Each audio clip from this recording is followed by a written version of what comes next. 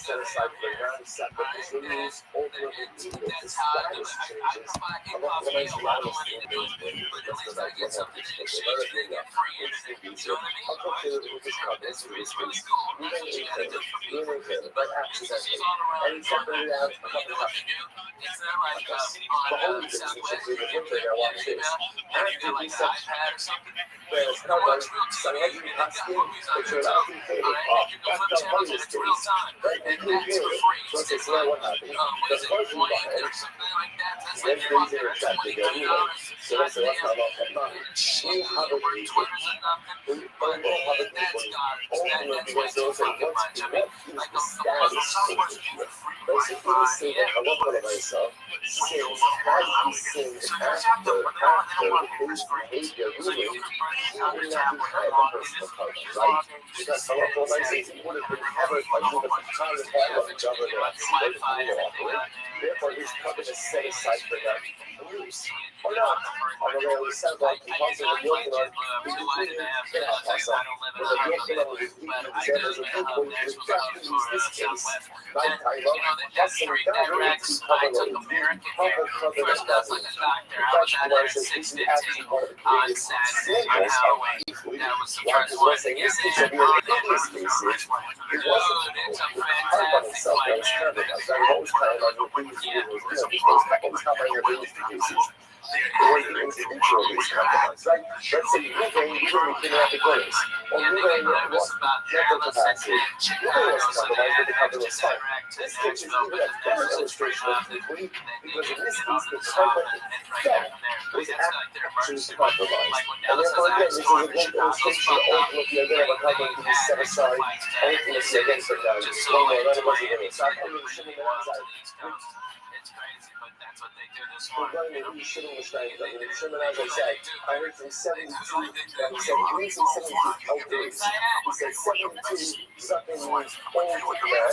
Rashi says, I believe in this, the shooting strength second. Why did it say 72 something singular?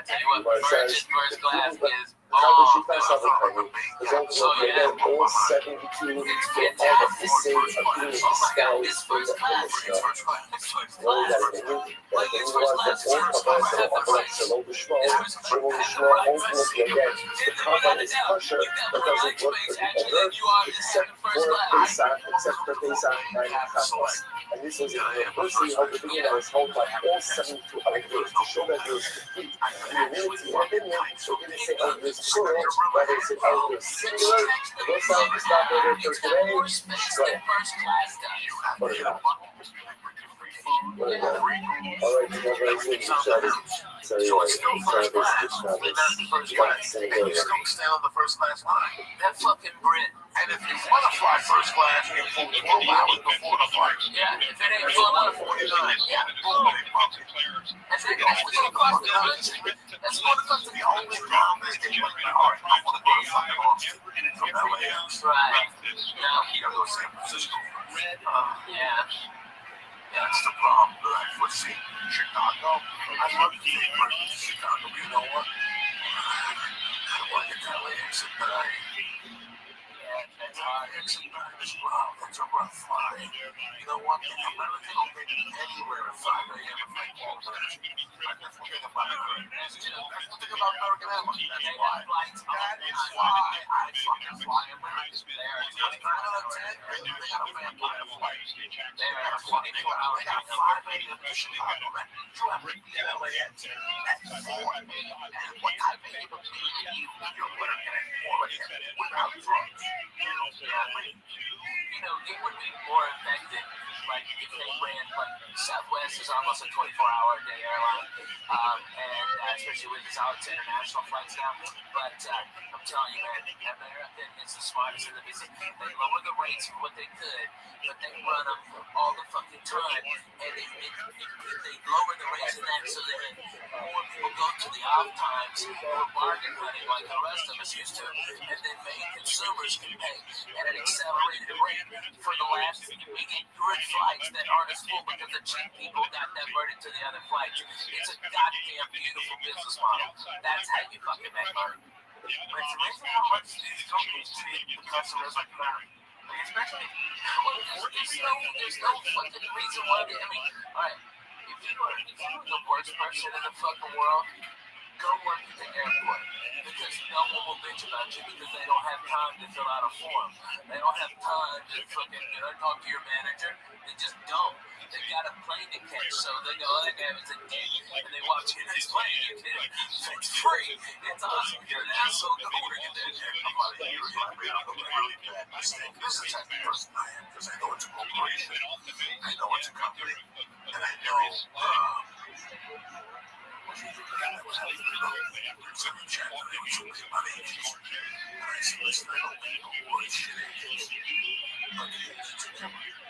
yeah, it doesn't matter. Just because he's, I was looking around, he's the funniest thing ever. They've got ratings for agencies and management and all that shit. CA is obviously the real one. Morris, number 2, and the lady was like 8. And then the agent top was like 200, 300. You know, it's a fucking nightmare. There's some management companies I looked at, and this was fucked up. Deal you Jeff's husband, they're 4,000. A regular person would not go. I would be all that management company. That's how, like, that's the rating. The rating that was as far down the list. But they've got 3 months. It doesn't fucking matter. It doesn't matter. They understand. It's not talking bullshit. What are the rankings based on? I guess the client's earnings. And yeah, the client's earnings. And so, like, I'm with William Morris, and I think worldwide they're number 1, but here in America, CAA is especially in LA. Like, William Morris is badass. He does a fabulous thing. At that level, once they're worthless, or fucking strung out on something. I mean, there's been a lot that have risen and fallen because of what they're storing and what they're drinking on their fucking expense. But, man, if you got one client, and you're that guy's manager, and that fucking guy is Kevin Hart, your rating would be, I mean, that you only have one client, and you're so far down. But Kevin will work hard and make a ton of money. But what if he takes 2 years off, just to relax and build up a new act? That's when your rating drops to 5,000 like it sucks. I mean, but Alex TV is even Joe and Kevin Devin no more. He's still doing it. He's still throwing people around the UFCs, right? Right, but that's because he has such a fucking amazing action hero. I understand. He would be so amazing.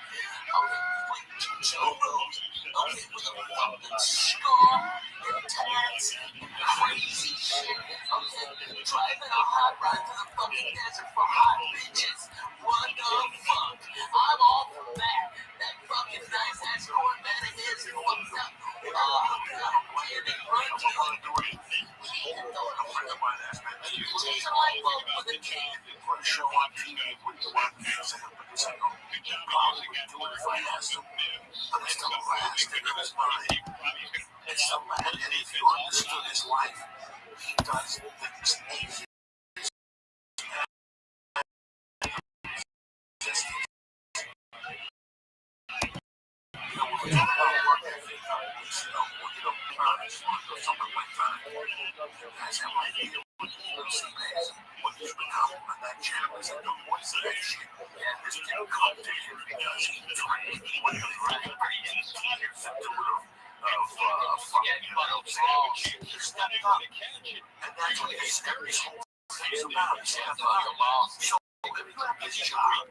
This is how we looks, and I love the same way. Right? You got this job. They fly you into Vegas or whatever, and people put somebody to qualify. They pay you a shitload of money. You get some residuals from these shows, guys. And shows. Why would you want to drive Warner Brothers and put up with that? Why? You know how hard it is to make a rock? It's It's fucking hard has to be the wrong because he doesn't know what the fuck he's doing. He's gonna wake up one day and go, first of all, how many needles can I stick in their blood? How many needles can I stick in my head before I get closer? Because that's how the public can see you all the time. He went out to a show a month ago and said he's 20 pounds of fat today. That's all great, man. Okay, but you're gonna stick needles in your blood and that fucking thing. Hey, man, you got us some sushi spots. We got him all out. We got him all out. So, you have to train right now, Joe Harvey, as a family. He's letting the man come down and why are we doing this? He's also really things. What do I want? Do I want the Joey to be a show? 29 years, I'm 52. I did blow for 30 fucking years. I hate him. I'm surprised I didn't fucking about so much back. Pussy, I hate him. I think back to the black guy. Oh, yeah. Let me tell you, I would foam at the mouth. Those bitches are fucking isn't that good. I'm on the way. It's that time. I'm going to go out. What am I going to fucking blast? So do I really want to drive the parallel every day? And put up with this phone call and go short of the right now and get creative thoughts for a show for 5 fucking years and my glory to stick away from my kids. The kids are fun. He's fine. We would see things in great money. He goes on the road. When he wants to. With the USA. So it's all in house. Oh yeah, people make me laugh. I know he's not doing anything. So what's it gonna take? Sure, Joe Rogan, come to my club. I want to say, listen, I act to God. He comes here one fucking night. He doesn't want to feel like the midnight. He has to laugh at it. I tell this one something. That's all the people like him. Look at this life. He's not he's running all over the he cooked one night. God, no matter every night. Yeah, he came over to sell on him. And I looked at him like, oh, how was the last time last week? He goes, it's a fucking great club, man. Yeah, that was 96. No, I mean 2000, 2001. He goes, 2000, don't make promise. It was a lot of work. Yeah. Wednesday through Sunday. And I looked it up. And I didn't think about what he was saying, but I got it. Dude, and that guy had a ton of money, and we had $2 to our name, and we would have loved it. But no, he goes, I just want to go to places. That's it. That's it. One show. He put that out there. But he changed comedy with that book. And I saw it happen. I said, he started it. He is the one who started it. You know, everybody before, from Mitch Hedberg, everybody, Wednesday through Sunday, maybe stay until Tuesday, get drunk again. Every fucking body, everybody, Dougie Stanhope, everybody did it. Fucking Dwayne Cook was the first one that broke the fucking model. The clubs had the control the whole time because there wasn't after comedy died after the 80s, the 90s were fucking the game. There were no headliners that were selling tickets. Okay, so when comedy started to come back up, the clubs, there was less clubs, and so these comics, so they could fucking keep the money down. But now, the dumb fucks, they got greedy, like they always do when they fucking start making money. They start putting all these comedy clubs in, and then they go, oh, I got no fucking headliners. And then that's when we got the power, and it was fucking Dwayne Cook that showed the way. You can say, go fucking Wednesday, eat a dick on Sunday, I'm doing, no, you know what, I'll come in Thursday for Friday morning radio, and that's it. And I'm back at home in LA, early before the day. We put it together. 81 years old, sitting up to the first drive. I don't care how old he is. He's got it. So he knows the ball back to the game. Spencer Anderson, like Al said, you've been here now a lot. Their Rodgers right now not getting pressure. Trey Hendrickson with him in the league. This is a defensive line. It's a kid after the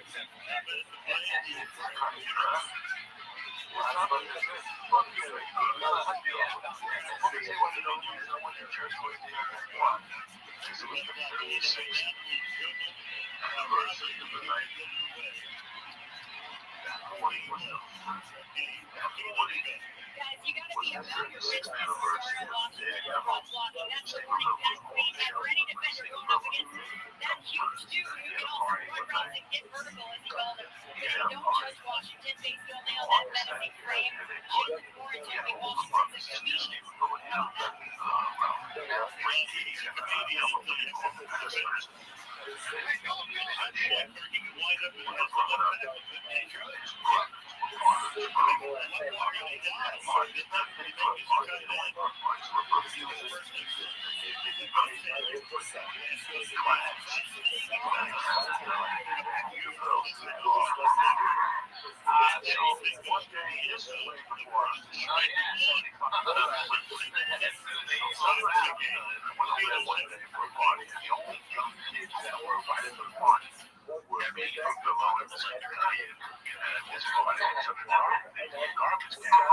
And they filled up everything they had. They put a wine budget and they took bees. Remember, he called and told us that the brothers took bees. Trying to think about the fucking thing.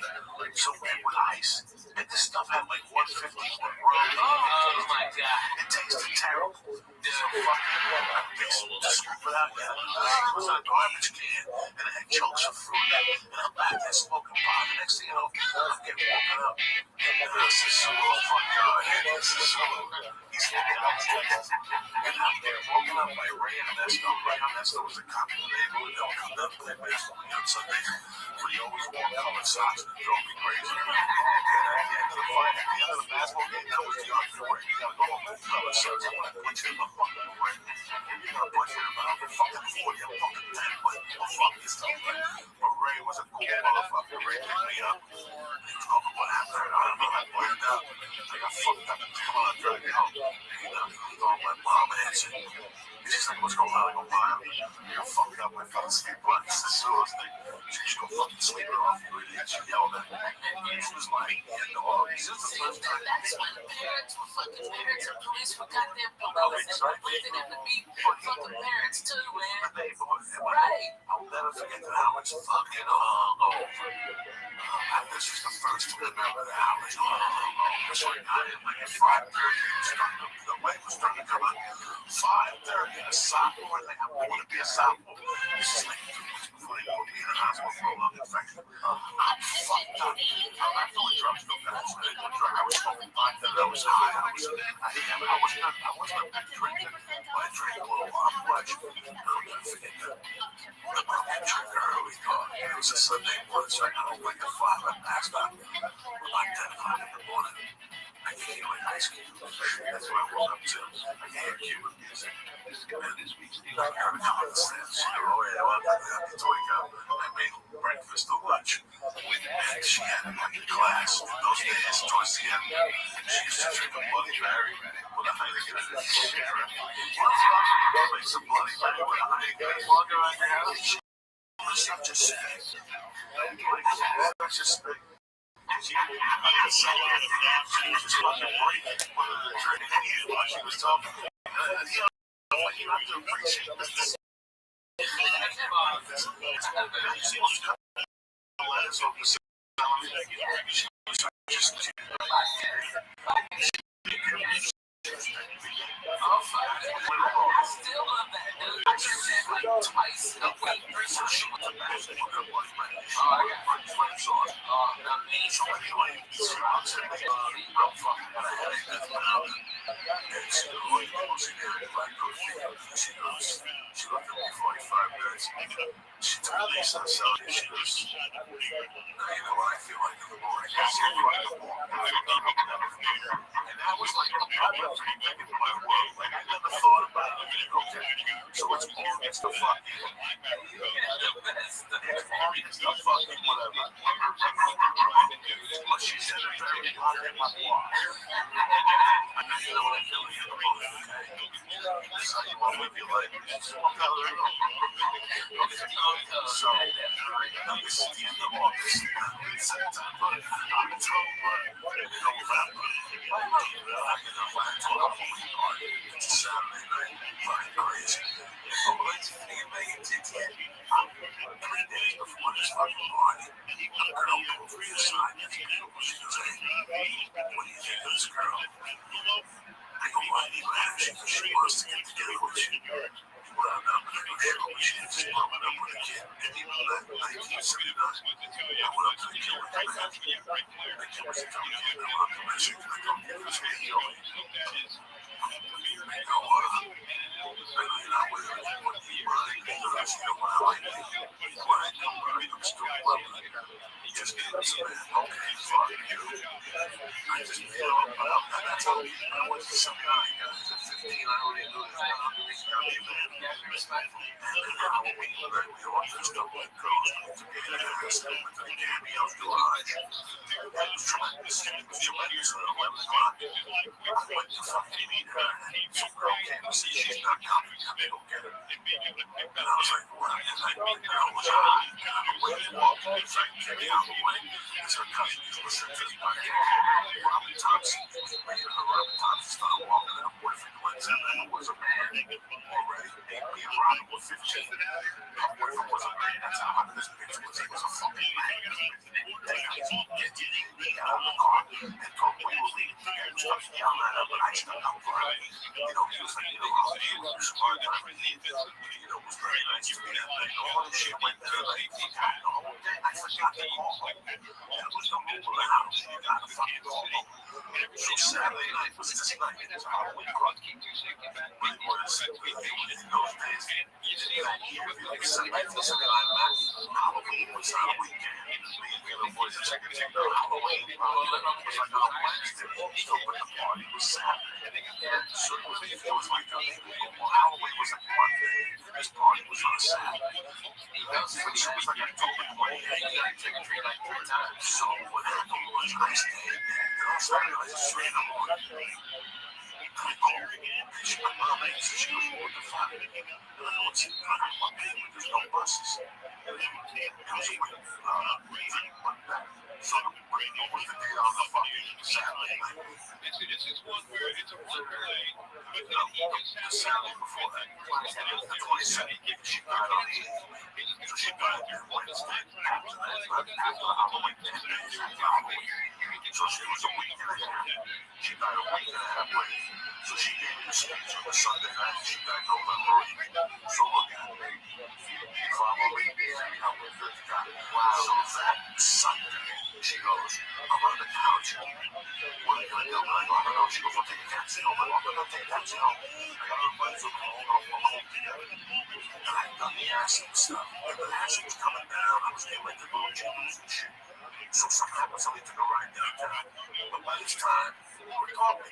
It's 5 a.m. I'm not going to call her back. She was already sleeping. And I'll never forget that fucking night. My friends took me out. I had a ghost costume on.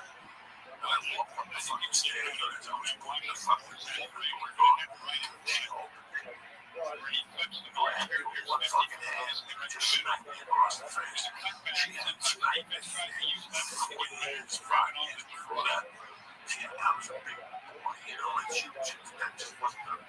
that just wasn't her MO, you know what I mean? She was able to fucking kill you 2 years before that. She was like, fire. I'll be rose. My mouth and all back, you know. But she was bad. She slapped the door. She was a blazer. She goes, "Someday you're gonna be fucking married. You're gonna have a fucking life. You're gonna fucking go every hour on the hour." I said, leave his house. And stay out all fucking night. I don't give a fuck what she do.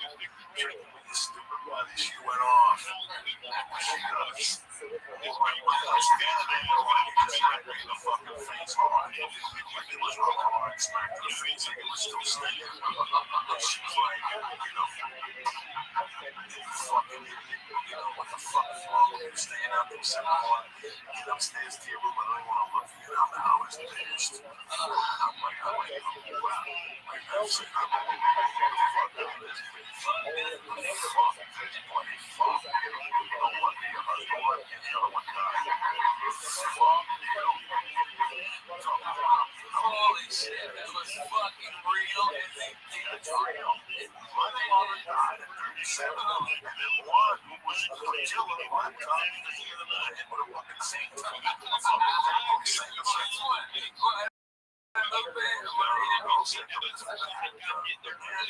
With the sword, he flipped the cigarette. She flipped the weight from the next week. She put it over his head. What did you do? You know what to do. So they kind of went to bed. She got home from the body. They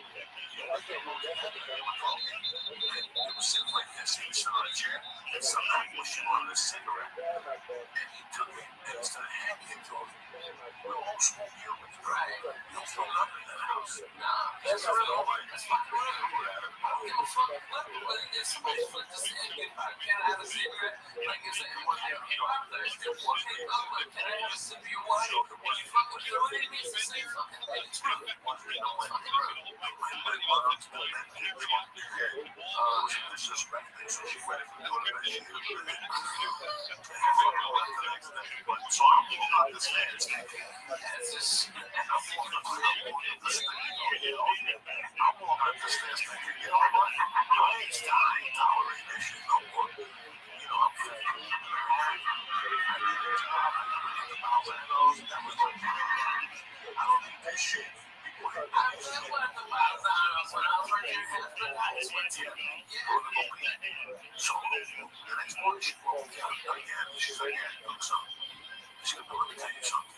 She goes, get up. And she got up. She goes, I was like, oh, fuck. She goes, first off, I'm sorry to put my hand on you. It won't be it. But number two, she goes, I just want you to understand something. All I want to understand is for you to grow up and be a man. That's it. I don't give a fuck how you do it. I want you to grow up and be a man. Okay? Tell somebody and she just walked back. I didn't think much of it. I just sat there. And I was like, you know what, whatever, I'm a man. What the fuck is like, I am a fucking man.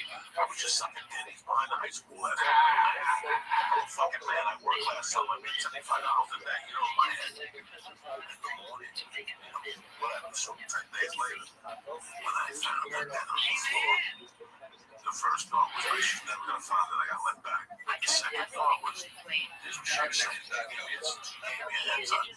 That's all she wanted is for me to be a man, whatever I do in her world with that man. But I just wanted to celebrate that. Like she liked churches. My mom loved going to fucking break. There was a church down the block in St. Patrick's Cathedral because in the 70s and 60s, every year, a boy 26, my mom would give the guy 100. And we bring him a bottle of shivers, whatever, flowers, and we would set the casket up like a fake casket. And my mom would do a fucking thing like that. And she used to say, motherfucker, we used to go to churches just to fucking go to churches. And she got no method. She would go to churches. In the 6th and the 5th grade, I was 10. That's 1973. In that year, something happened in the Mets. Went to the playoffs, the NLCS playoffs. Look it up. We say against the Cincinnati.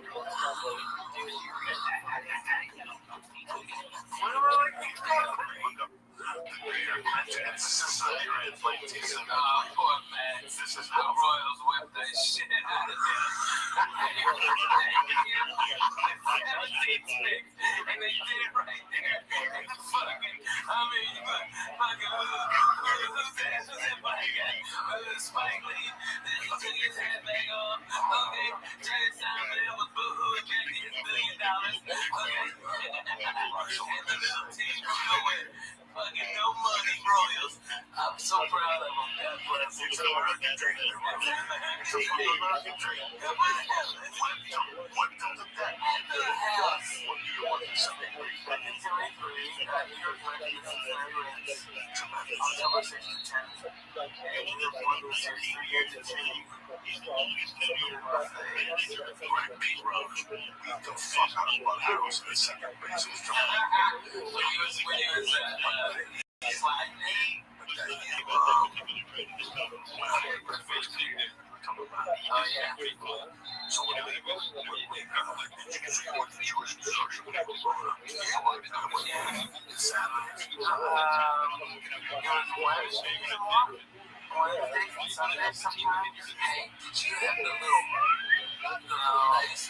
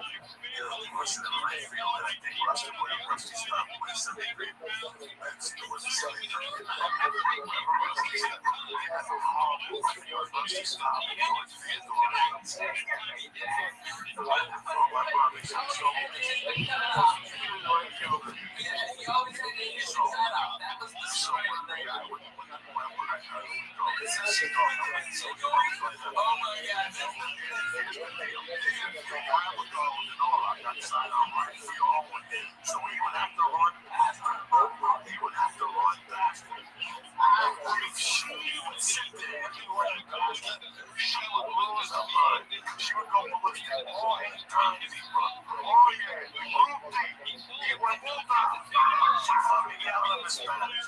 And then she was holding up, she put chicken wings in a bowl and he was so when the guy would ask her, where do you want to sit?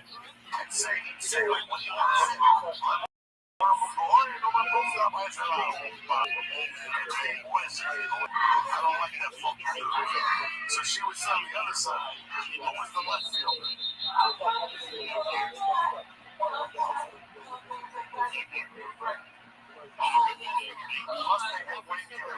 So she was on my way there. My lungs jumped the fences. The cops saying,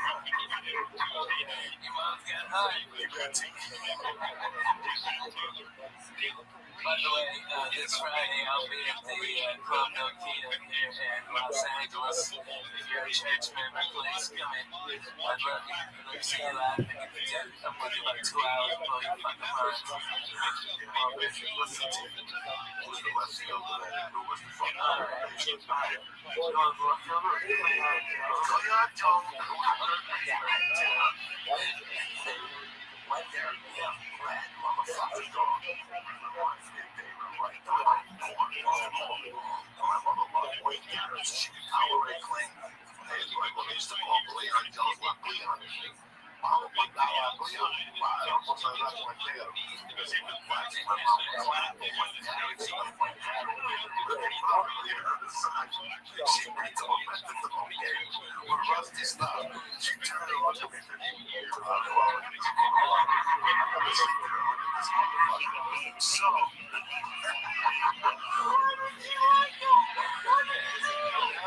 She lost like $10,000 one time. She dropped the ball, and that was it. That's it. My mother's world. He did something stupid. He couldn't throw it to first base. He had to hit the cutoff. I don't know what he did to my mother. My mother just didn't like it. So my mom, she's on the right side. Not only was she ring the bell for the match, but then she went for the door. She's not the same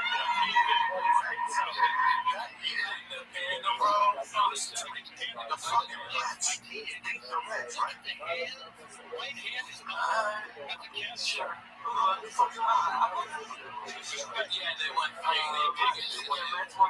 They understand what that was for the fucking Reds to beat the Reds. The Reds were a dynasty. That was the big Reds machine. But you know what happened? My mother was like the World Series. My mother doing, I still want to say that she was I still remember that playing this thing. My mom had that belt. And listen, it's still really great. Not only the school going on Sundays, you go home on Thursdays.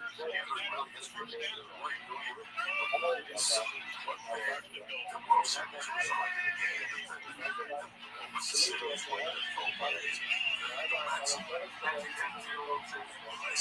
World Series looking the day they clinched. So this is really on the back of your motherfucking time.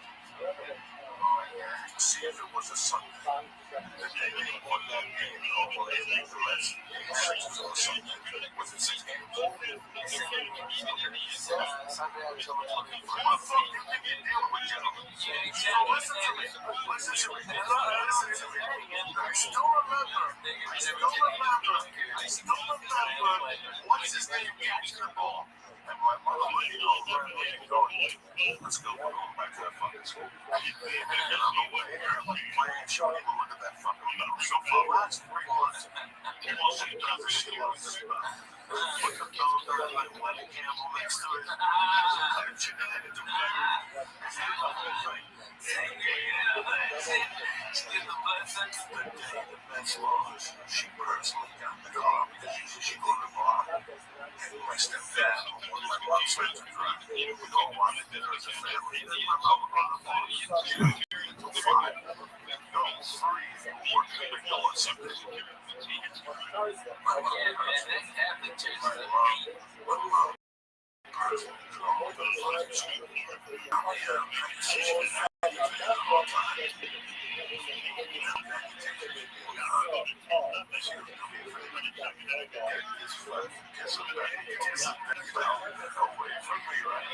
Why you touch that fucking thing?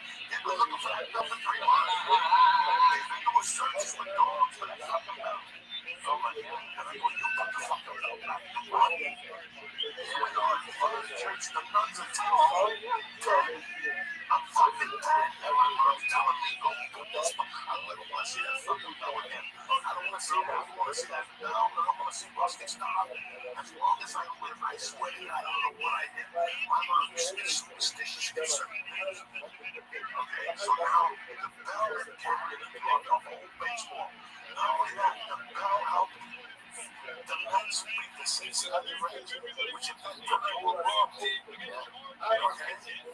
Now, because they lost in game 6 of game 7, the bell was bad luck. They wanted to fuck it out. Take this fucking bell out of here. Like I said, she pressed the bell and she thinks she lost on that day. She knows she bit the shit out of the Jesus. I hate that motherfucker too. My mother had a drinking with no slot machines. My mom made you look like a fucking. My mom was a baseball machine. And that ain't a muscle. It's every day. Take like every day of life. She was everything. It's not baseball. Everything is a team of baseball. On the red side. At that time, after they were hot, those were so this whole last week was really only, I watched the documentary. I watched it, I cheered for them. I had to take something. I was cheering for them up to when I went to Shea Stadium first night. And when I saw them singing the radio song, You're a Shadow Man, whatever, Billy Joel thing, that was it.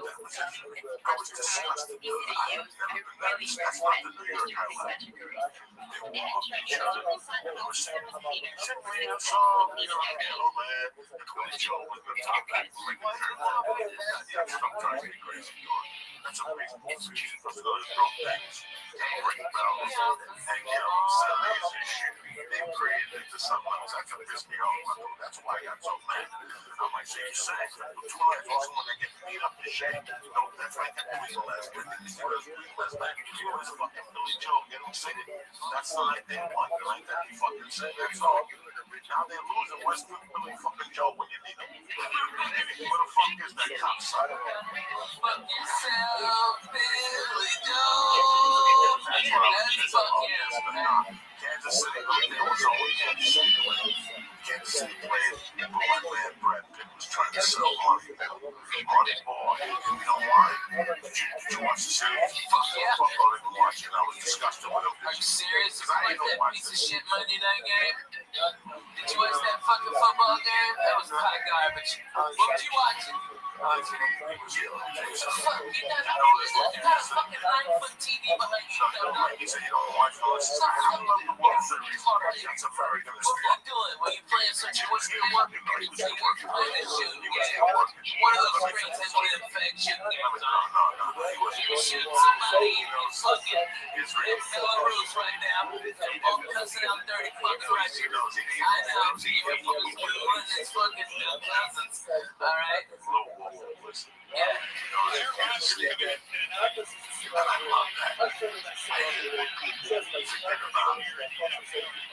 Small ball. There's no bitches. They stole my love of people.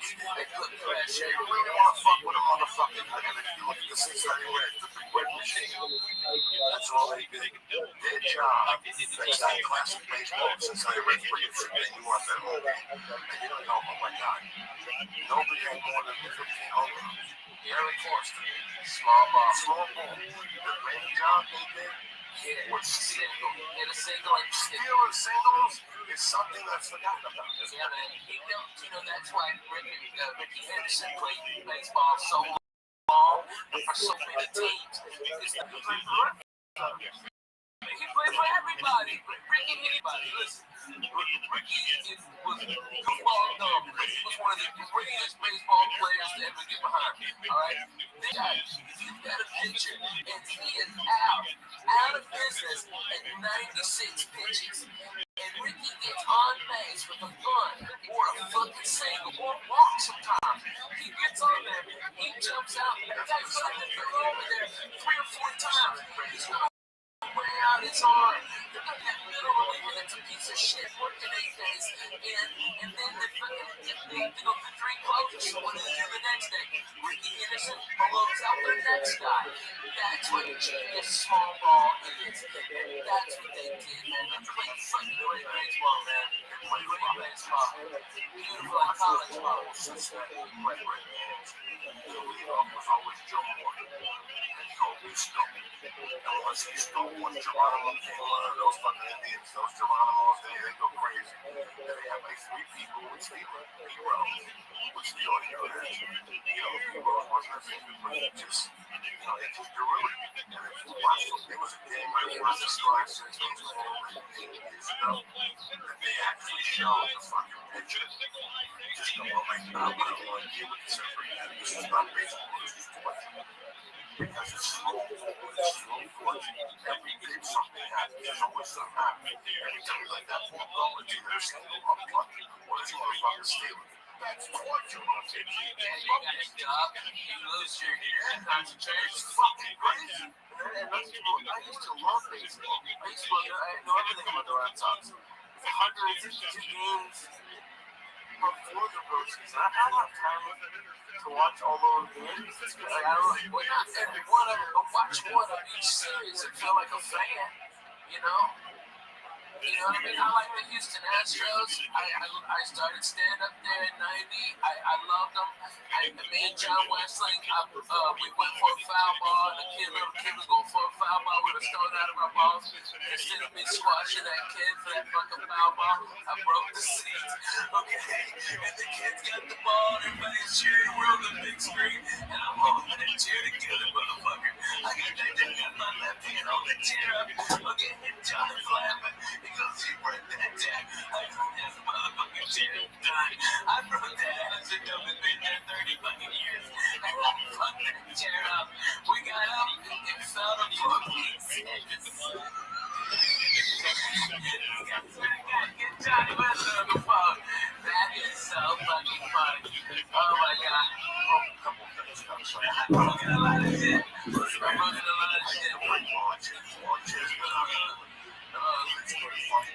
Yeah. The home with Green Bowl, they used to have maybe one big soul around the bar. Yeah, right. I hate the guy. I hate more chicks. Yeah, listen, be sure you know when you're around me. I know you know why you had that goddamn chick. I broke one. I was like pushing the jar and you came with this long back there. Well, for back then, this is the worst shit. The VH1 United Records something happened. It was awesome. Oh my god, it was so fucking funny. one time to sleep back in the chair broke in my hand. You broke Kevin's toilet. Remember when you were in there? You just sat down too hard. And he broke that fucking toilet. And then you made the slow creep. Water came out and flying Kevin got out of this because you were sleeping in my mouth. And then you're like, fuck him, I'm going in here.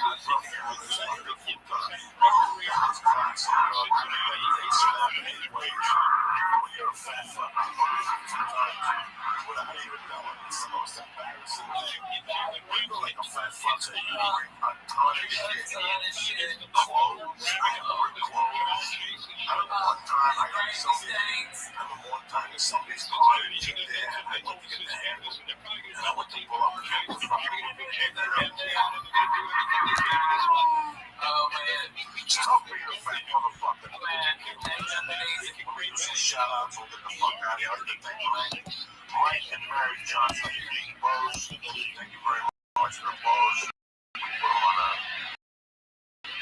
little hair for Halloween. Thank you for listening.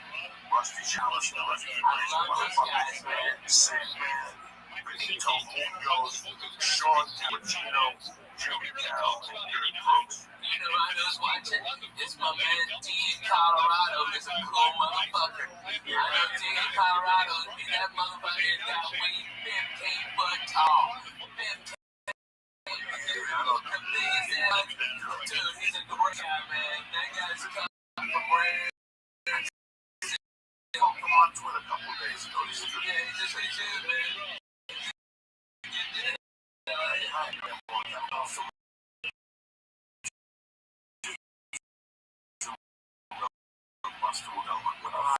Let's do it. Let's fucking go. I got shit home. I gotta take headshots on Wednesday. There were three fat guys you're gonna talk about workout sessions. I know we were talking about breaking shit. I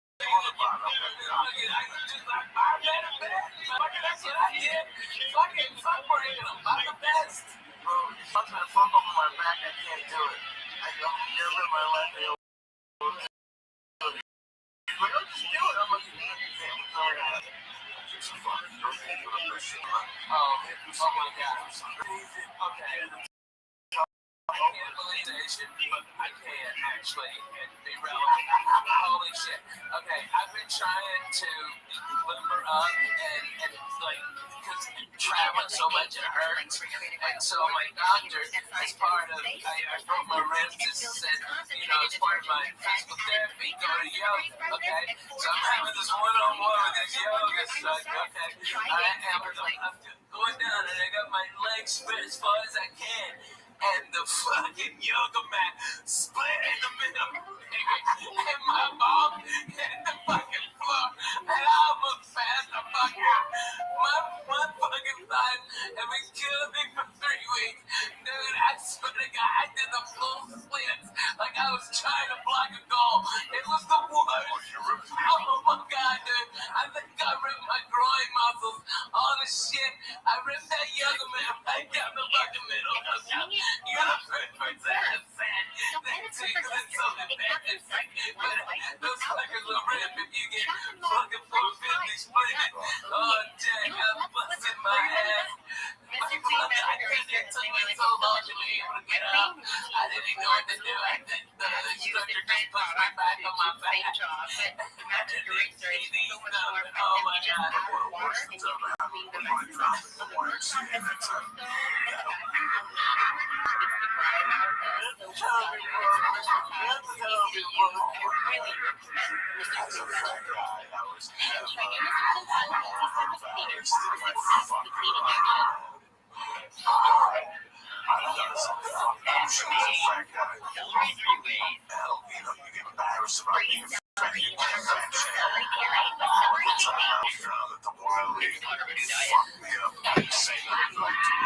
Yo, what up, everybody?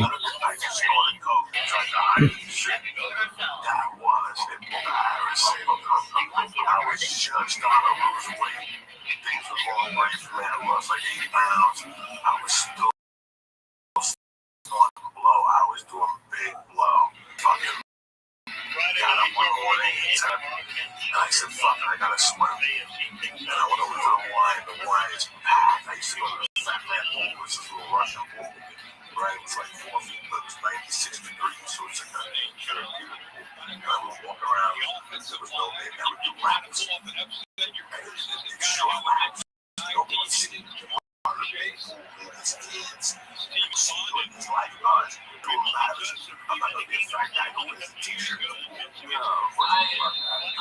a hot mess. You don't want to see me. It's a fucking keep all this in. I'm gonna fucking without a t-shirt. I was 400 pounds.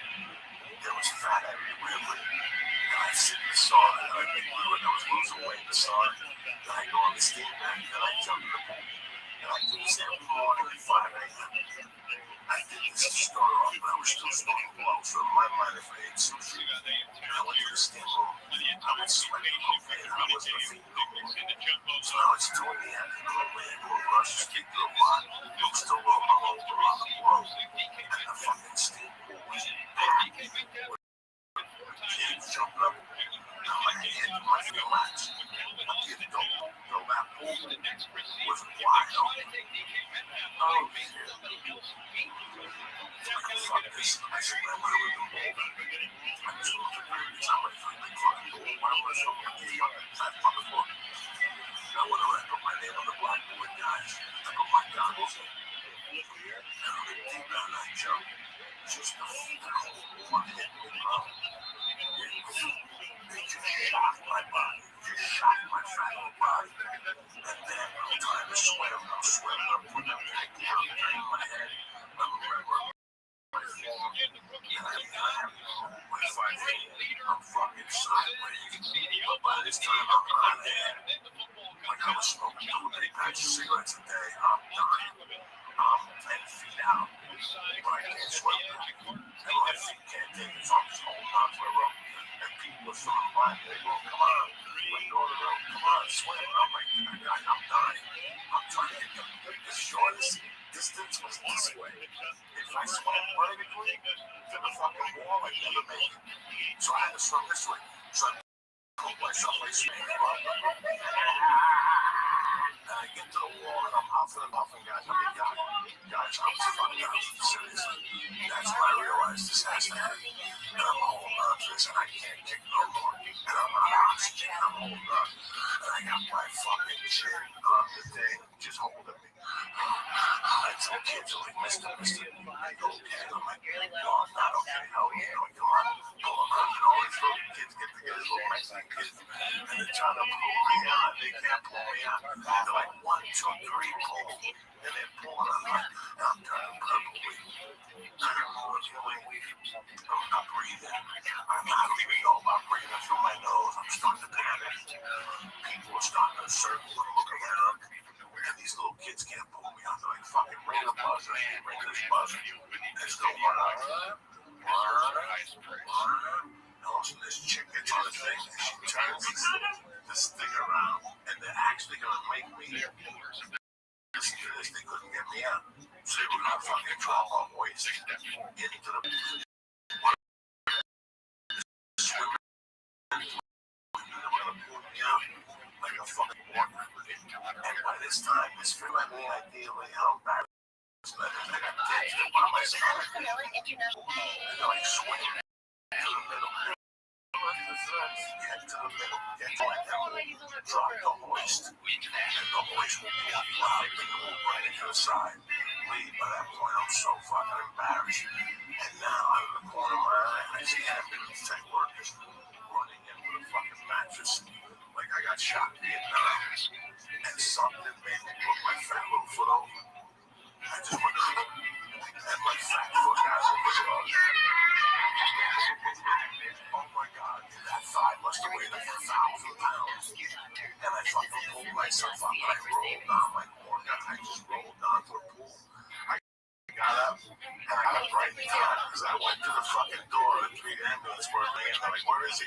Like, that's him. And I just walked right past the door. Because rule number 1, don't stop and don't sign nothing. You don't need to get checked out like it because you're fine. As long as you get your car. I think there's a thing called secondary drowning. Look it up, Lee. It happens. You just take a little bit of air, a little bit of water in your nose, and it gets down your actual windpipe, and it could be a very small amount. You don't have to have this deep, long thing. It's a secondary drowning. Look it up, Lee. Explain it. That's what it is. That's what I thought you had because I swim all the time, man. You know, we go on to that tennis club. People invite you to come up there like regular white people and let's have a goddamn party. Okay? You're done 8 days of fucking year. I'm calling it out. Let's go. Okay? All right, next summer. No, when next summer. Stop. Come on. We're on the holidays. We got the holidays coming. I'm gonna smoke turkey. I'm trying. I gotta get the teams in me. Alright, trust me. I got problems. Yeah, fucking Jay-Z over here. But I got 100. Alright, more than that. But you know what? It's fucking so great. It's so like freeing for both of us. And I still love her. I'm in love with her. I love my babies. And that's why, this wasn't an acid trip night, you know what I mean? It could have been. But it just simply wasn't. I got real shit to do tomorrow. 2 beautiful babies, love your daddy. I've been getting so much bullshit, about me and the wife.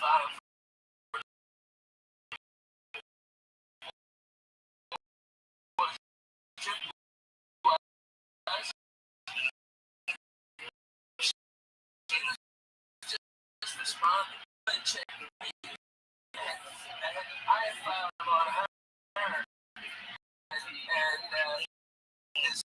so there was going to be this big jurisdictional battle, and my lawyer texted me, you're going to spend about $100 to write a retainer tomorrow if she wanted to go to war for like $50,000.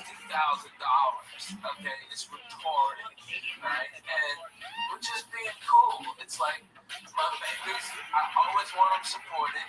My wife will never want for anything. She'll have the house that she decides. Okay, she can be free and I'm a miserable person to fucking live with. Not that I'm a fat piece of shit. It's I work all the fucking time. Always. I've got babies that have to be in school. But since this shit broke on the internet, man, people taking pictures of my kids, man. It's like, motherfucker, I'm the guy. You know what I mean? It's like, I'm the guy behind the microphone. You know, those are my babies. They're just being fucking kids. You know, I couldn't even go holiday trick-or-treating with people all fucking up in my business who I never even knew. I wanted to slap so many motherfuckers. I couldn't take it. I just sat down. Because everybody knows my fucking business. But they also know my babies. And they go, yeah, their parents, and everybody up there is either swinging, fucking divorced, fucking somebody else, and doing coke. You know, there ain't no innocent ones over there, but they're throwing stones. Man, they're coming in. You told me a story that was fucking hysterical. I understand it. That you're funny fucking dude. But what's going on in your life right now, Ralph? When you showed me the people in the church come up, I know that you're doing. You want to know what the divorce is? There's two ways to do this. You want to do this with shotguns and Jews? Or you want to do this with that's the way that you want to do it over here? You want peace of mind. You want peace of mind. Listen, man, sometimes people try out to them about Rabbi Rothschild. I don't know anything. Guys, I don't know anything. I just found out that these people broke up. She dated them. What just happened? How did this happen? They're saying for no doubt. She went to the she dated the judge from the show or something. He broke up with his wife. She broke up with her husband for 14 fucking years. And they had like a thing to it, like, that's doing shit. Yeah. You know, listen, man, people don't like sometimes don't get hyped every day. The Gregory stays on that with me. And I keep it in that prayer every day. Because they know how to go. And the longer you're with a person, the harder it fucking is. You know, when you have children, it's even fucking hard. It's so hard. There's two ways to do divorce. Hey, go to war or beef. Take the fucking emotion out there. That's all I'm going to tell you. I've taken that my whole life. That ain't no big deal. People can hold you down and put a big black dick in your ass. But you just get the fucking white flag. You go down your back, turn around, look, you're all asshole. And let me do what the fuck you do, okay? You don't want to dig in the ass hurt you both ways. But I think what it hurts more than sunshine. She didn't do nothing wrong. She didn't do nothing wrong. And you know what? She did help me in my career. You know, the truth is, when I got last comic standing, okay, J1, Dickhead called me on Thursday, go, hey, I need you for an audition. I was in Hawaii working at the Lab Factory, and he said, come back, I need you here on Saturday. And I looked online, the cheapest ticket for round trip was still had to finish in Hawaii. Nobody on that fucking island who could have done it. Right? And so I had to come back, and the ticket was like $1,100, you know, and that was 2 months rent, man.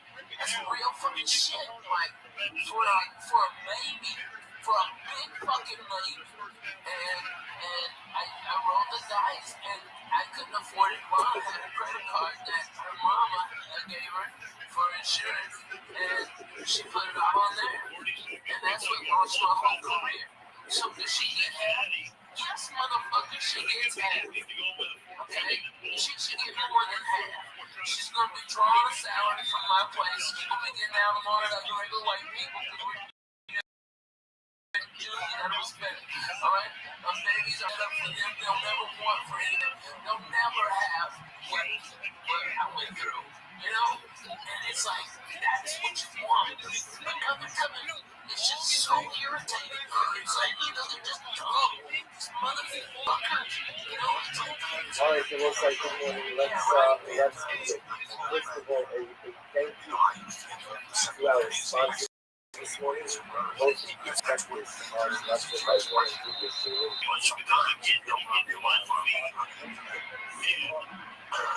The result is it's happening. It's a situation where no one's stopping. Who knows? nothing's happened yet. Try you for listen. The divorce in my life had to be tougher than prison sentence. I lost a job. I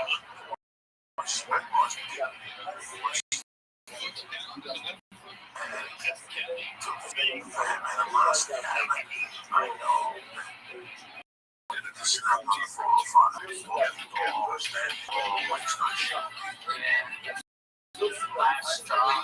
how I have a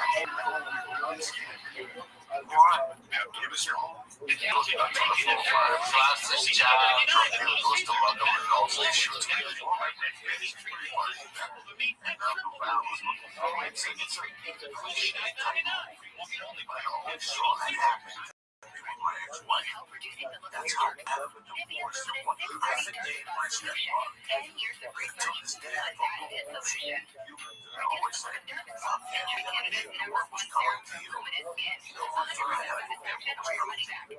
That was my friend. My mom's mind was no issue. For 3 years, I lived with them. I lived in a car. I was fucking shooting. Where's his mother? So I shot him. So I had a terrible idea.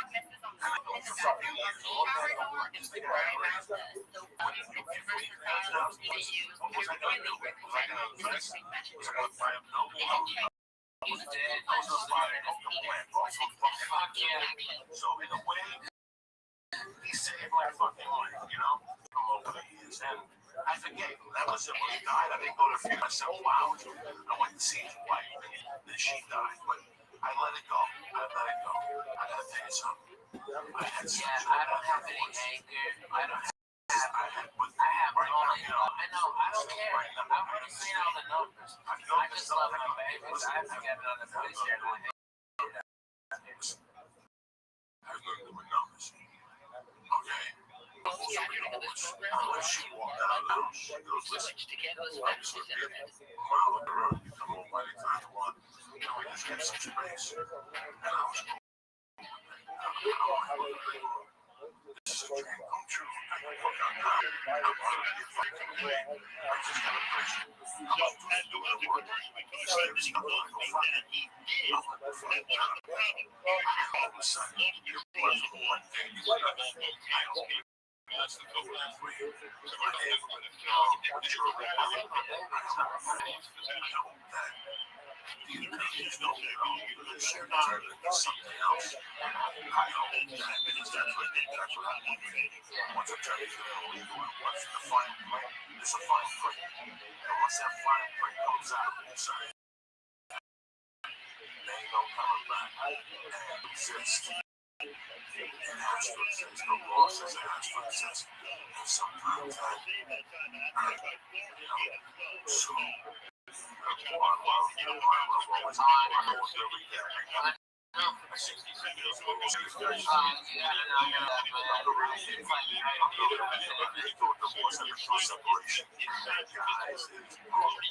always advise people. I disagree. There's no love. There's no love. There's no love.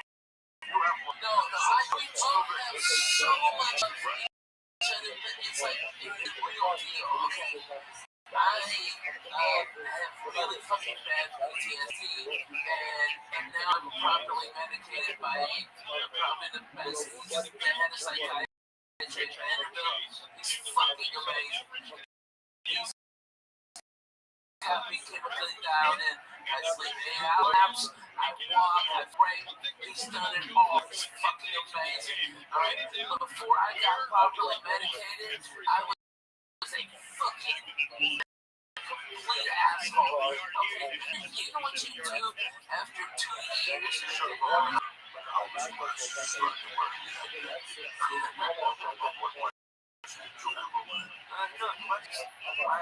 parents got divorced out of high school, and I actually wish they got divorced earlier. Like they said, like we stayed together because the kids.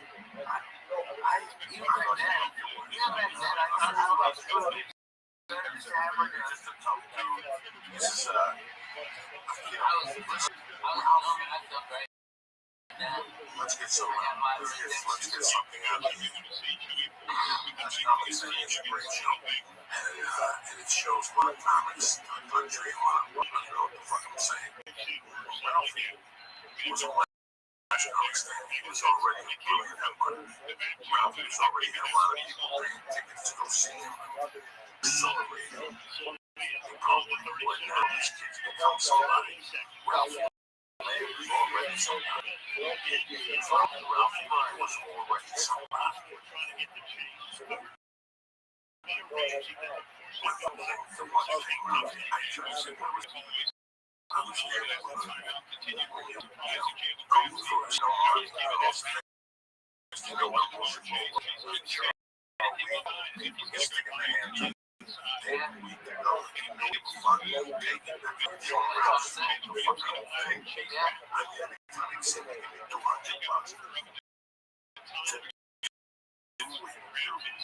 It's hard. This is a journey.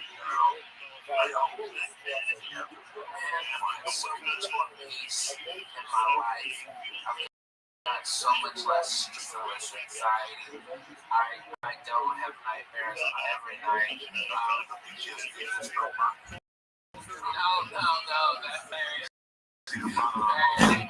That was 12 bucks. That was a good idea. I broke my fucking ball, boy. I fucking got 12K out of the work. No, that's what I had to find out on pneumonia and pulmonary embolism, and I had to stay away for 9 days because they said if I couldn't have my lungs and expand, I would die. And I had the blood clot was so big that because I had pneumonia and I broke into it from coughing, that's what caused blood clot to go with it. It was right here. And they said a radiologist was going to come in at 7 a.m. and this thing to go into that and find out. And he goes, you have to be awake with any anesthesia. And it's inside you. It fucking hurts in there, man.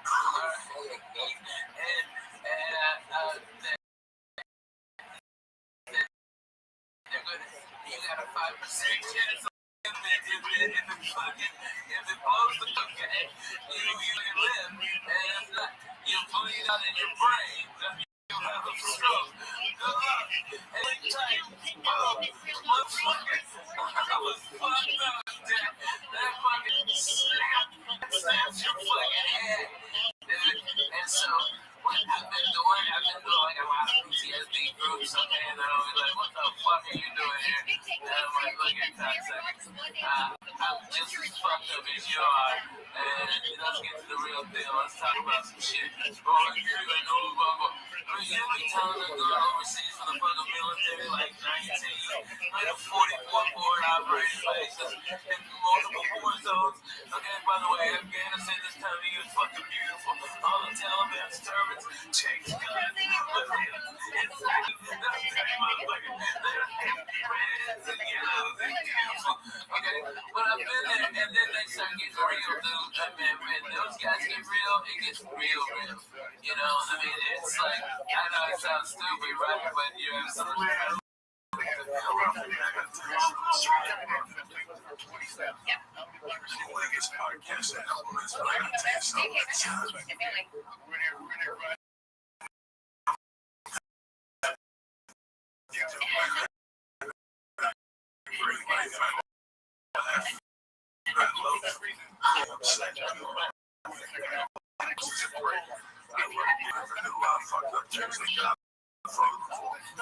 one of the biggest regrets I had. That we didn't have the money to do it. What I'm saying that.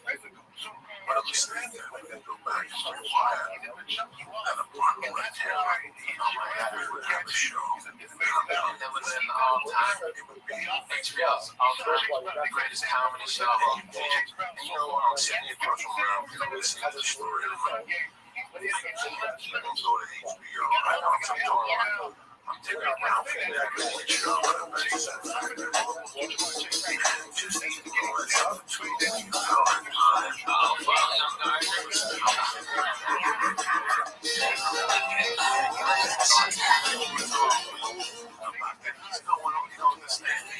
this chick is looking at his house. These three guys trying to fuck the same chick.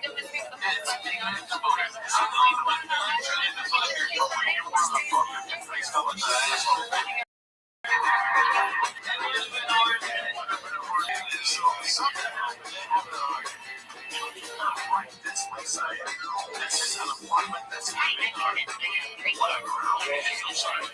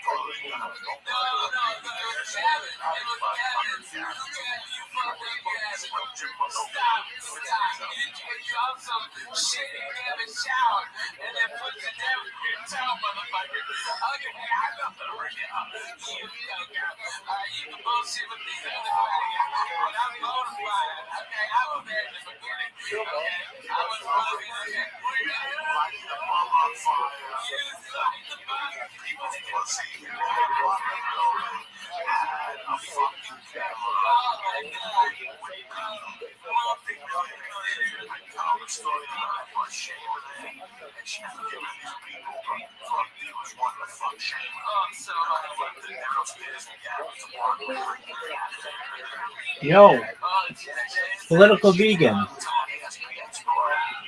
Can you hear me? Yo, how are you? Okay, I saw that you were commenting on my Twitter. Did you see all that conversation? Oh, can I be honest with you? Political vegan, can I be honest with you? Yeah, sure. I created a bot that did that. Apologies, but do you mind if I tell you about myself? Yeah, sure. Thank you so much for the opportunity. Apologies for my bot. It's so that I can meet great people like you. My name is Rabbi Rothschild, and I stream my life 24 hours a day, 7 days a week, 365 days a year for world peace. I've been doing so for more than 3.5 years. My streams go back to the pandemic. We've seen the death of a queen, the birth of AI, the coronation of a king, and everything in between. Political vegan, have you ever seen the movie The Truman Show or the television show Big Brother?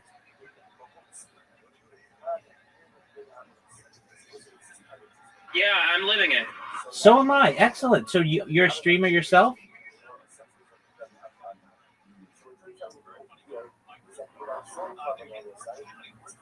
Do you stream? No, I'm not streaming, but The Truman Show, yeah. Okay, excellent. Well, my entire life is on camera, very much like that movie. So I think you can empathize to some extent. And if you didn't know, data had overtaken in 2018, according to The Economist magazine, data overtook petroleum as Earth's number one resource. And I have more data archived on the internet than any person ever, which may make me an influential person someday. And if that happens, political vegan, I want to give you the opportunity to have financial independence if you don't already, generational wealth if you don't already, and I want you to be able to start charities and philanthropic organizations of your own. How does that sound to you, political vegan?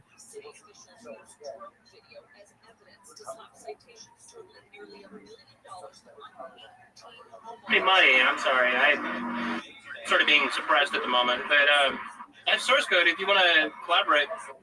Well, And like we should discuss politics and religion, because I have a few things that I want to talk to you, especially since you're a Jew. Right? Like you're, you understand how the Muslims, they've got this different version of Genesis, right? to some extent, yeah.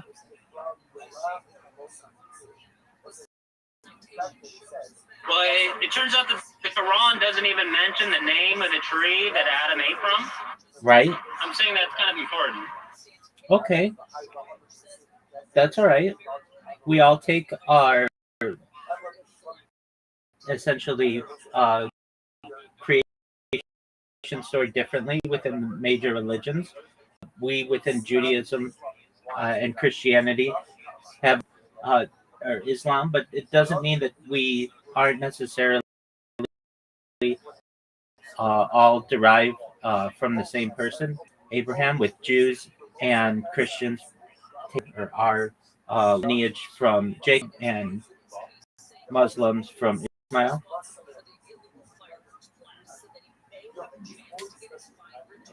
And so I take it you're a vegan. I think that's a very admirable type of life to live. What other political points are important to you?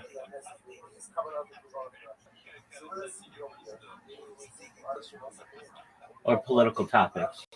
There's lots and lots and lots, but I wanted to get to that religious part, because that's a huge thing that I think that most people don't really understand. And if you don't like fully grasp that, then the narrative is sort of changed. And like it's a, you know, if it maps onto reality, right, then it matters if you understand that part, right? Like the God of Adam, right? The initiation with humanity. If it's a fall from grace, you have to be clear about how it actually is a fall from grace. Because if it's just disobedience, then that's a totally different narrative, right? That's how you say it to yourself, right? That's how what I say to myself.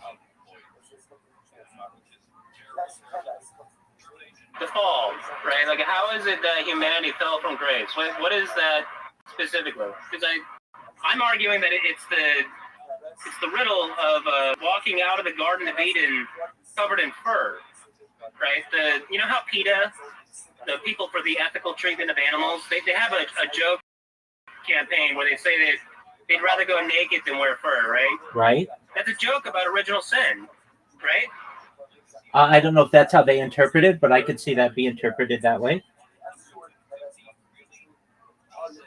So at least within Judaism, we don't see man as inherently sinful. So there's no original sin. That may differ from what you believe or what some Christians believe, but people are not inherently sinful. Essentially, we feel that each person is born with what we call Yetzer Tov, or the good inclination. Then there's also Yetzer Hara, which is selfish or impulsive inclination. And basically, the morality that we live, or our moral life, is about balancing them. And we at least think that sin is individualized, inherited. Now, I'm not familiar too much with what Muslims believe in the creation story. Would you please enlighten me? Right. The idea of inherited sin is not like a thing that you inherit in your biology. You inherit it in your culture. The culture has been harnessed. Adam, right? We just are just ruthlessly wicked to animals just because we can. And the idea of it being the original, where it initiates, is that if you're living in a fallen world, a fall from grace, right? You've inherited a wickedness trying to tell you to go vegan, right? It's called knowledge of good and evil for a reason. It's not called like the tree of nihilism or the tree of disobedience or the tree of opposition, whatever. It's supposed to wrestle with God, not just accept God, right? Well, that's what Israel means, wrestles with God. We, as Jews, don't necessarily that the sin has been inherited, though. It's individualized. But for the idea of more people to adopt it, what do you like lab-grown meat? Are you an advocate of that, or are you against that as well? Well, purely abstract, right? Just like words on a page, right? They make sense. But in terms of the human animal, when you talk about it, you then give people like some sort of impression that it makes sense to just wait to go vegan because it's not perfected yet. Whereas you could be vegan right now. That's part of the, and like the idea is that you could have been vegan back in Adam and Eve as well. Right? Like the human animal is capable of being vegan. It's just this culture that you have received from your parents, right? If the culture says it's okay, right? And if it's eternal, if it's truly like this intergalactic view where it's not localized, it doesn't matter what your local culture says, right? Morality is not based off of, what your parents tell you. It's based off of what reality actually is, right? I understand. We can't change the past, though, necessarily, and we're all born within our own cultures. I feel that we can look toward a future of veganism, perhaps, for the whole world. But we need, like you said, perhaps time for the developments to occur, and that may take some time. You're absolutely right, though. We could all become vegan immediately if we wanted. It's about a personal choice, but also to some extent what opportunities are available for you to eat. But yeah, I would say it's generally a personal choice. Many people also don't know what veganism consists of. They don't know the difference between veganism and vegetarianism. They don't understand the conditions that many of these animals are put under, which is quite unfortunate. And once they do, many people move towards a vegan life, which I think is admirable.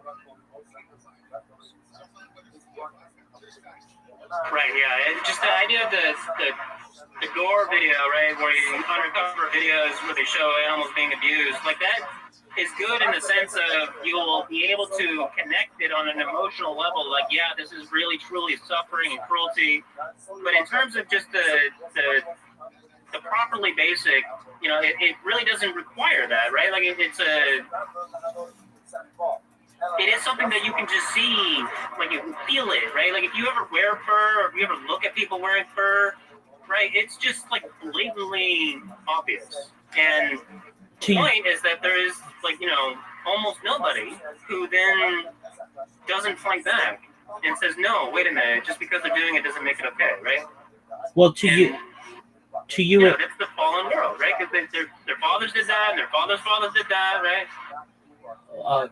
Yeah, no, I understand that. To you, it may seem inherently obvious that wearing fur is cruel, but that's not inherently obvious to everyone. And I think it's really about education. But if you take say an indigenous tribe that uses all parts of an animal, fur is very important to them. What are your thoughts on that? Like First Nation people with the bison, wearing bison furs for warmth to protect themselves from the elements. Yeah, I understand that. What you're trying to tell me is that there's these, you see other people doing it, and then you think that's okay. That's what I'm saying. It's inherited from your father. You saw your father doing it, and you don't think your father's wicked, so it must be okay. But the point is that it has to be trained out of you, right? Like your natural impulse. At least, this is my religion of humanity, right? Like if you look at the human animal in a non-contaminated environment where it's not, nurtured into wickedness, we would just naturally understand this, just looking at fur, right? We were in like a vegantopia, and then like some alien from another world showed up wearing fur, it would be obvious. But I guess this is just assuming all these different variables. I mean, you're saying that people don't look at it that way, right? Like, do you understand what I'm saying? Where they have to be trained out of it, or are you gonna push back on that? I think that it depends what kind of we take. So let's give the environment a scenario.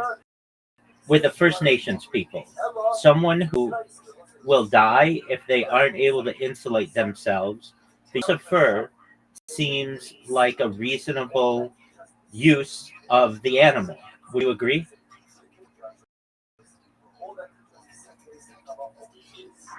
Economic value is not moral value. You can say, oh, this is just so much return on investment, but that doesn't make it moral, right? It's clearly immoral. Morality is subjective. I'm talking about you have a First Nations people, they have no contact with the Western world. They really have no understanding of veganism. They just know that the winter's coming, and in order to insulate themselves and their offspring, the best or one of the best ways to do this is through fire, and then additionally through furs. Can we agree that that is something that is basically has been part of this since the dawn of perhaps humankind? I'm not asking you to make a value judgment on it. Right. No, but I mean, the point is that it's like a badge of merit that the religion starts with this. Right? This I'm is not. like the I'm not. initial commitment. We're not even talking religion. Like we're not even talking. Just almost as if they're anticipating that the future will be this opposite. They're anticipating that eventually veganism will win, right? I do think that veganism will win, but let's not even get into the religious aspect of it or the just separate the aspect from it. We have a First Nation people that has to be able to protect them from the elements and wear fur. Is that okay with you that they do that?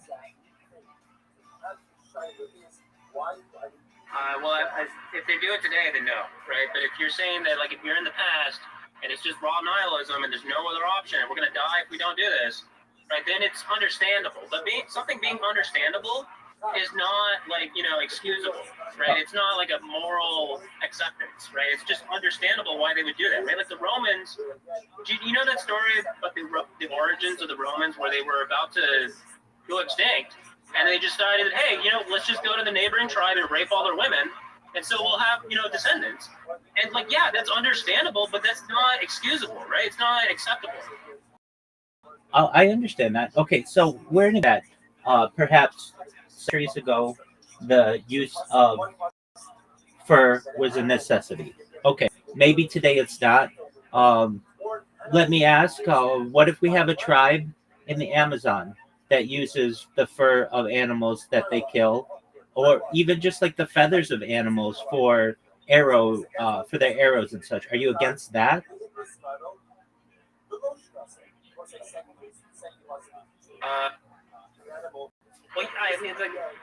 Part of the assumption that you're giving is that because it's this thing from like thousands of years ago, it therefore makes it somehow like a different conversation than a moral conversation. If it is literally the sacrificing of animals, as opposed to just like finding feathers on the ground and making some sort of artwork, like that's different, right? Like it's still like nothing about a culture, nothing about it being old makes it so that it's okay, right?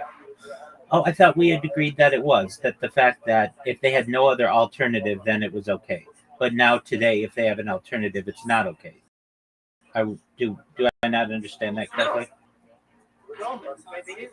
We're not. I'm not talking the Romans. I'm not talking the Romans because they're quasi-developed civilization. I'm talking about as primitive as we can get in today's day. So in 2025, we have someone in the Amazon rainforest who uses the pelt of an animal that it's killed for protection, for warmth, for whatever it may be. Are we in agreement? What they're doing is not immoral? No. for today, for 2025, where we've got all these UN agencies that'll give you all kinds of clothing deposits and whatever. Like, if they wanted to Oh, cotton clothing, right? political vegan. Can you please repeat that? It sounds like you're on a busy or something. You're cutting out. Can you please repeat that? Because it's an important point you're making, and I want to hear it.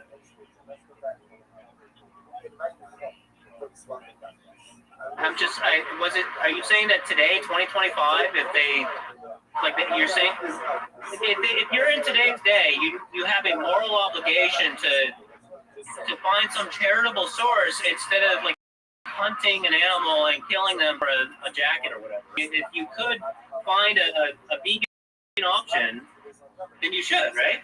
Okay, so that the assumption that you know that a vegan option is available, you know what veganism is. There are some people that don't really understand it. Okay, so are you familiar with North Sentinel Island? The people who are there who really have limited as much human contact possible. Are you familiar with these people?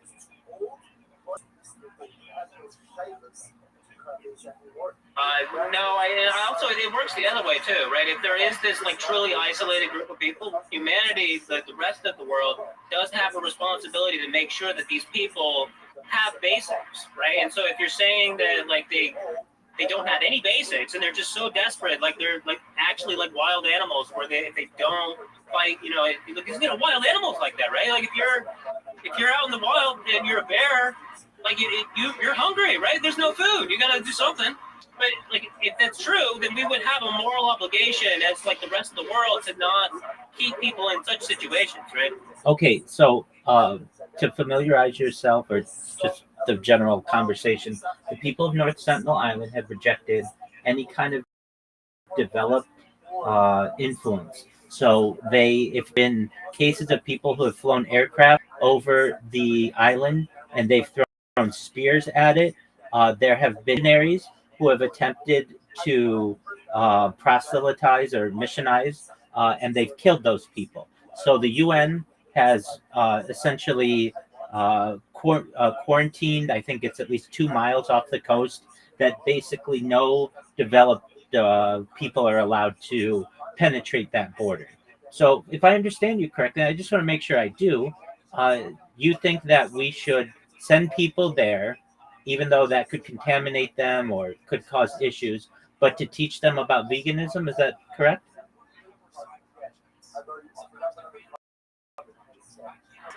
Well, not just veganism. That sounds like child abuse, right? The only way that you in that ideology where you are like as hostile, warlike with everybody and everybody who's not like you, because the parents are like brainwashing their children. So like if that's really truly what you just said is true, we should give these people great food. We should give these people great clothing, right? Like we need to have a way where they're not just because it's hardcore, dude. Are you for real? Oh yeah, absolutely. Just to give you a breakdown on it, here we go. Just one moment. Please give me a summary of the people of North Sentinel Island.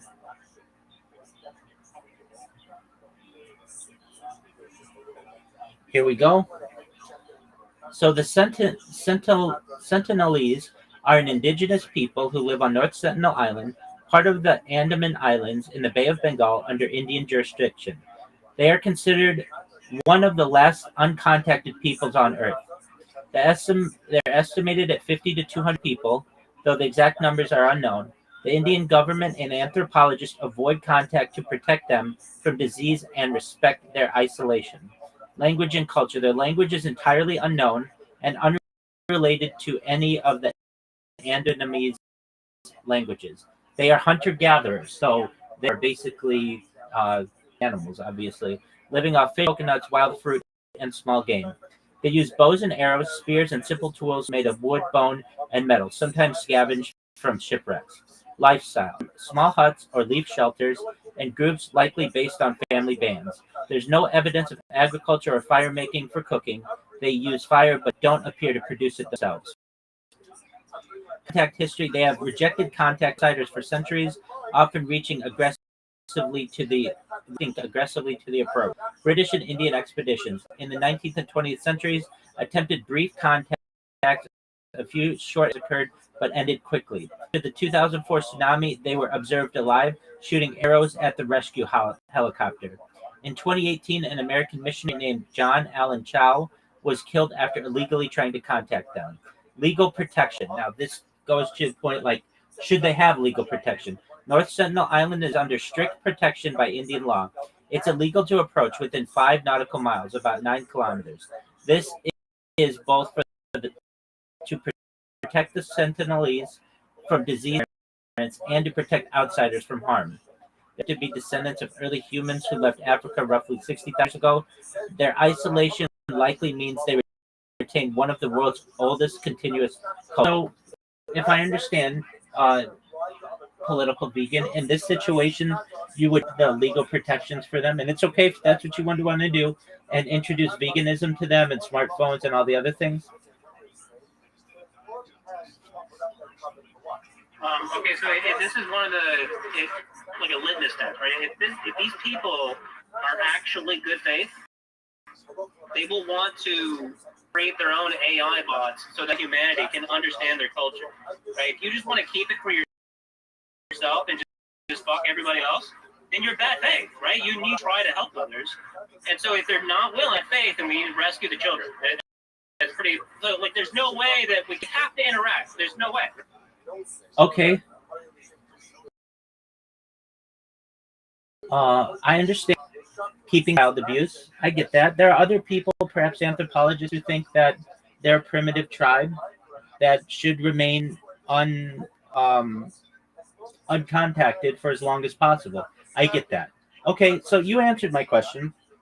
Basically, as I understand that you think, and this is cool. I mean, this is what the idea is that we should have veganist education systems or education missionaries. I don't know how else to describe it, but people who would go to uncontacted people or even contacted people who just don't know about veganism and teach them what they're doing is wrong and hurting animals and giving them alternatives. Do I understand? Like that's something that you would endorse?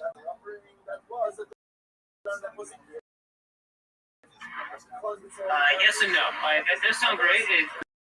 It's a motive where you got missionaries out, but really want, like, and this is sort of a joke, but like just think about it, right? Like imagine there's like a pacifist Terminator where it's got the AI and it's there to say, hey, here to learn about your culture, right? And if you're like going to be bad faith, right, and just like never try to teach the Terminator then that will be your adjudication. The rest of the humanity will know, and we'll try to save the children, right? But if they are actually good faith, if that will actually, because this is what I want. I want AI, vegan AI for everybody. That is true. Okay. Right? Including the indigenous, right?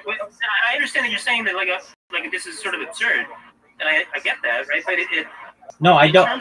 Wait. Let me stop you there. Let me stop you there. I don't think it's absurd. I'm listening to what you're saying. It sounds like it could be reasonable. So if I understand under your if we were give you the opportunity, political vegan, you would train robots with Google Gemini and ChatGPT and Claude and all that other stuff. Go around and be ambassadors of veganism. And I understand that there are other elements of this too, and learning about their culture. And I get that. Let's not get to that. Just staying on veganism. So bots would go around and teach people about veganism, right?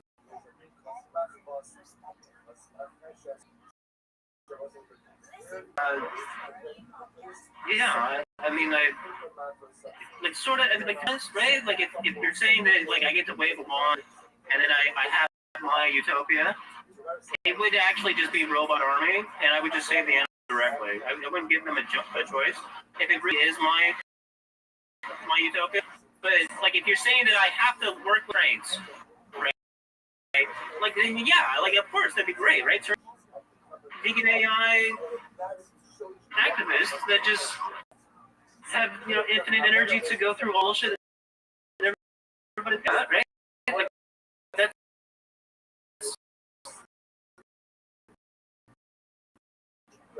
that'd be great. Now the problem is that like the AI right now is like sort of trained in like a villainous this opposite world where like they're genuinely. Like, have you ever actually? Maybe you haven't, right? Because you haven't brought it up yet. Right? So, like, yeah, I don't know if this is just me in food in particular, but my view of the world is that we are living in a Truman Show, and the main character, right? His best friend was Marlin. Right. And Marlin was a human vending machine. He would just go in and restock the machines. Right. So it's referring to my primary conversation, right? The conversation of like Walmart should be a vending machine, right? If you had like a real capitalist society where real business owners trying to maximize profit for me and mine, not for you, right? It's just about profit, return. It would have been a vending machine. Long time ago. Okay. Do you mind if I... Walmart is essentially an extension of the government, right? It's just a jobs program to socialize people and to, give, demand, right? Because, they don't have... Do you mind if I... There and say, well... Do you mind if I... Are you tracking? Do you mind if I seek some clarification on what you stated? Yeah. Okay, so for Walmart to be basically a glorified vending machine, this would be where no one works. Basically, robots are able to organize everything and manage all the shipments and such. And then if you need something, go to the maybe order it on an app, and then it would get delivered to you, or you could pick it up at the front of the store, something like that.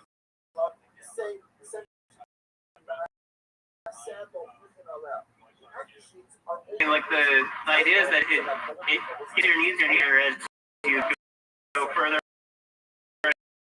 in time. If you were to do this like 100 years ago, right, it would look a particular way. If you do it today,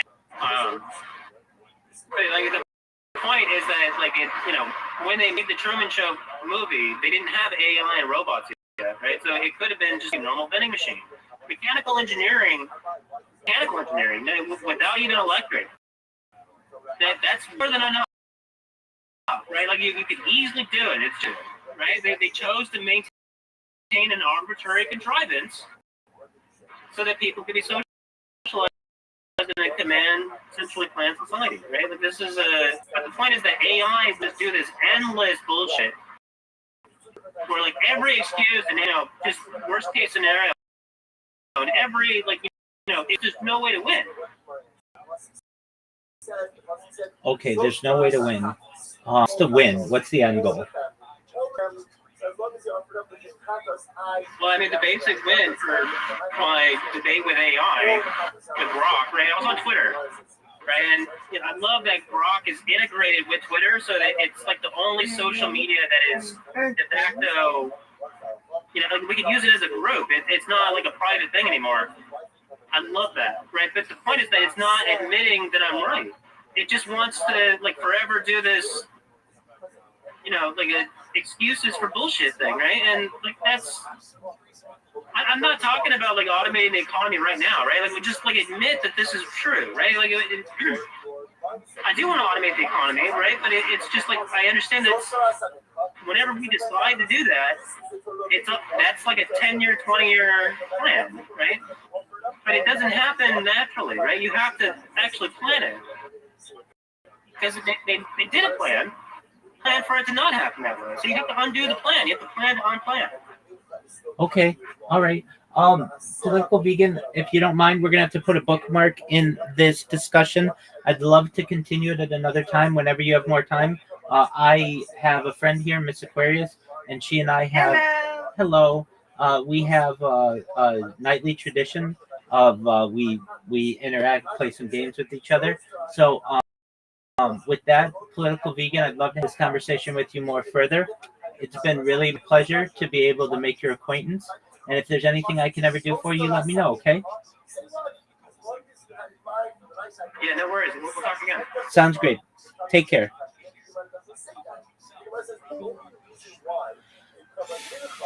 Hi, Miss Aquarius. How are you? Good. How are you? I'm lovely. Guess where that person was from? Here, Georgia. No. I should have been more specific. They came from Twitter, and that's a wonderful thing.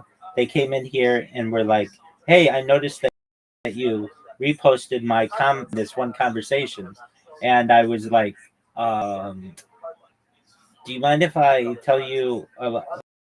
And they're like, "What are your thoughts?" or something like that, and I'm like, "I'd be completely honest with you," and they're like, "Go ahead," and I'm like, "That was a bot that did that," but I'm happy that you're here and we have the opportunity to talk, and so that was really great.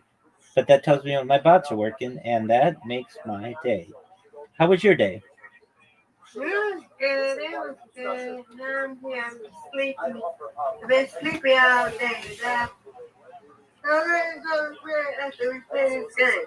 There we go. Yay! Yes, ma'am. How was your day? Lovely. Excellent day, I think. Absolutely. I mean, the fact that my bots are working and getting people in here, that's what I want them to do. That's what I create them for, which I create, the reason for which I create them. And that's phenomenal. So that's good. I had some other friends in here earlier, and I think they want to introduce me to their family, so that's gonna be cool. And I get it. Oh man. Nice spare, Mr. First.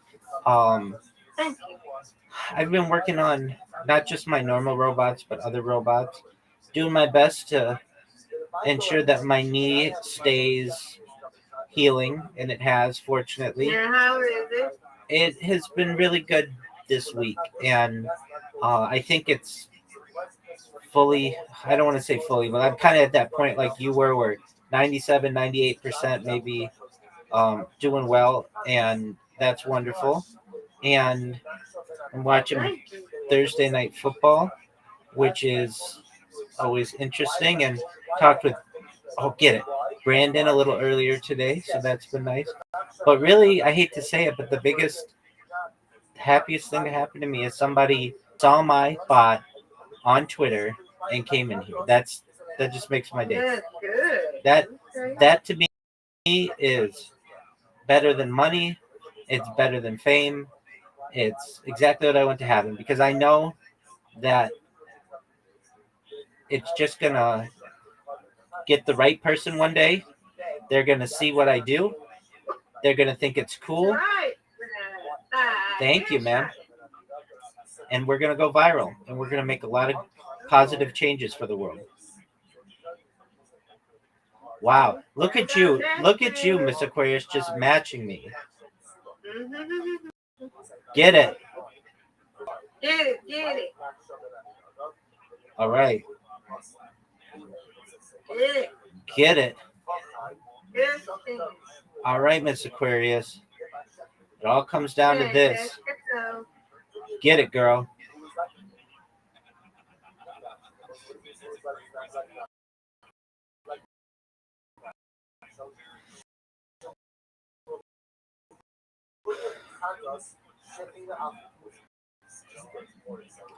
Oh.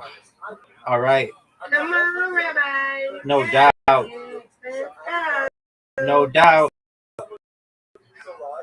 All right, that was big.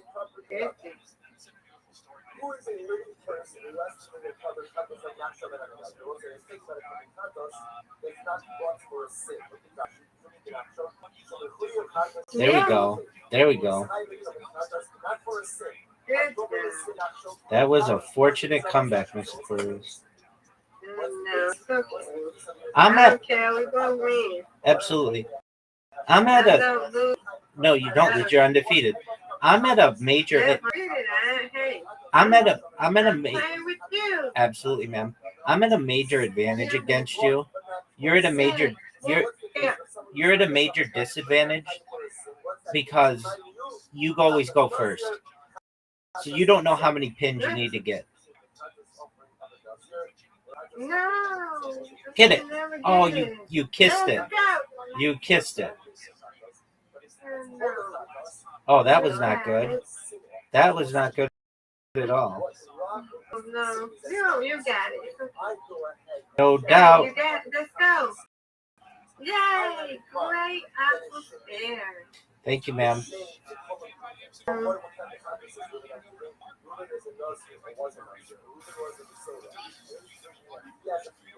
They moved the thing.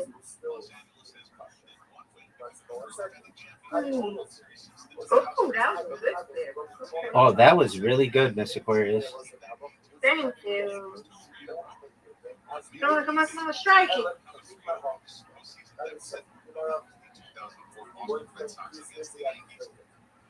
Give it to me. Yeah. Yeah, good there.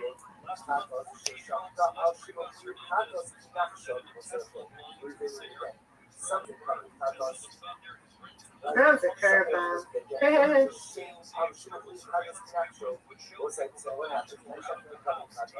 Nope. No, that was just slow when I'm doing it. Okay, come on, Rabbi. You got it. Right.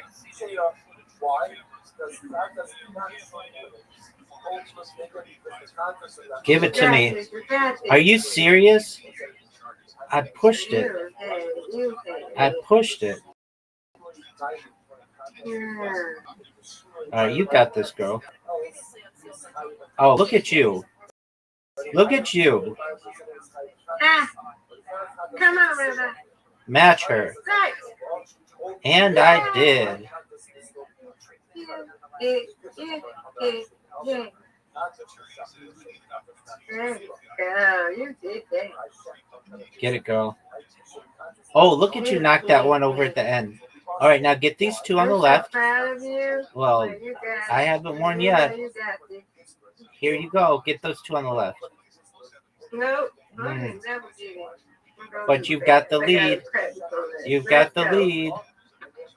You got it, Rabbi. Let's go. Strike it. Yeah, you got it.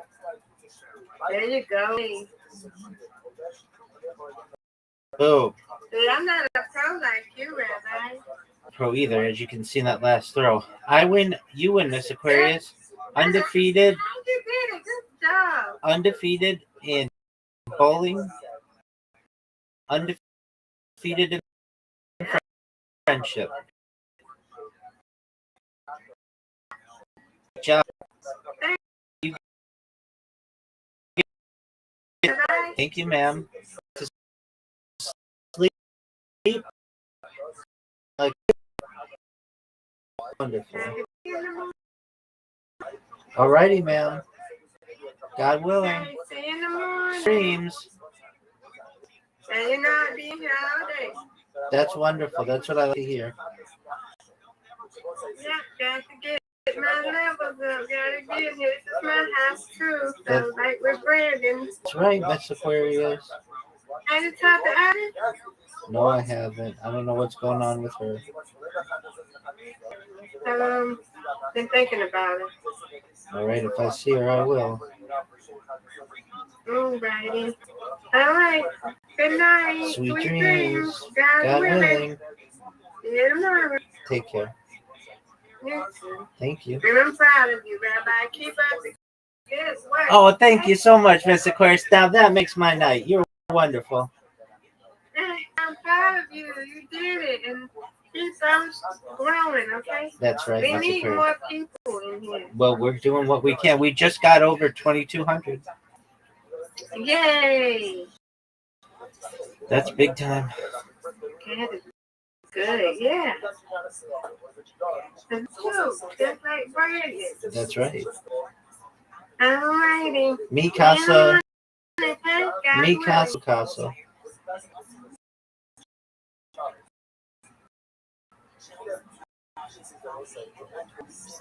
Mi casa es su casa.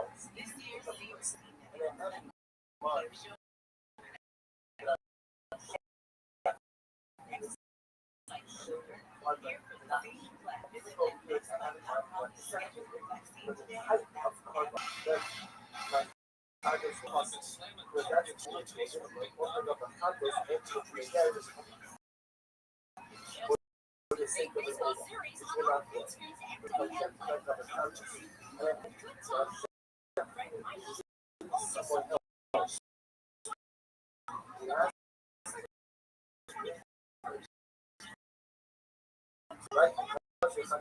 Soda.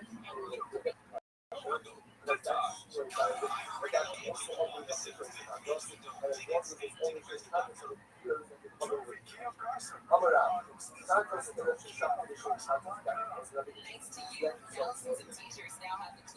What happens? I have to make contest because I was good. And when I go ahead and I offer up the contest, I have it right. There is the contest with the seat of the seat right. Once I still can't remember, still a contest, but a contest for different things. So once I one style, I'll say,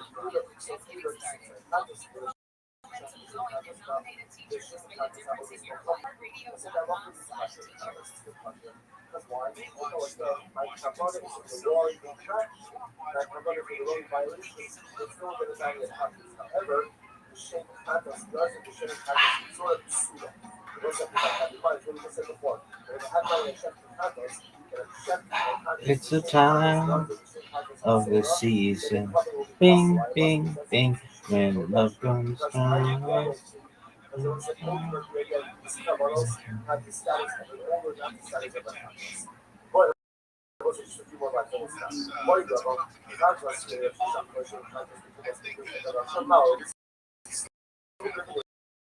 What happens? I love the contest.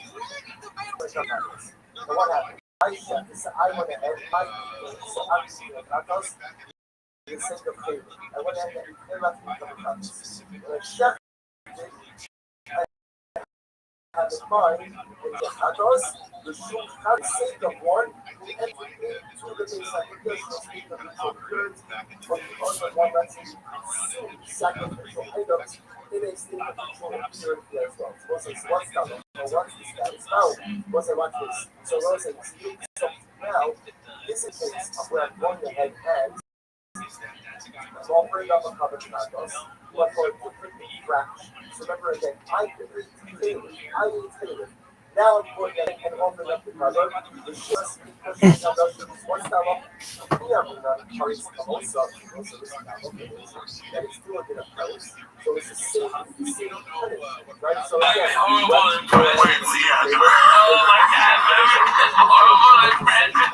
Oh my god. Every time I get rocked, she's all cooked out. I was going and this Disney bitch like breaks down into like, yeah, you have no idea. Like, hey, shut up, bitch. They got to take me to 10.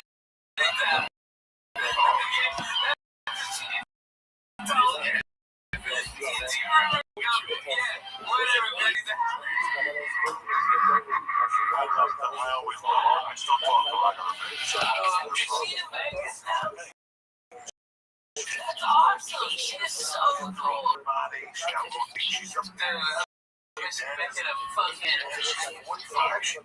She looks like she's like 26. That's not fucking letting ball. When she gets married, gay guys, no mistake.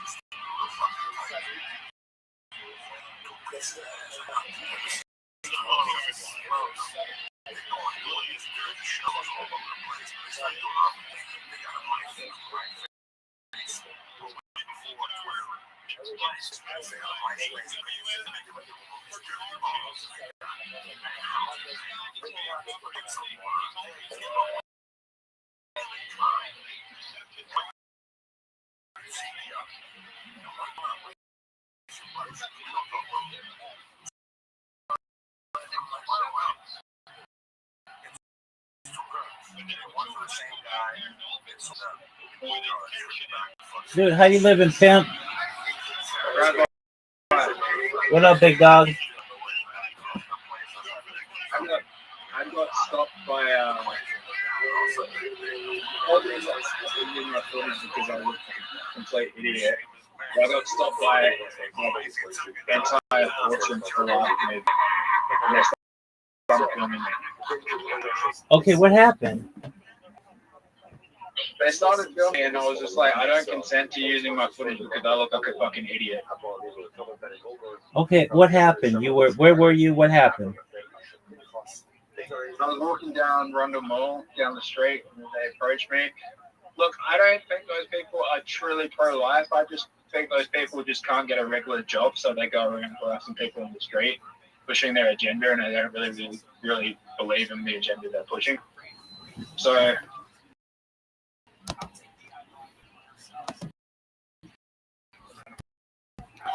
Okay, so you were walking at the mall, filming you. Do you know why I say that? You know why I say that? My opinions are camera. So I did tell them my opinions off camera, and then they're like, "I got a job to do."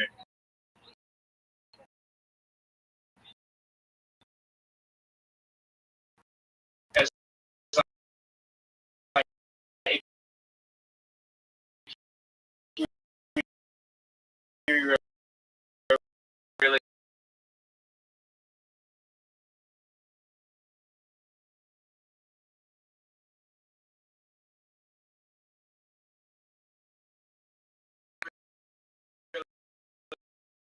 I don't agree. I don't really agree with that. That's too far into it. Okay. That can come with health risks, but there's also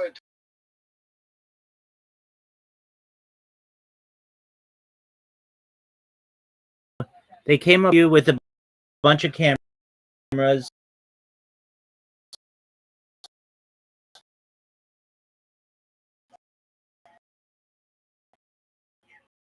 And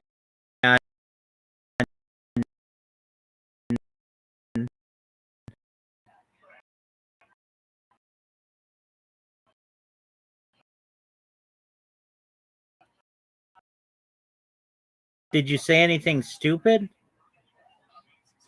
what? Did you say anything stupid?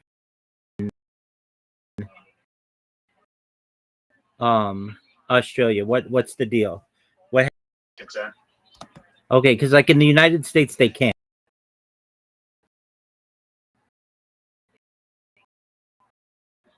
They can. Oh yeah, definitely.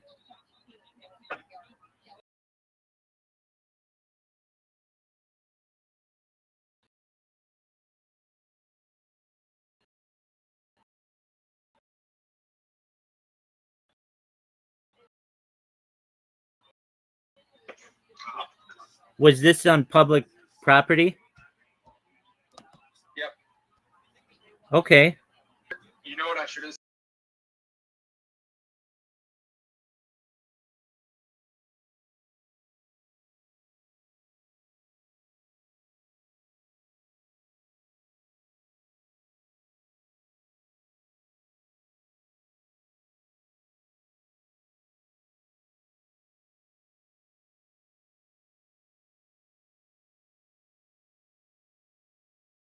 abortion. It's none of anyone's business. Okay.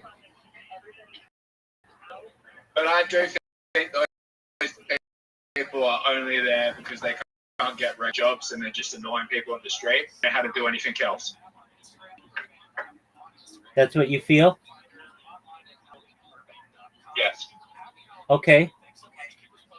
And is it, I mean, you didn't curse at them or anything, did you? No. All right. Well, then you should be fine. I just wanted to test them and see how knowledgeable they were on subjects as well off camera. But they didn't want me to talk to camera because they're like, just like, well, you don't really care about what the agendas you're putting. It's for a job. Okay. That's how I feel. Like, Rabbi. What up, baby? You're not being paid to be anti-war, are you? No. Would you ever take a payment to be anti-war? No, I like to have my beliefs not tied to any kind of financial incentive.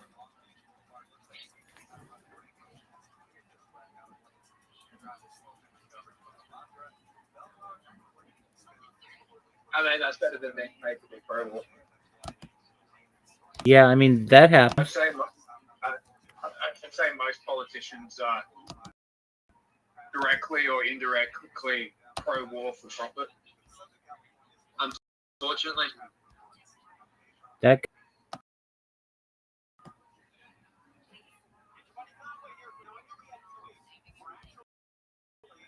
George W. Bush. That's true.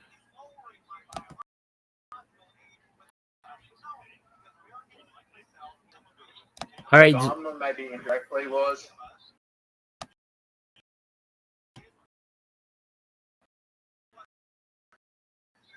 All right, Zoo. What did your doctor say?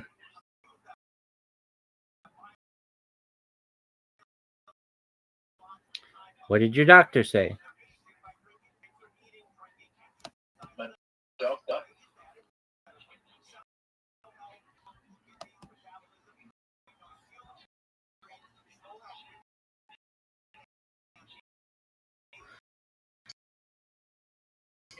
Zoo, you're just bullshit. You're just bullshit. I'm giving blood right now. Okay, that doesn't matter. You said you called your doctor and they were going to call you back, which I don't think you're lying to me.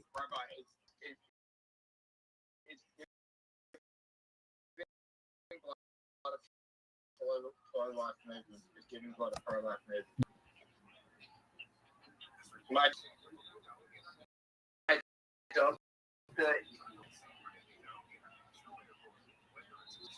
Zoo, you're just. my doctor gave me a referral to a Tourette's specialist about 2 weeks ago, and neither of them are. Zoo, you're lying, man. You want me to call them for you? And call them. Don't tell me they don't answer. You said that a month ago. I'm not going through this, Zoot. I told you. You have that at the end of this week to make an appointment. Zoot, you have the Zoot, you have until the end of this week to make an appointment. I don't need to. Zoot, then we're not going to be able to be friends because I can't have you abusing the other people in here. Miss Aquarius, I can't have you telling her to shut up. I can't have you telling me that you're going to kill me. I don't like those things. Okay, so they. Zoot, you're lying, and I just don't bullshit me, man. I'm partially diagnosed with it. Zoot, you're lying, dude. Says I Zoot, you're lying, and I don't want to. I'm not putting up with your bullshit. what difference a diagnosis is gonna make? Like, is it just gonna confirm that I have it? Well, then you can get therapy for it. Okay? I already can get therapy for it. Then go get therapy for it. Actually need the Tourette's diagnosis to get therapy. Zoot, I'm just going to be straight up with you. I told you have till the end of this week to make an appointment. You have not done that, okay? You have until just call them after your blood work is done, or I'm going to kick you out of the server. Already. I don't want to do that. I love you as my friend, but in my opinion, I'm enabling you if you're not taking care of this issue.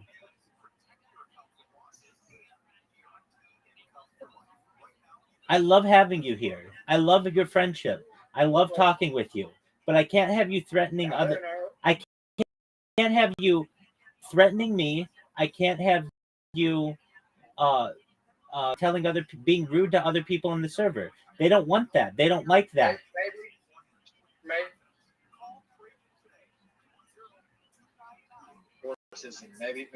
Maybe they're right.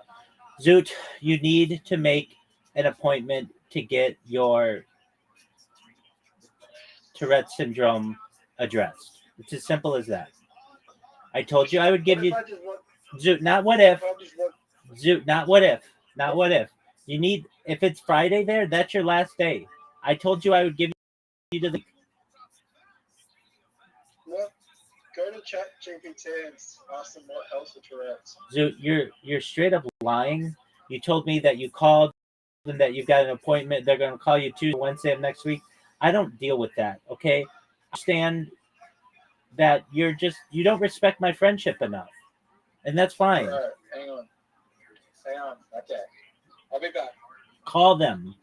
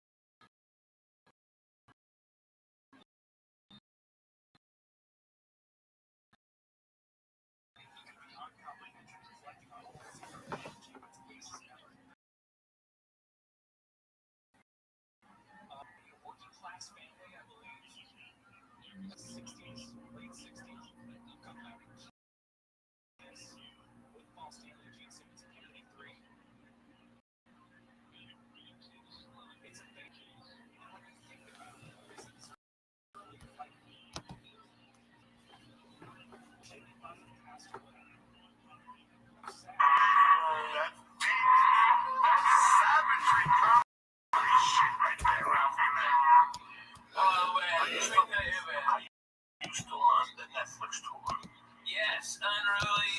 We've got the West Coast this month. By the next 2 weeks, you know, the Lord's Day is Thanksgiving. You got to give back. I'm hitting Eugene, Fresno. Holy shit! Portland. I don't know what I'm on, but man, this is great. Seattle. Oh, he is fucking in sumo land. Jesus Christ! Look at you. I'm telling you, Louisiana, get that mustache. Get that mustache. You alright? Look like the fucking circus strongman. You should have seen your face come out. Hey, all the church members up in Canada. First time I'm coming to Vancouver, man. Come out, blow me out, man. That's the fucking town. That's a lot of great things, my man. They're gonna carry out the bus. Oh my god. Oh my god. I had to go through Utah. Those cocksuckers.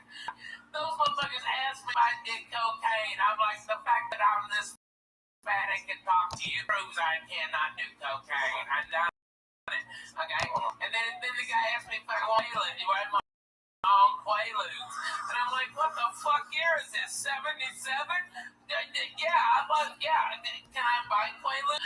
Well, give me 20 fucking grams of Triceratops. Don't fuck. There's nothing there. You know what the official was? The one I gave him? Because I was fucking, you know what I was fucking? Fucking cold medicine. I had a sign because I just come from a goddamn Disney cruise with my kids. Okay, we flew to we were in the Bahamas and I was on that fucking pool. That boat of germs. Okay, and then I flew to Denver. So I went from 82 to 12. Okay, fuck me.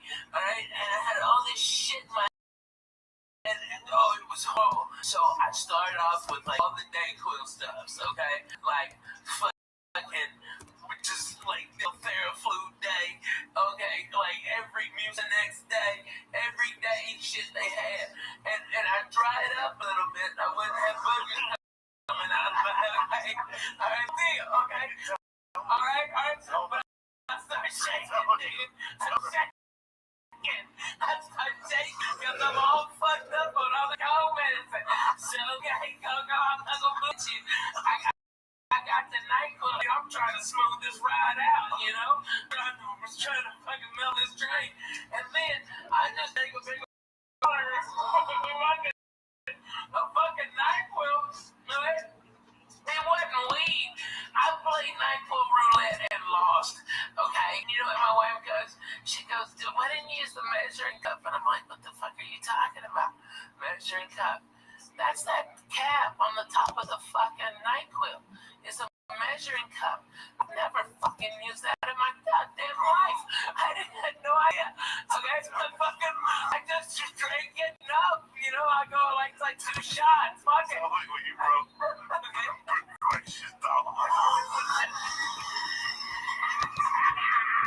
Hey, that's your fault. That's good ass fucking drug.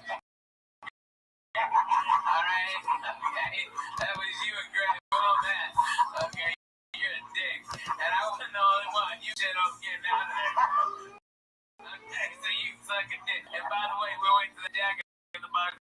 Rabbi behind his house because we were smelling all that fucking hell bullshit. Fuck you. No, I didn't know that. Oh, I couldn't stop laughing. I fucked that man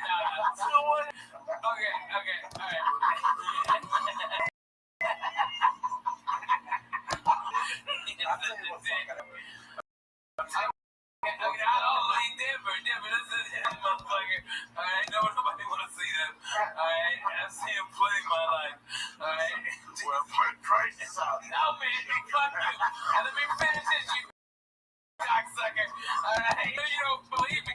My wife goes, that's a measuring cup. And I'm like, well, I may be dumb, but you're a dirty bitch. I ain't never seen one in a dishwasher. That's just gross. You leave the same cap, that's disgusting. Alright, and so I was just like, fucking hit it. But you know what I quoted them? Because they were just making lies up about me. That's the thing I said before I head on stage. I heard was, all I said was, yes, Mr. Cosby. So I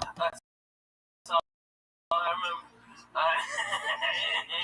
And that's just like go fuck. We're gonna follow like, we'll give you a start. That smoke a joint. It's all over. It's all.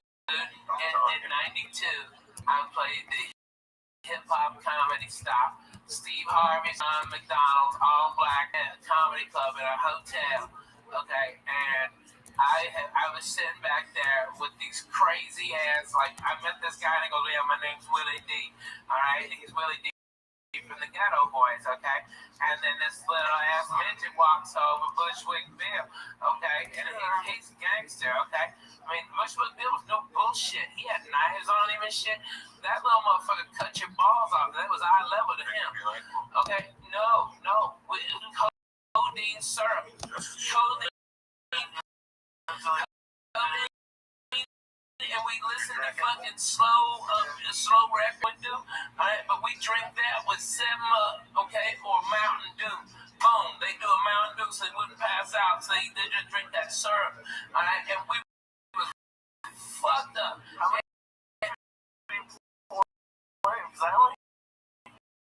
Every time I get bronchitis, dude, they poured a lot, okay, and the shit. And was putting that, what's that, the raspberry, like Chambord or something. They pour Chambord, like grape soda with some Chambord, and schools were doing that. All of them. It was, and it was like, I didn't even know what okay, because it didn't taste like Kool-Aid. And I was like, what? And they called me up on stage. And for whatever reason, it was the great set of the 4 years I've ever done comedy. And but I was, I've been smoking weed in the back with this little crazy midget passing it. Funny to look at a midget when you're coded and smoking weed. And like if the midget takes the joint out of your hand, but it looks so much more. It's crazy. Like what? It's amazing. But I came in and blew the place apart. Got a standing up. All right. But a guy came on stage who hated my fucking guts. That he was trying to be like the number one guy, and he had tried to do everything. And I blew the guy out of the fucking wall. Harvey told me I did. Okay, it was fucking unanimous. And he's talking shit about me being fat, like making all these fat shit jokes, and the audience turns on the guy.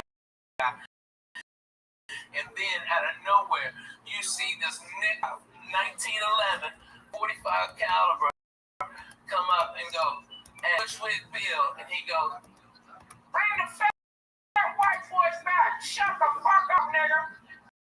Alright, and he was about to shoot that man, okay, because that's how gangster and fucked up this guy was, and they were like,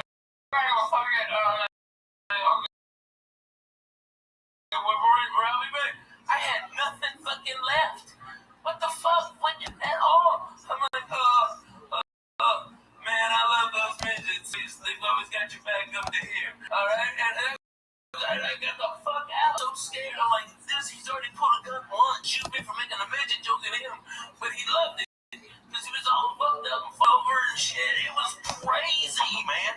Midgets, when they pass out, they just kind of like, weeble wobbles, and then they go, okay? Big ass, okay? You never hung out with no midgets like that? Dude, not me. I like them.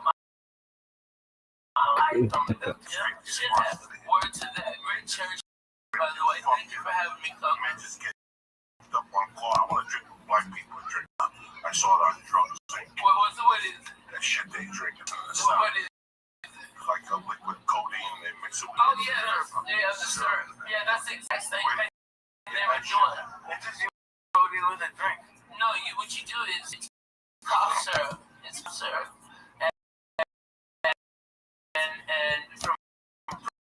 That's good shit. On that stuff. Well, you I don't drank drink nightfall enough. as a kid, you fall asleep. Oh, So I like the feeling in the morning. I've never took codeine, but it's great. Just to have it's like a joint. It's like a joint. Pills get my Dude, I get so fucking. I can't eat that shit. my stomach. My fucking little poop. I can't shit and it's miserable. Fuck that. I don't do none of that shit. I think some of that cough medicine and shit one night. Dude, you don't want to. Records. Oh man, that's what we used to do. Motherfucker one time. Bring it back. Bring the holders in this motherfucker one time. Hey, Lee, put this song on. Okay, this is a song. Hold on, we gotta get the fuck Okay, out of here. alright. So we get the fuck out of here. Word to that. Let's do this real quick. For 9,000 years, that's how long humans been making wine. That's also how long they've used about which wine to drink. Some people get a headache after they drink wine. I used to get a headache. One time wine from Albertsons across the county park, and I drank with didn't get that real headache for 2 fucking days. But for many of us, it's a shopping part that causes a real headache. You don't know what to do. People coming over, they're serving chicken, they're serving lobster. And sometimes you go down there and wine's expensive. Next thing you know, you're dropping 60 and you got no guarantee of what you're going to buy, right? Let me tell you something. It's overwhelming to pick out a good bottle of wine sometimes, especially when people don't know. Your own personal experience learning about wine and why you're about to learn about wine, that type of stuff. This is what we're going to do. I joined a new wine club. It's called Club W. It's the whole game. It's easy. You go to clubw.com and you answer 6 questions. The algorithm, whatever you say, algorithm creates a palette profile just for your card right now. It's pretty cool, man. If you've ever seen anything like this, Club W is leading the glass, the grape. What means is they work directly for the vineyards and they cut the guy out, which in turn saves you some do-re meat. So with Club W wine customized to your taste at a third of what you pay for and how you're paying for. Yeah, you're not buying like a club where they send these ones. These are their wines. Like you're not gonna see these wines. Going to their webpage, when you go to clubw.com, you go on their page and all these videos, informative videos, and they tell you what wines it has. And next thing you know, you're involved. Which when you don't listen, man, I grew up in a bar. I don't know. So when I went to Club W, I was blown away by how much interaction. Put it down to the exact thing. I mean, the nut, the grape, or can, what they do is they save you money. It comes down to maybe 13 to 1 or something. And there's even a no risk, 100% guarantee that you'll love what they say right now. What they're doing is, for all the listeners, is they're offering 50% off first order when you go to clubw.com/Joey. So do you understand me? 50% off.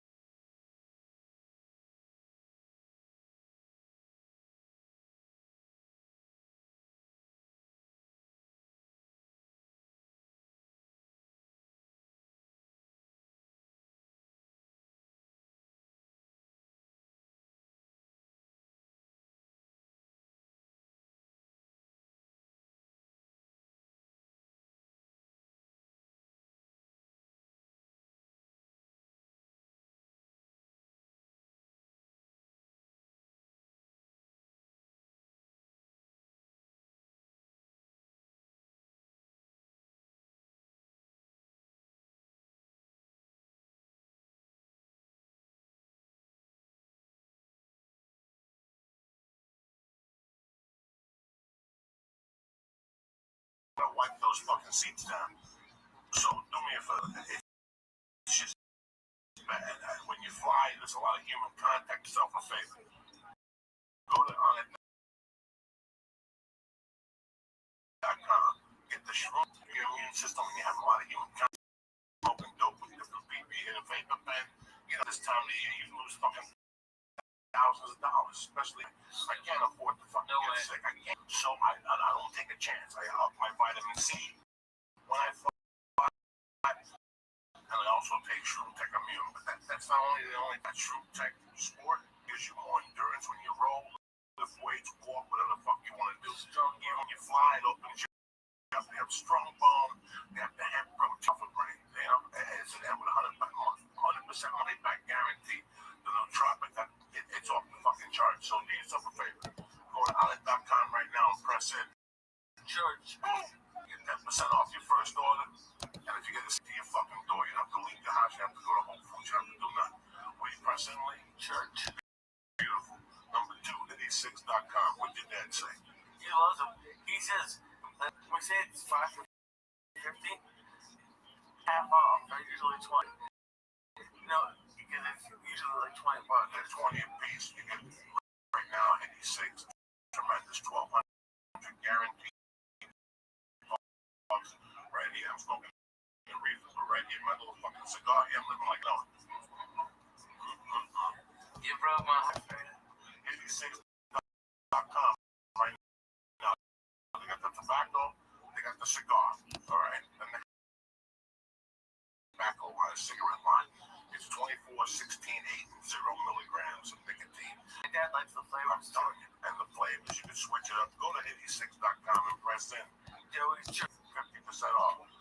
Nailed.life.com. The Vapor Kings. You want a vapor pen? You like smoking? You like doing this? You want to see the devil? Go to nailed.life.com right now. What do they run with me? Tell them. When you use Cobra Joey Diaz, you're going to get 20% off the premier vapor pen on the market for all the oil and wax smokers out there. And if you live in California, they are also the makers of Los Dumichamanos. There you go. So listen, do yourself a favor. Please support Nailed to Life. Please support, and please go to Club W. It's a holiday season. It's beautiful. Wine delivery. Money. That's perfect for you. I'm here to save you guys. I'm fucking sell you. Don't jump in on like that. Don't forget my main man is where don't get it. I'm at the Friday night. Go to RalphieMay.com. Yes, for tickets. Go to RalphieMay.com for everything. Go see if he's coming to your fucking neighborhood. I'll be there. So trust I don't me. want to miss this I fucking go everywhere. Monday through Sunday, and I'm in New Jersey next week at the Stress Factory. All right, guys? Hey, I love that club, man. Maybe those boys from Raptors come out, man. I like those guys. Thank you for coming on. We got Hey, fucked up, church, man. you know what? That ass fucked me up. Coco, Yeah, it's fucked up. you know, there's cameras and microphones here, but at the base of it, it's back 16, 17 years, 14, 40. Me and you, my little glass window, you know. Crack a fucking joke. Crack a fucking joke. Only Lee's here. Really? Yeah. How you feeling, my brother? Thanks for ever had. Right up the church, what's happening now? Made me a deacon. Okay? You've been there. You've been right there with us, Lee. 13 years ago. I'm proud to have you, sir. Thank you, Ralph, for coming on. Coco, I love you. Friday, love you, cocksuckers. I love you. Thank you, sir. Thank y'all for having me on. I really appreciate it if you stuck around. And I know I get long-winded and I'm annoying when I laugh, so I apologize if I do. But I love it, man. It makes me cry laughing, so I'm sorry. Bye. So people love you on the hook. Oh, that's beautiful. This show was brought to you by Club W. Go to clubw.com, Joey, to get 50% off of your first order. That's right, go to club.com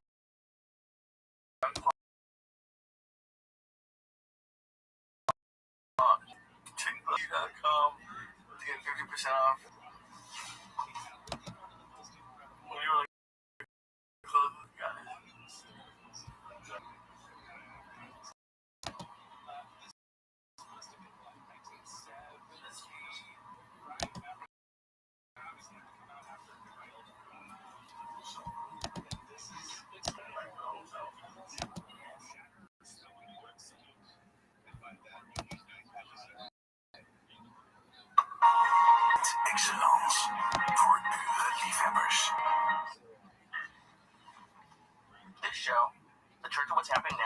to introduce you to PetNet.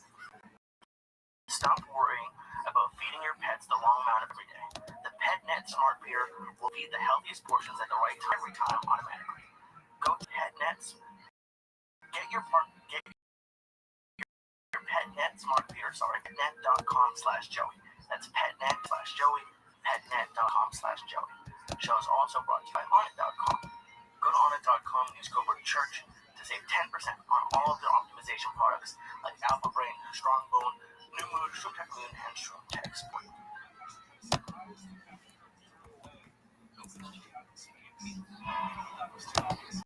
Oh shit. The church of what's happening now, bitches. Kick that mule. Monday, October 17th. The day the devil was buried at sea. Please Syed. Ralphie May.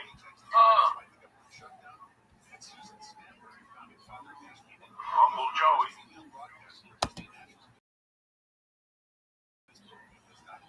A little Michael Shankman.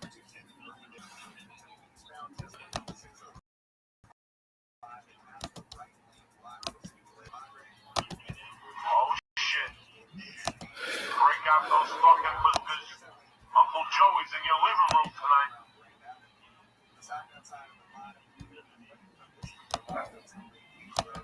What's happening, beautiful people? I missed you, cocksuckers. Ralphie May here. Hey everybody, how are you? Syed here, you know, same old fucked up crew. It's a Monday night, October 17th. I hope your weekend was fucking tremendous. We had a great weekend. I want to thank Chicago. Take my special on their beautiful fucking city, which I've always loved, and that I finally got Leo that turned them on to a hot beef fucking combo with the fucking green peppers and the onions, and forget about it. That's what fucked me up. It's not like the hot meat was sausage Beef combo, that's it. God, they're crazy. I love it. Which one did you go to? Big, strong. There was close to. There was a World Series. You know, Yeah, you don't want to go up we there. didn't want to go all the way down. It's not like fucking around. We waited for that to do shit in the afternoon both days. So we like Lee and myself. And I gotta tell you, we didn't keep working at all. No, we didn't. It was just great. It was a great wine. I picked that city especially. That's amazing. It's such a great town. It's really. They're great audiences. They're like blue collar but smart. It's a rare thing. They're not shocked by shit. Chicago. Fuck you. I lost my phone in the hotel, and they turned it in the front desk. Yeah, that's Chicago, man. Where'd you lose it? The restaurant? I don't know. We were at the restaurant. You got up.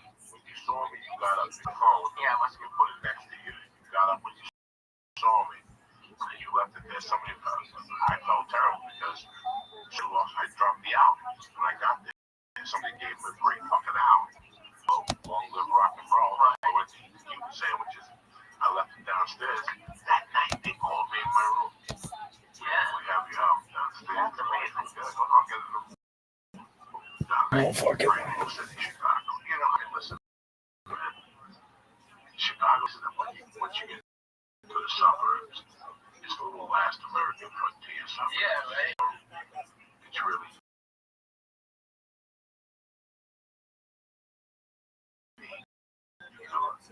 I hate that the whole city is being painted as like the old Wild West, you know what I mean? Yeah, right. It's parts of Chicago that are fucking bad. It's parts that used to be. Oh my God, so bad. Yeah. Different elements of where they used to. Oh shit. In those areas where we used to go, probably Yeah, now, no way. all fucked up. You know, this is going on in Korea anyway. You just can't say Chicago. Chicago's a scary place. Look what happened last year in St. Louis. Oh my God, yeah. Tensions is still like the bird. You know, that's so crazy because St. Louis is a kid. And man, I remember they had this whole 4th of July down there. I mean, for every white guy, there was Cool two in the black Gang guys. shit. Okay? We're all listening to Cool in the Gang, eating fucking hot dogs like Americans, alright? Fireworks, everybody was having a blast. I can't believe that town went to what shit is You know what I mean? I mean, it's like I've never seen more people having more fun and no racial BS bullshit anywhere than at that fucking 4th of July. It was fucking cool in the gang. Shit. Where were you growing up? Did you go to St. Louis? Clarksville, Arkansas. That's funny because that was the big city for my wife. Yeah. Like, that's the team you watch when you grow up. Oh, yeah. Well, she grew up in fucking Paducah, right? Kentucky. She grew up in fucking my Maryland. Oh, my God. That's like Jackson. That's like Jackson, yeah. Couple of hours. Yeah. Exactly. We go to St. Louis to watch the games, Right. and then we just to watch wrestling. And we go to Hot Springs, go to the Oasis. My grandfather would play. I'm back up. What type of wrestling? Oh, shit. Was it the guys you saw on TV? Fuck no. When we saw him on local TV, I mean, that's where I first met Spit Dick Murdoch, fucking the Funk Brothers, okay? Man, Jerry Lawler. I saw Jerry Lawler. And then like 2 weeks later, I saw Kaufman get bitches from Tennessee. I mean, she's big, probably Mississippi, North Mississippi. Okay, this big bitch whipped his ass. Okay, I saw that. Like the WWE wrestling. It's 13 here, but it's legendary. You know, I mean, it was Mid-South. I forget the name of the other one, but I mean, I went to so much wrestling. I saw Flair win the heavy metal belt from Harley Race, and it was his second world championship. And then I saw Dusty Rhodes beat him, and then he beat Dusty Rhodes again for his third championship. It was tremendous. It was fantastic. That wrestling was so fucking good, dude. I remember as a kid spitting on fucking Abdullah the Butcher. I spit on it. You dirty motherfucker. Who else I spit on? Come on, man. Were you in like the front row or was it like? Oh yeah, man. All the kids are down there. We're fucked up on suicide coats. That's what you ever have a suicide? I don't think so. Okay, it's where you take a coat, all right, and you tell them just a little ice, and then you hit every type of coke. Oh yeah, on the fucking thing. Yeah, that's the suicide. Getting all fucking hopped up on that suicide. We call it rainbow. White Oak, Dr. Pepper. Oh, Okay, fucking orange, orange Sprite, yeah. That's what I did the rainbow. Oh, shit, that man. one gross. Oh, that's the suicide. Oh, hot garbage. Cough syrup, like the red NyQuil. Not even the fucking ghetto one, the green one. I used to work at the movie theater, and we had good ones. We had like access to. We would make up drinks. We had like the white Sprite with something.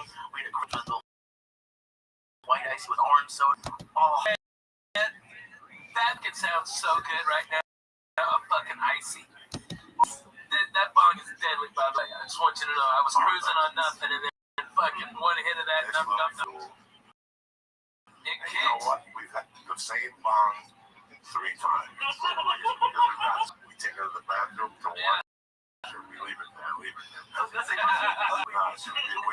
a mouth in your pocket. I fucking and I buy the same one because I know it's a. Listen, since you know, I got my first bong. 1985. Yeah. I got my first bong. Now I have the level one. Yeah, That was a right. purple one. I like the plastic with the fucking pistol grip and on the car. It's worth it because there was glass and there was plastic, like the plexiglass. Yeah. But then some jerk in 1985 or 86 decides to make a bomb that's purple with like dark purple hinges. It was like this. You see that black surface there? That's holding the turntable. it is not plexiglass. Plexiglass. It's like plexiglass. Okay, so I get this fucking mom and I use it when she gives it to me for Christmas. I use it for like the one doesn't suit my needs. So it's maybe up to here. Bong is what is it? Maybe a foot, guys? Or 12 ounce? Maybe. Yeah, maybe. Put your dick out, ready to kiss it. No.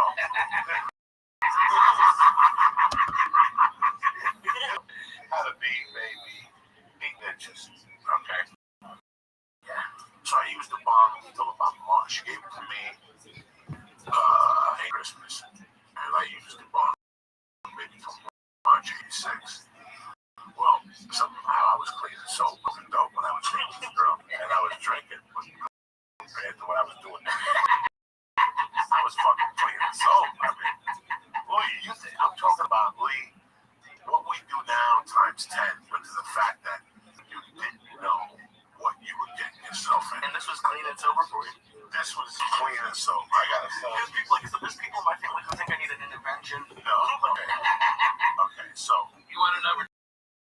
rehab. I got one. Okay. Sure, yeah, right. You gotta assume from,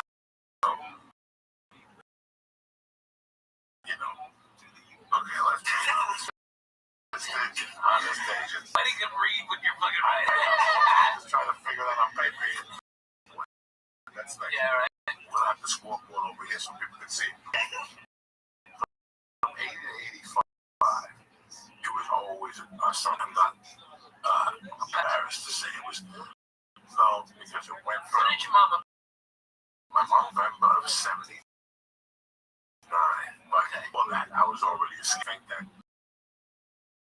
all this shit, already I was You were already dancing from the eggs. no, but I had already by that time when she died, I was already doing acid. Shit. So I was making a living off of acid. No way. Off of Got it, acid. I had it down to a science, Ralphie. I had it down to science. I had a cut a friend of mine in on it.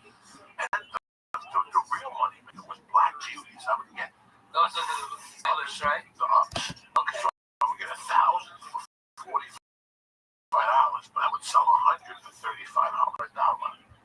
And you've been Ralphie. Wow. You sold 40 of them, and you still had 960 of them to do it. There was no you could. Only a loser could lose money. Yeah. And I would say Adderall. right. You get but not getting the numbers I was getting. Yeah. Not for those numbers. Walgreens don't get them those numbers. And these black beauties were fucking solid. I wasn't getting these from I was getting these from these two chemists that were kids down fucking in a college in Pennsylvania. And I remember towards the end, I was opening them up. Only 2 capsules. Oh. So you figure, I think a lead a lot. Like, and I think about a particular night when I was selling purple microdot acid. I probably had, when you sell a lead, you do it. So remember, you build your resistance. Sell you one, and you might do one and get fucked up. I got 4 of them.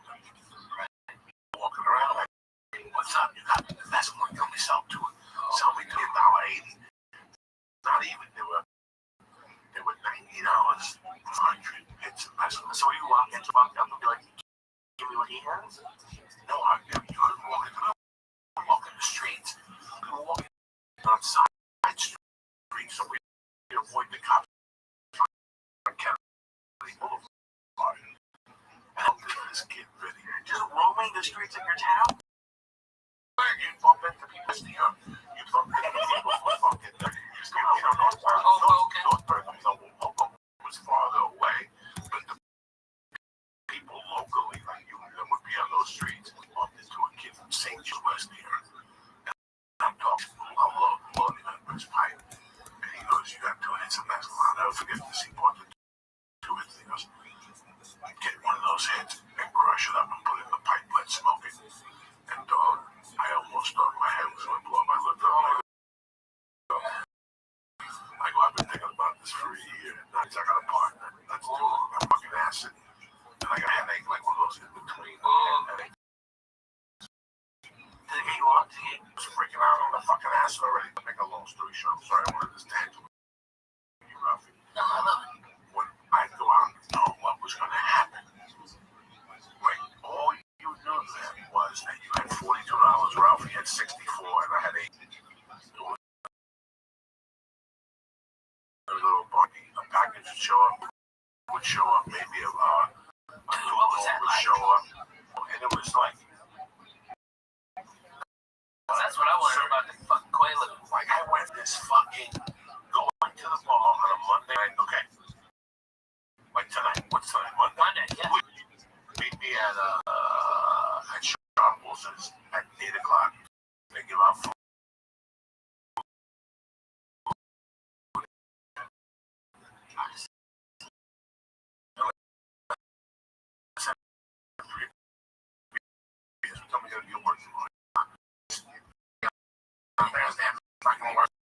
My girlfriend gets mad when I do before we leave the house. I want to do blow. What the fuck wants to do blow? Yeah. We eat like this good meatball. Yeah. It tastes good with tap. You know what I'm saying? And all of a sudden somebody will walk in. Dog, I got fucking blood. The guy fucked up with the chemicals.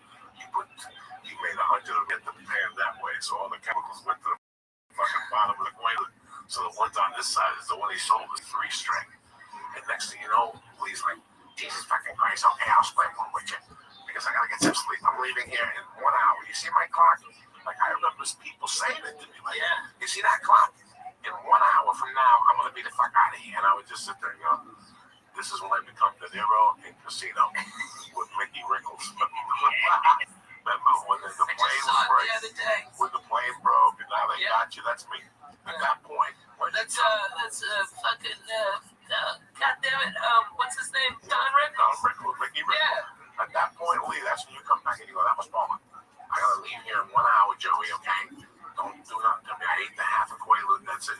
So I'm not gonna have another drink with you. You're gonna have Ralphie just one fucking round.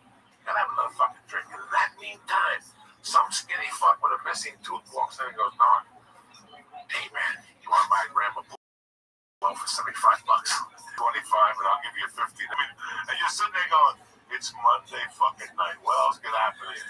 And all of a sudden, Fire walks in. This kid, Fire, Joe Ritchie's cousin. And he walks. Did he hit a light bulb and set his hair on fire?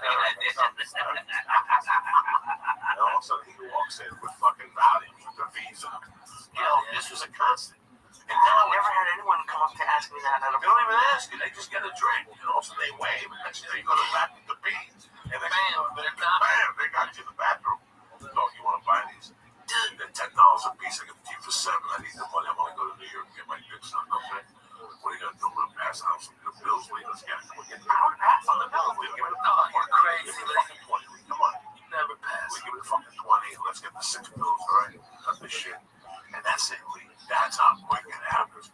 You went out thinking you were going to have orange juice and a hamburger and watch the game. And you're going home jacked to the gills in 5 with the gram of blow in your pocket and 6 Quaaludes you didn't want.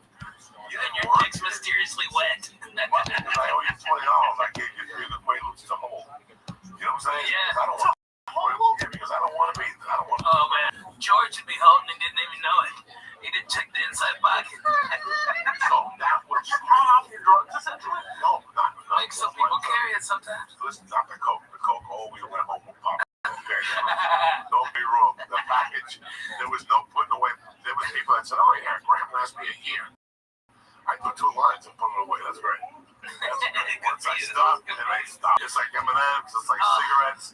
It's like anything else. I think that honestly, okay, for the people at home, Coco is the head French man over the church. What's happening now? I've been a member of the church. I might have been the first member of the church. It was us. And okay, the last time I saw Coco, because he's talking about the 80s like he was a demon. Oh, it's 10 good. years ago, Christmas, Thanksgiving, Coco did a quarter ounce of mushrooms, nearly an ounce of my weed, drank beers all day long, and then went down and did the Comedy Store and copped. Okay, and that was the last night of evil. Oh, and acid too. He had 4 hits of acid. What? He ate a quarter ounce of mushrooms. I swear to God. Okay, a quarter ounce. Okay, and then 4 hits of acid. Smoked at least an ounce of my weed. Drank all my fucking orange juice. Okay, I had to call the Canyon store twice to come up and bring more orange Tell juice. them about those sandwiches, though. Oh, dude. Are they still there? Yeah. Tell them about the sandwiches you used to buy. Okay, I get them to set up fucking chicken salad on toast. Nice. Stop. Chicken salad, yeah, avocado and tomato. Damn, Lee, that was fucking straight Jew food. But it Tell was them about the amazing. time you went to that place. You took me to that place and there was some ants in your sandwich. And you sent it back and she still gave you a bill for half the sandwich. Oh, yeah. Because she said that there was only ants on the one telly. On one side. Tell me Oh, my God, fuck that spot. the place next to the Laugh Factory. Oh, my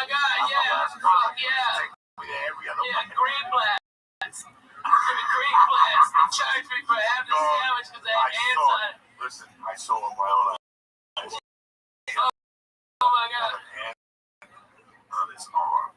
Now he got hands, and he looked at the sandwich. And what the fuck? There was like 3 hands. Yeah. Also, he put the sandwich down. The waitress over, he killed like 3 ants, but that was in that. She goes, which side was it? Which side was it? She fucking picked up and came back with the half and built him for the whole thing. It was the most ridiculous fucking thing. They must hire the dumbest fucking people too. I went there the time before that, and I got a fucking salami and egg sandwich. Okay, that's a strong move. Okay, late at night, boom, had a couple of pops, some stoned as bum, boom, that's great. And they fucking fried up the salami, and the goddamn they left the plastic on the outside so it burned. It's all toxic. And I'm like, what the fuck? Okay, just send this back. Fuck it, I don't want to eat anything here. Then I got high with you and we went back to that fucking place. Careful. You have to be in Los Angeles. Oh my god, nobody gives a shit. No, you always used to make fun of me because I would get pepperoni. The reason I haven't got pepperoni in a few months is because they would always leave lipstick on. I'd be eating it and plastic would come off with every bite. Oh my god. Where do you get Ralph's? No. I would make sandwiches. Oh my god, really? And every bite would have the ring around it. So I have to tell them, and like the third time it happened, at different Ralph's. Let's get back to something flavorful.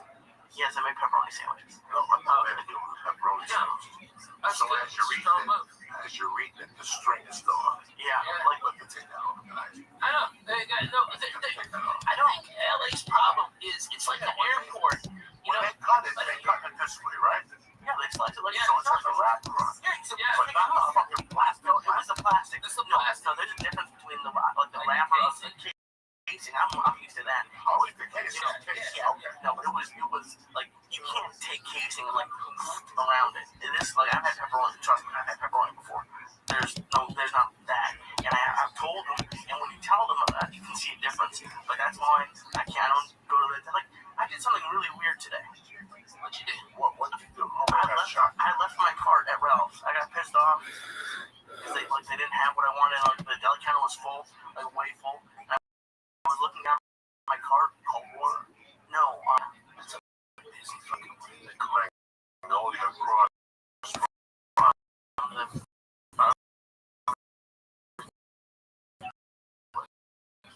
Barbecue place. You going back? Hello? yeah. What?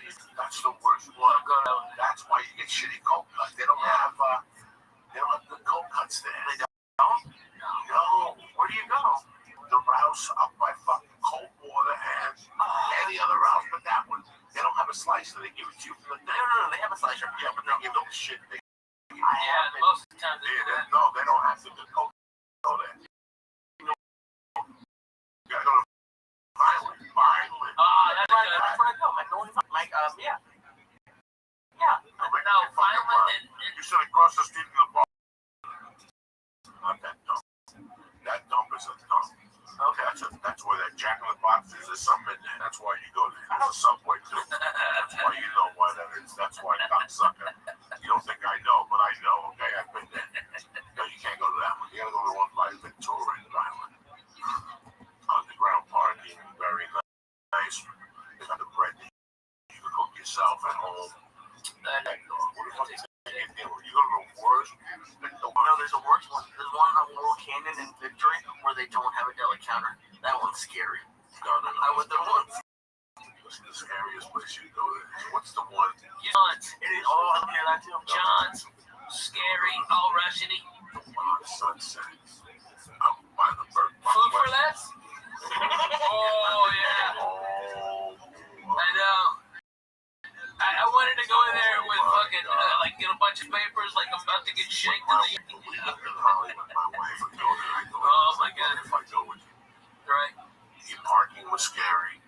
Oh, my Everything God. was scary. It's One of the funniest jokes about that place is Felipe. Felipe goes to Food for Less. It's the only place you go in this drug dealers in the outlets. Crazy. Like this fucking... It is a fucking... How are spoons? I'm missing. Just shot a CD in San Jose.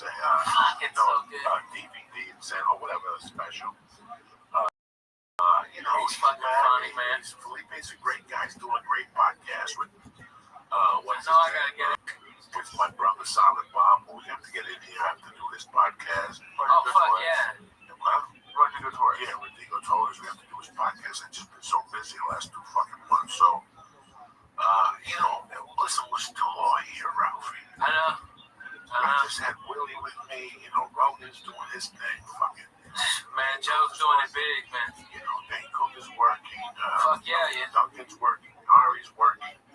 We're still here. I guarantee that nobody had this to be here. Josh Wolf was at Syracuse this week. He's working. I like Q's. Q's in the house. Oh my God. Q's in the house. Oh my God. We sit there. We were the original Sunsetters. Yeah, man. Me, Wolf, Dougie. Yeah. Mitch Hedberg, Nick the Oh, man. That whole neighborhood was rocking. Dude, I just hung out with Doug. He came and stayed with me. And Andy Andrus and fucking Junior Stopka. They all came and hung out at my house. Fucking hilarious. Those motherfuckers. Oh my God. Okay, if anybody out there is in entertainment, put a camera on those motherfuckers. They're all degenerates. They're all fucking weird, and they're extremely goddamn funny. And they brought over these singers, Bird Cloud, which are fucking hilarious. Google "Washing My Big Old Pussy." Okay, yeah, that's a real song. And they passed, one of them passed out on my couch, and my dog Biscuits went up and Facebook like, hey, something's wrong with your lipstick. Let me touch it up.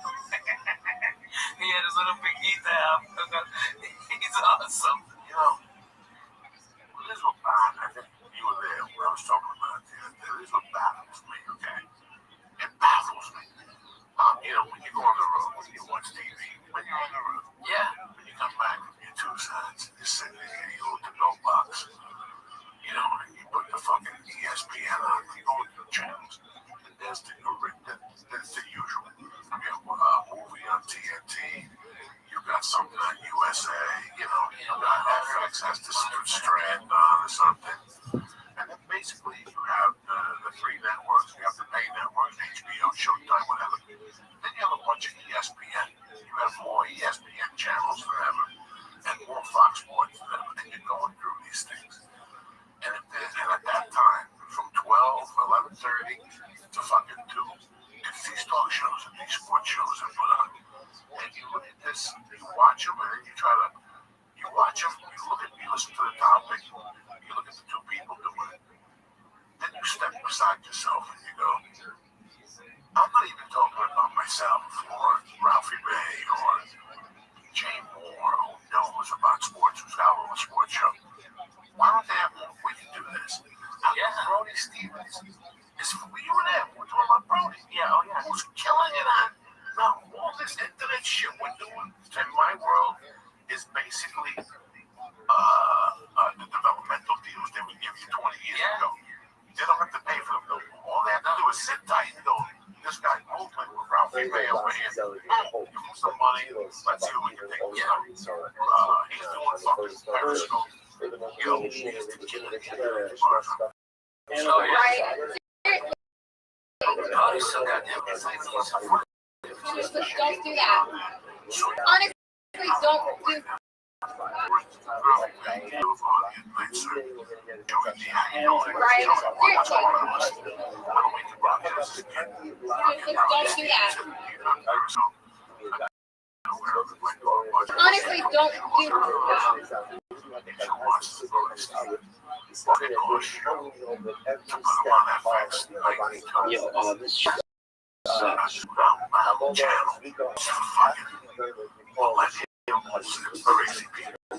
Oh, yeah. Brody be great. How bad can it be?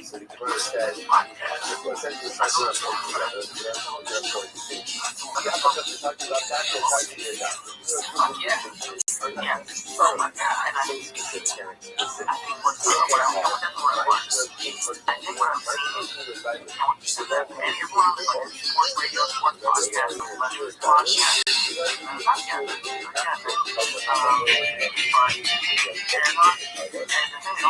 personality and entertainment. And I think that big people like ESPN and Fox Sports don't really want that. They want it to a degree, but not really. Because comedians have taken over podcasts. It's not even close. It's not even, and some of them are bad. There are a lot of bad ones. But the good ones are good. That's why Jay Moore is good. He's a comedian. He's entertaining. And then people like sports talk shows they're talking about that are just awful. And they haven't had ESPN no one to listen to. So it's like almost like athletes. When they have a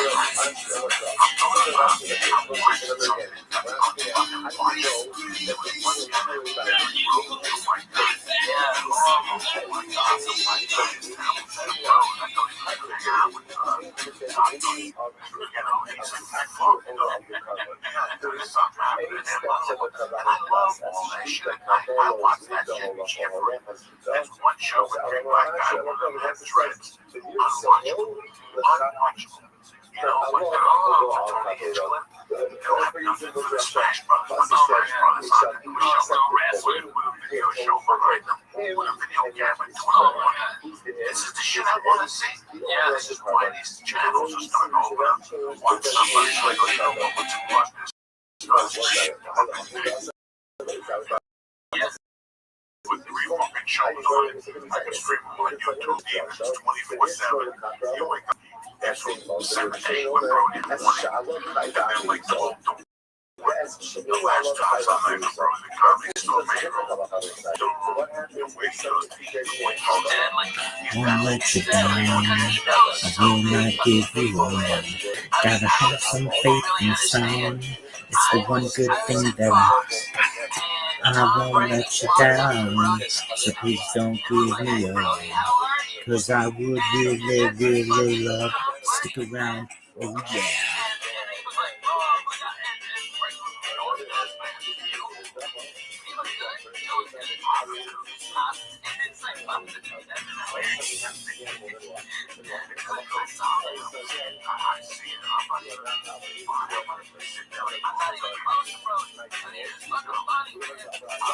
Heaven knows I was just a young boy, didn't know what I wanted to be.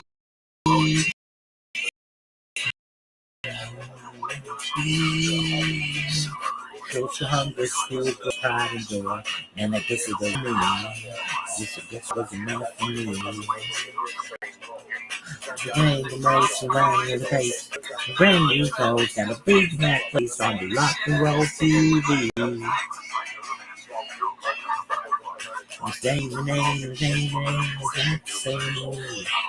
I'm so happy. It was so sick.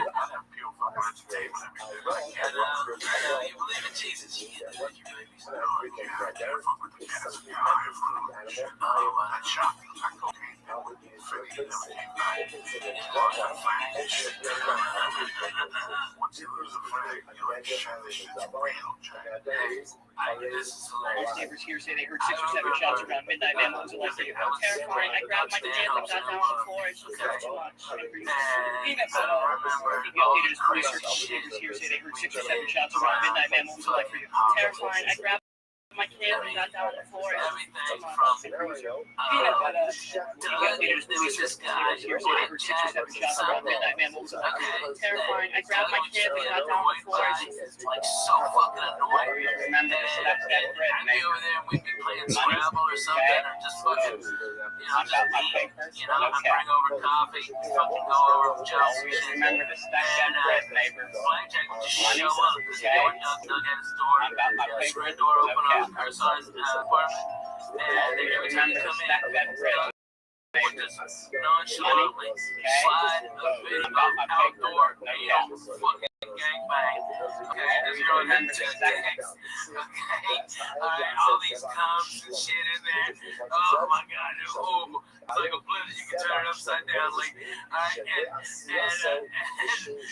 while mouth was a gang, okay, alright, just gurgling, comes and disgusting, alright, a fucking fly fucking came in, alright, and that fly was there on the inside of her asshole when the next dick came in, and you could see it going in and out with the fly and the puddle of comes on the end of that guy's dick.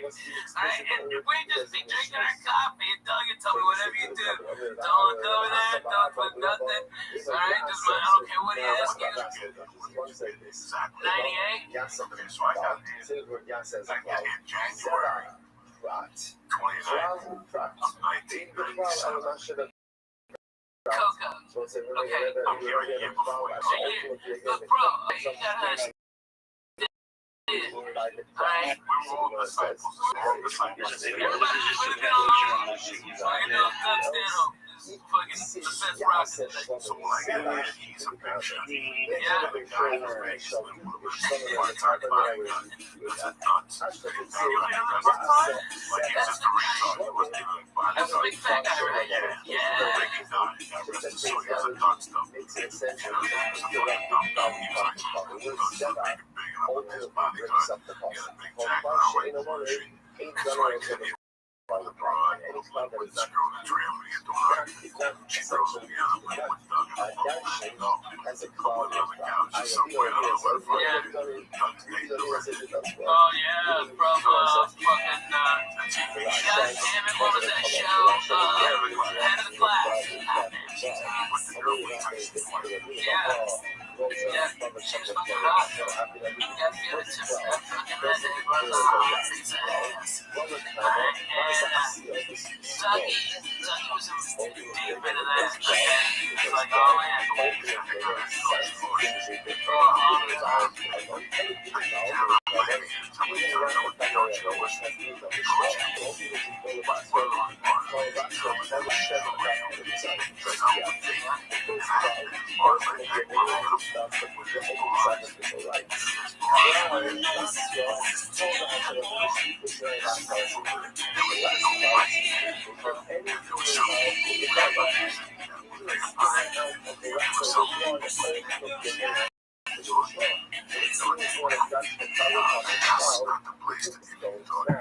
Look at this athleticism.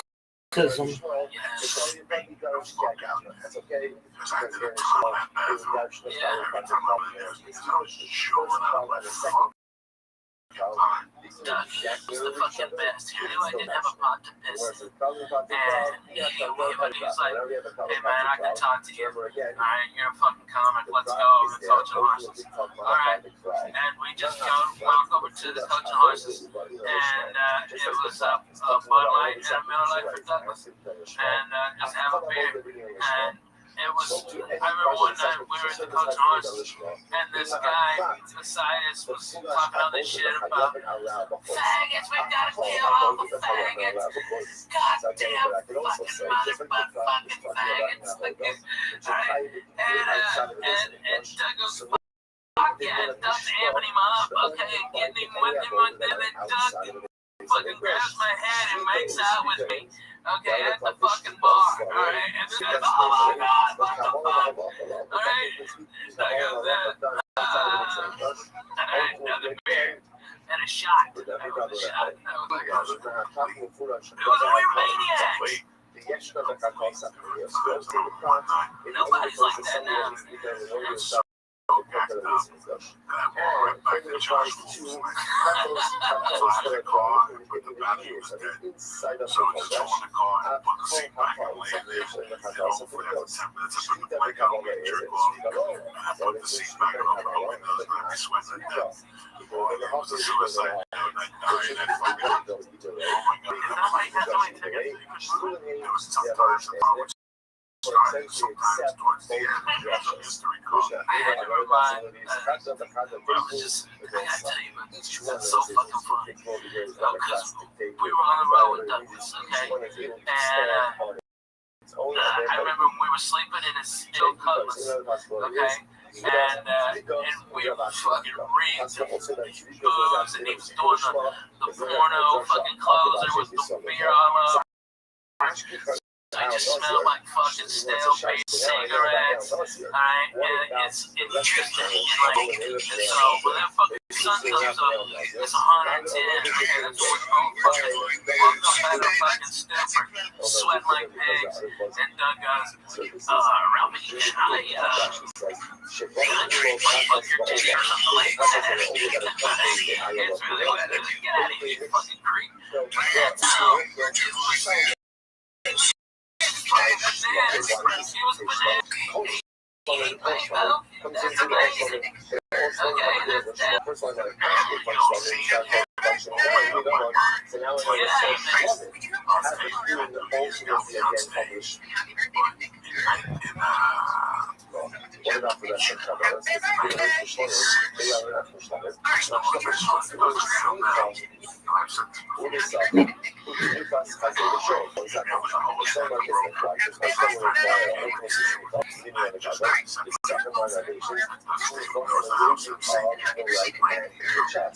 Wow. By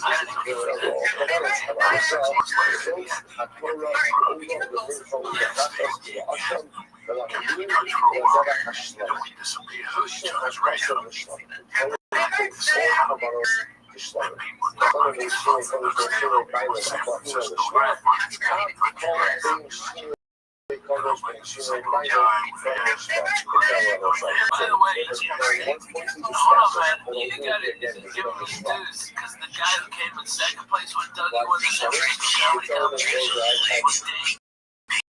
Okay?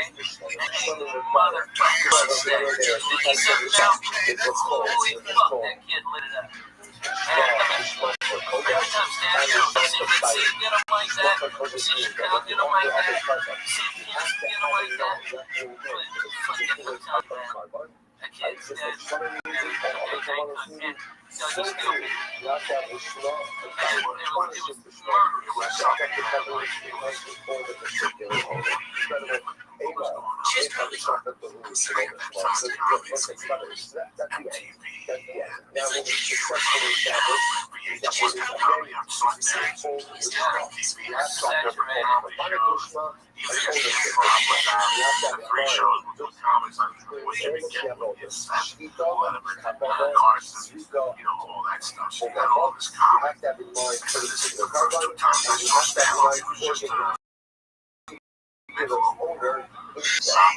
That's what we established in the last block. Then you're going to ask the right to for 1 second. The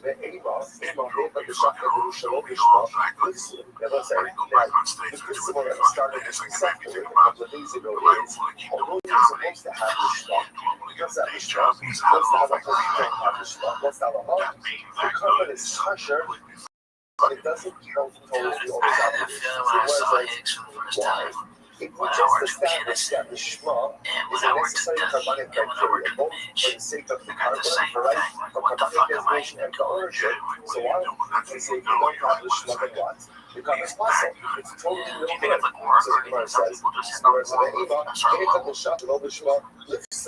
the carbon should be muscle once you go ahead, once you go ahead, for the shema,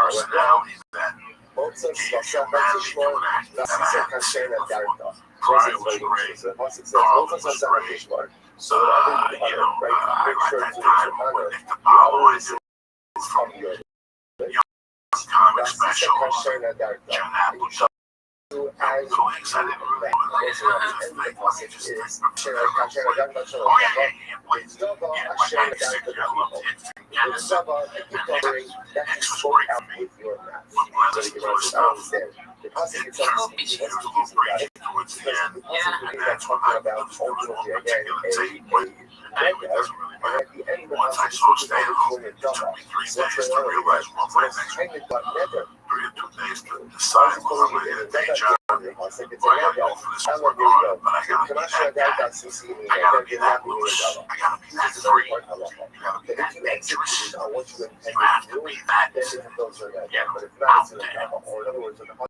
And not, you gotta be like the rest. That's why when he came here, he was getting the improv this time. He went to the festival and Burbank, and told the guy didn't move for some shit. You know, he fucked the chick in Bill Maher's bed, and he had to write an apology.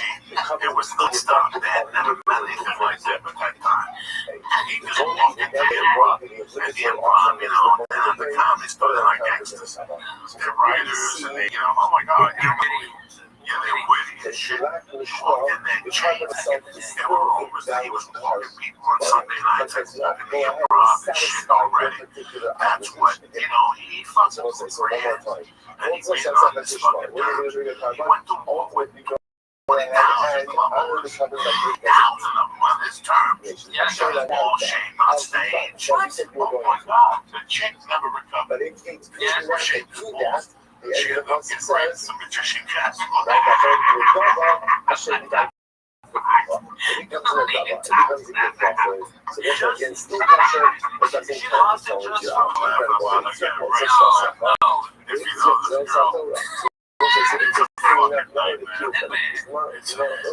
the 30th one, right?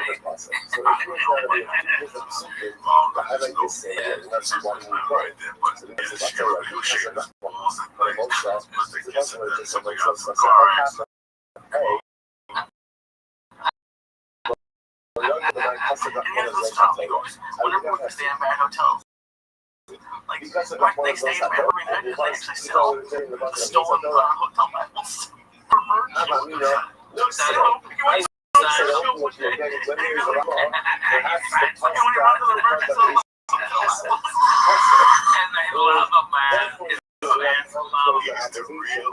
He's the real deal, man.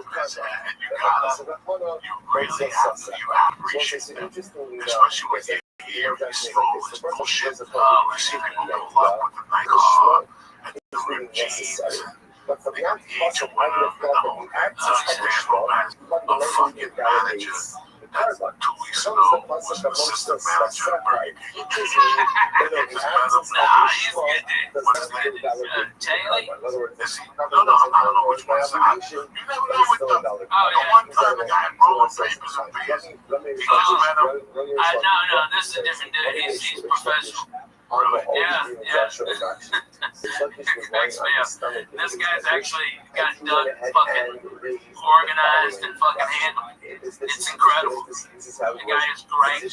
Bust his ass. And then when he came in, he got Doug all settled in and fucking found out the ticket count exactly.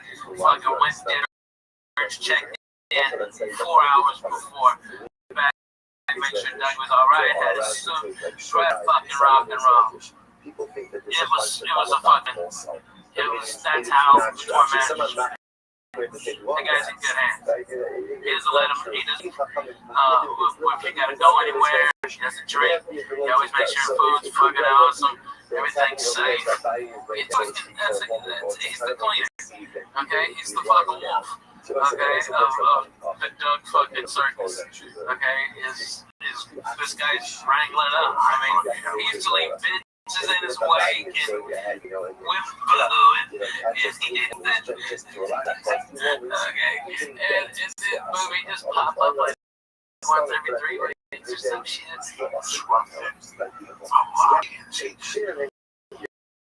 He disrupted everything. Comedy store when that shit is born. Right? He disrupted a lot of Sorry. Yeah. It doesn't make sense, right? Is he he's a nice guy. That's what made it so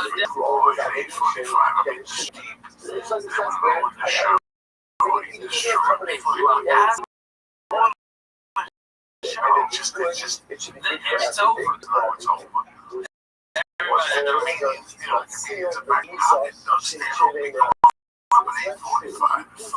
Yeah, it was deadly. Sometimes a comment should be evaluated. early. doesn't He count slept late, towards so I the get up and leave. obligation of He had an the extra car For for the example, convenience. there are I got to put gas in it because the gas meter was broken. So you never knew where you stand. So as soon as you get the car, That was a total scam, right? Yeah, total scam. That's how he put gas in his car. Yeah, man. was the needle busted. No, the fucking needle worked perfect. Okay, you just tell that split to get it's broken. It was I'm telling you. It was a total scam. It was a fucking dude. Well, that's on you. You should put That motherfucker was on his disco. I go with you. I put $10 in it was the same as the Oldsmobile Street. Fucking beat the shit. That motherfucker one time and it moved.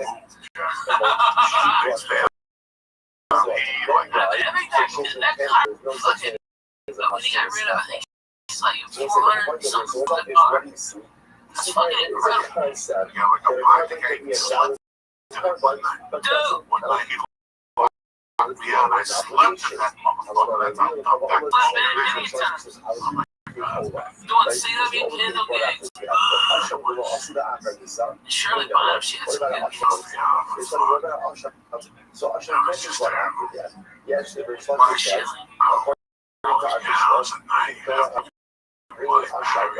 yeah. But he had a very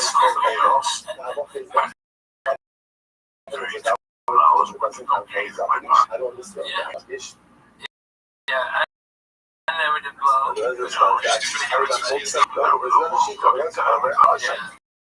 But it wasn't said that Usher was treated like a hot dog. Usher was actually a table of a car bike. But it's what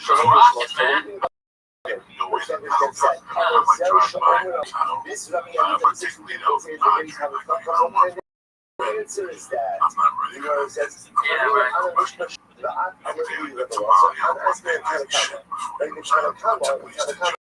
as a very slice of its what's the principle? Cover is down because it doesn't have to its owner. And in the current one is there are only two so much different.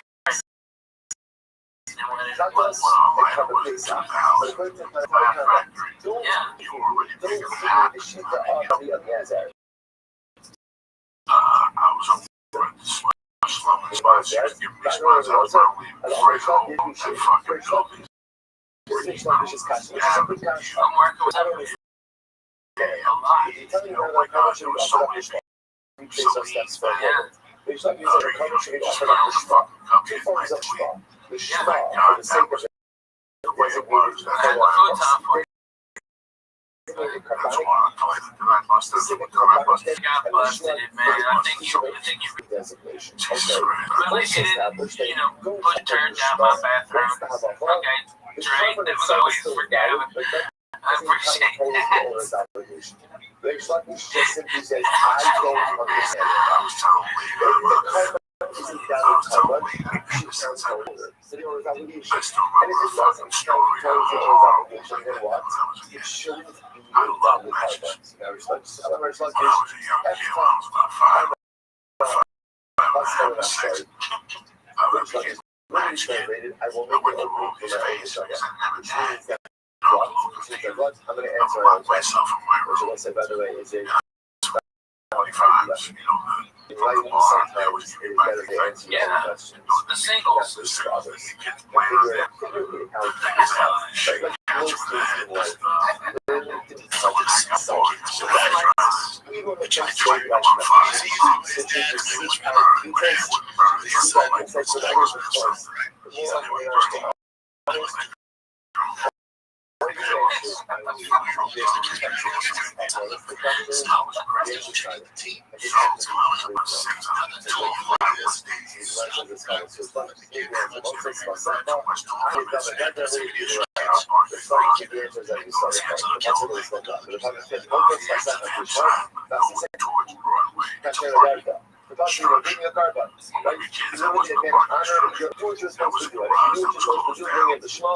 then it'll be ultimately again a neder. But if you don't, it'll become a neder. How the Bible is talking about neder? Why does it switch to neder? As we just said, is teaching us the halakha. So if you're going to cover the shlach, then ultimately again it will be halakha l'maisa yours. If you don't do it with shlach, then at least it's in your stomach, which means it's a valid carbon, but doesn't come forward the obligation. That's the source.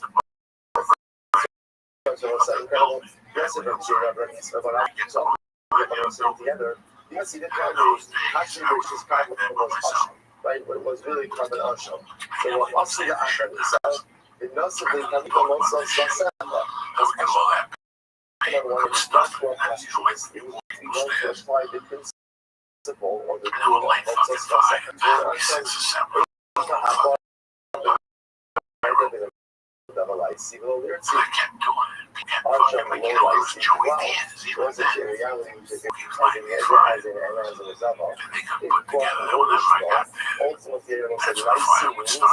Should be accepted as a carbon, which is not work for the particular organ. Asham is different because the Asham cannot be brought as a neder or a so they will like supply. If you can also report the Shema, it should not work at all. So that not the Shema is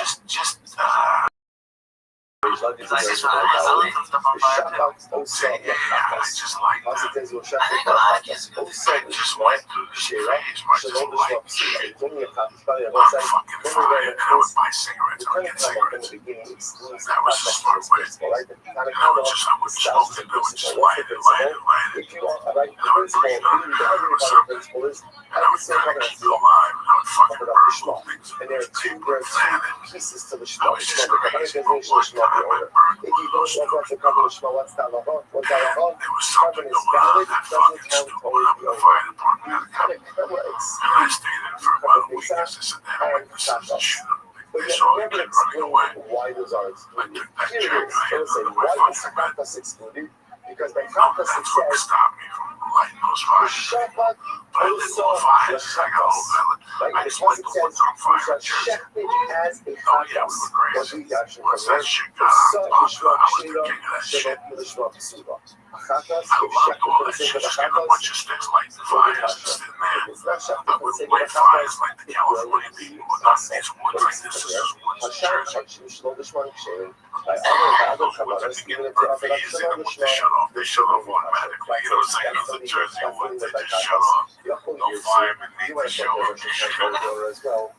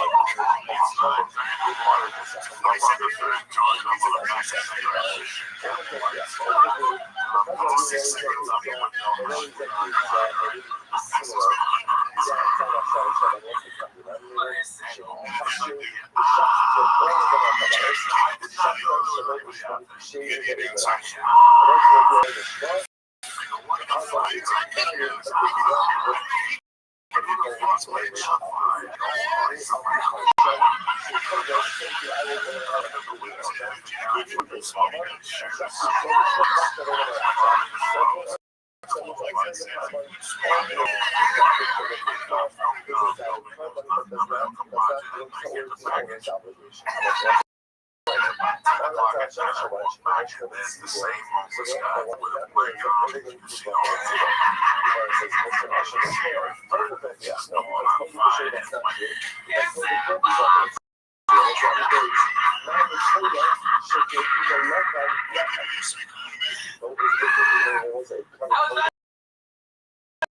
Across the hall, and the fire department did come by. If anybody, I don't know, that fucking bomb dropped to the fucking alley, flicked it on, fuck him. Get that dirty bomb the fuck out of our house, it's creeping us out. It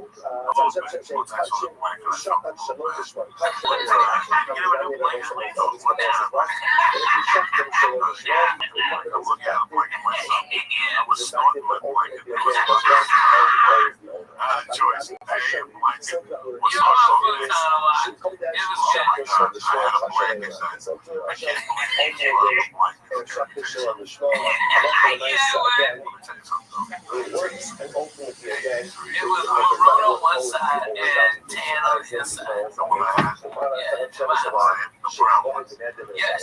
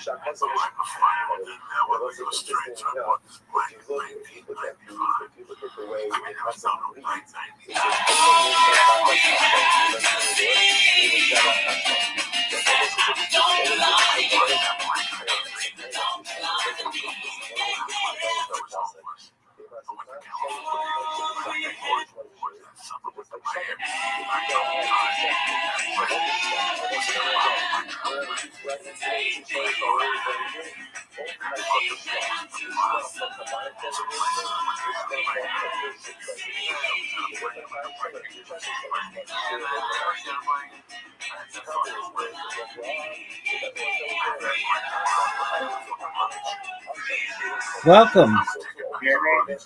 Yes, sir. Just one moment.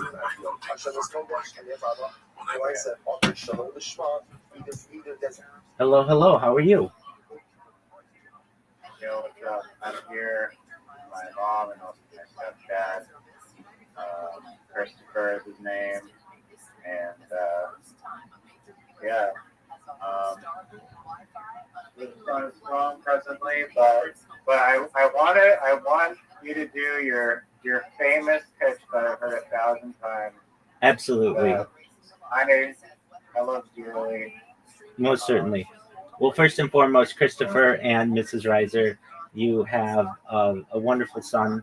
He's an excellent friend, very smart, very funny, and I appreciate him a lot in my life. So with that, thank you for the opportunity. Pleasure to meet you all. My name is Rabbi Rothschild. I stream my life 24 hours a day, 7 days a week, 365 days a year for world peace. I've been streaming since the pandemic, more than 3.5 years for world peace. I have more data archived on the internet than any person ever. If you weren't aware, my life is very much like The Truman Show or Big Brother, if you're familiar with what those are. If you weren't aware, in 2018, The Economist magazine stated that data, specifically human data, had overtaken petroleum as Earth's #1 resource. And I have more data archived on the internet than any person in global history, which may make me an influential person someday. And if that happens, it will be my privilege to make you, your friends, your family, all independently wealthy if you're not already. I want to make sure that you have the ability to create generational wealth. And most importantly, I'd love the opportunity for you to be able to start charities and philanthropic organizations of your own.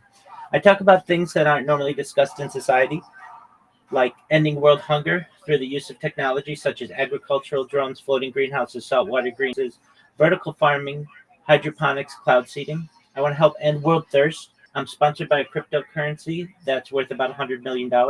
And one of the things that we do is we build wells in developing nations like Nigeria for the benefit of the less fortunate. Additionally, I'm an advocate for the LifeStraw program. And most importantly, I'm an advocate for for desalination technology, where we pump Earth's seawater onto land and make it drinkable. I talk about a lot of things that aren't normally discussed about the future, things like anti-gravity, antimatter, faster than light travel, faster than light communication, things like nuclear energy, including nuclear fission, nuclear fusion. I love to talk about artificial narrow intelligence, artificial general intelligence, artificial superintelligence. I love to talk about things like invisibility cloaks, Santa Claus machines, replicators, space elevators. I love to talk about space tourism, terraforming of other planets, interstellar travel. I love to talk about things like de-extinction. If you weren't aware, the first successful de-extinction took place in the year 2003 with the Pyrenean ibex, which was a goat located in northern Spain, southern France. Fast forward to the year 2021, a company out of Dallas, Texas is founded, known as Colossal Bioscientific. They've made it their goal that within the next 3 years, or by the year 2028, to reintroduce the woolly mammoth into the Arctic Circle utilizing Asian elephant surrogates, which I just think is a mind-blowing goal. Additionally, they want to reintroduce the Tasmanian tiger following the reintroduction of the woolly mammoth, and then the dodo bird, which I think is really exciting and I want to be able to capture. Additionally, I'm an advocate for other types of technology like life extension technology. When you both were born, the average life expectancy for you was about age 80 years old. I want to increase that. If you want, with your consent, this is all with your consent, but I want you to be able to live to be 100, 120 years old through the use of technology such as oxygen therapy, human growth hormones, stem cells, peptides, things like nootropics, cryonics, cryogenics, things like perhaps peptides, cold shock therapy, things like perhaps red light therapy, ambrosia therapy, testosterone replacement therapy. But you may get to be 120 years old. You may say, Rabbi, back in 2025 when we spoke, I didn't know if this would all come true, but it has. It's been a wonderful run, but my body's starting to break down. What's the next plan? And again, this is with your consent. If you want, you may be able to utilize a type of technology known as mind uploading technology, where, again, with your consent, we scan your brain into a computer like a CAT scan or an MRI, knowing where every atom is in your central nervous system and your peripheral nervous system for later download. As an android, an avatar, a cyborg, a cybernetic being, a clone of yourself, a robot, an ethereal being, whatever you want to be. But essentially what I'm saying to you, Christopher and Mrs. Reiser, is that you may have the opportunity at digital immortality. What are your thoughts?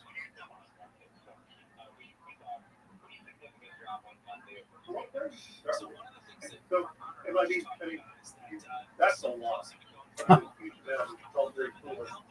I had familiarity with a number of the technology and trends and innovations that discussing is fascinated by many of them. But I think the thing I'm probably most fascinated by from everything you just said is, so you've been living your life 24/7 online and recording that. What's the origin story behind that? What compelled you to make that choice? Great question, Christopher. I am by trade a certified project manager. I've launched apps very successfully on the App Store and Google Play, which has allowed me some financial independence.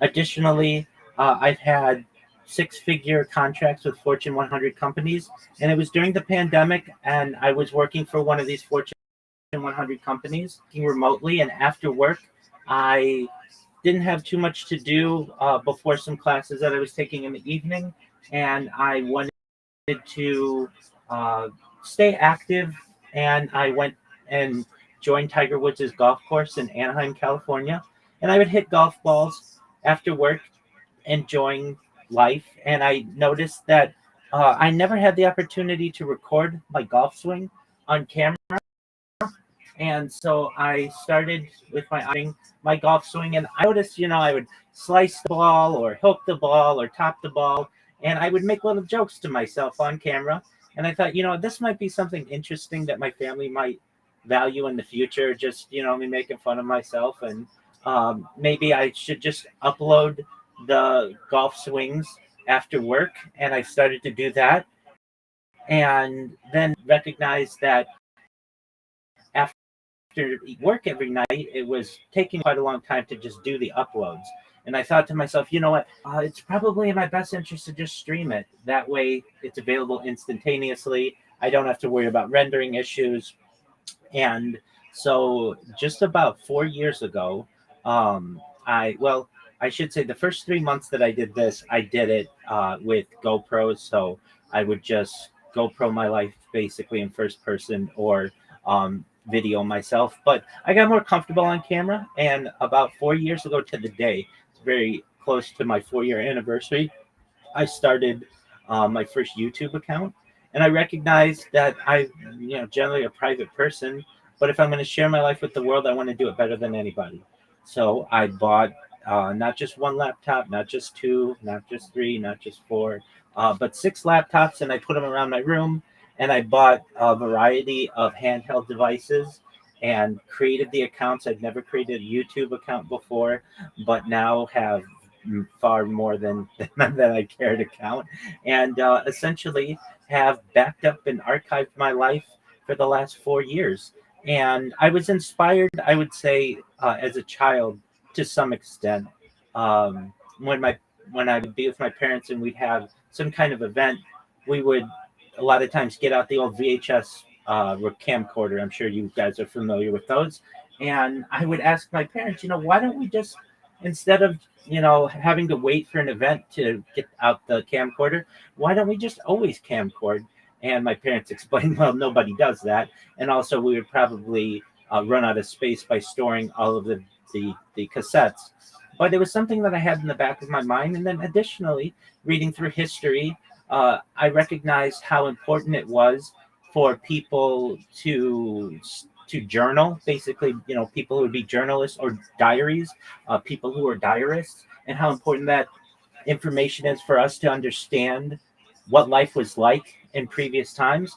And I thought, I'm a single individual and have the ability to perhaps dedicate some time in my life to live stream. I did not think it would take 4 years or so. I didn't know how long it would take to be able to build a community and meet so many wonderful people like Riser, but it's taken some time, and I'm really fortunate with the people who I've met, and I really love it. It is what somebody would have done in the past of just writing a daily journal. I do via video. It's just a different medium, and I think people will be able to learn from it in the future. 24 hours a day, 7 days a week, I keep on a radio in the background so that at any given moment throughout the last 4 years, you can know exactly what's going on in the world, not just in my life, but in global history. And I just think these are positive things for the world, and people may be able to learn from in the future. So, long answer to your excellent question is really just recording my golf swing was the thing that started this, and here we are 4 years later, and I have absolutely fallen in love with live streaming. Really cool. It's really kind of interesting where something little like that can grow into something really big. But I want to be clear on one thing, just so that I understand.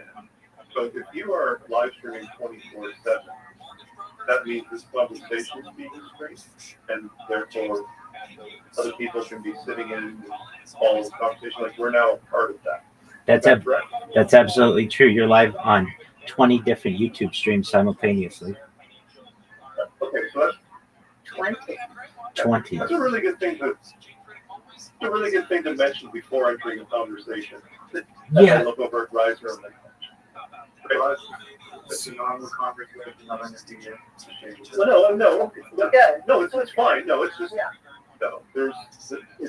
It's one of these. It's just one of these consent things. And by joining it, there's an implied consent, knowing that here's how this works, and therefore if you're doing this is what you're consenting.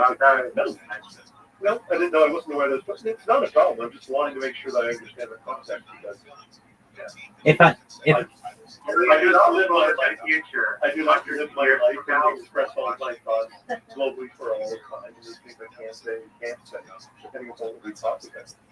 So I felt that awareness is important. That's all good. Yeah.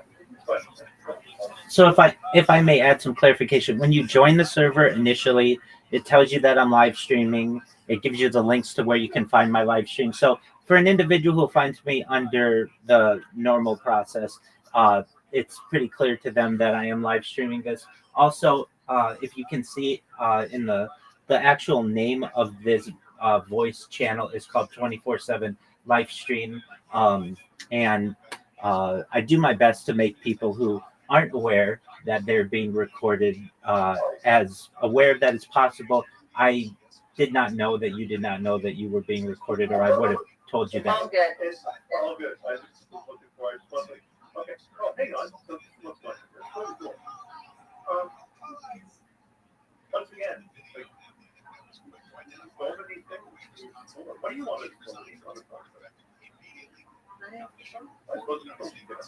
Yeah, very, very nice to meet you because I have actually heard your name quite a bit. I'm just wondering why there are 20 YouTube channels. Oh, like, are they all themed differently or? So I have redundant streams in case anything ever happens to any of them. Occasionally, I'll get a copyright strike because somebody played a copyrighted song or a part of a sporting event was copyrighted, and so I do my best to ensure that none of them get banned. But if any of them do, I have redundant streams and basically backups of backups. Additionally, you can watch my streams you can watch me in 360 degrees. So there's this angle, there's behind me, there's an angle, and then there are forward angles. So if people prefer a different angle of me, they can certainly enjoy it. I also have ceiling cameras. So really the answer is kind of twofold for different angles based on preference, and then also ensure I have backups of my streams.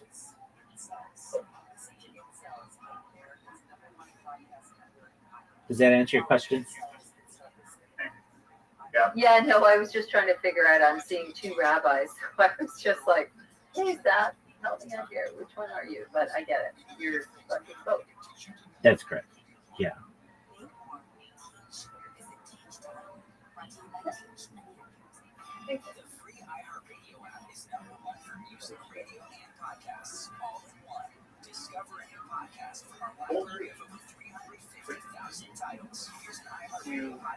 You listed a long set of interests. That's correct. What's your favorite one these days? Actually, probably extraterrestrial life is my favorite. Even though I didn't mention that one, that is definitely one that fascinates me. I have both been an skeptic at times of my life and a believer at other times of my life. And I love hearing people, no matter whether it's true or not, if aliens exist. I love hearing, I love encounters with aliens, allegedly abductees. I love hearing perhaps the stories of alien craft that allow us to enhance technology. I love the idea of getting off world eventually. I think it's an inevitability of human society, perhaps not a or two, but the longer that we are able to evolve, eventually I think we'll be able to get off world. And then what does that mean for humanity? The next closest solar system aside from our sun is essentially like Alpha Centauri, which is like 3.8 light years away. So it would take, if we were able to travel the speed of light, about 3.8 years to get there. And would there be life there? If not, where else may exist in the universe? Are we here alone? These are all questions that I think I'm not the only person who ponders them, but I think they're things that are pondered humans in general, and that opens up an entire world to me of different alien species, where they may live, how they live, what kind of societies they have, what kind of technology they have. There are certain theories that perhaps Earth has been seeded here by some of these alien civilizations. Whether that's true or not, I don't know.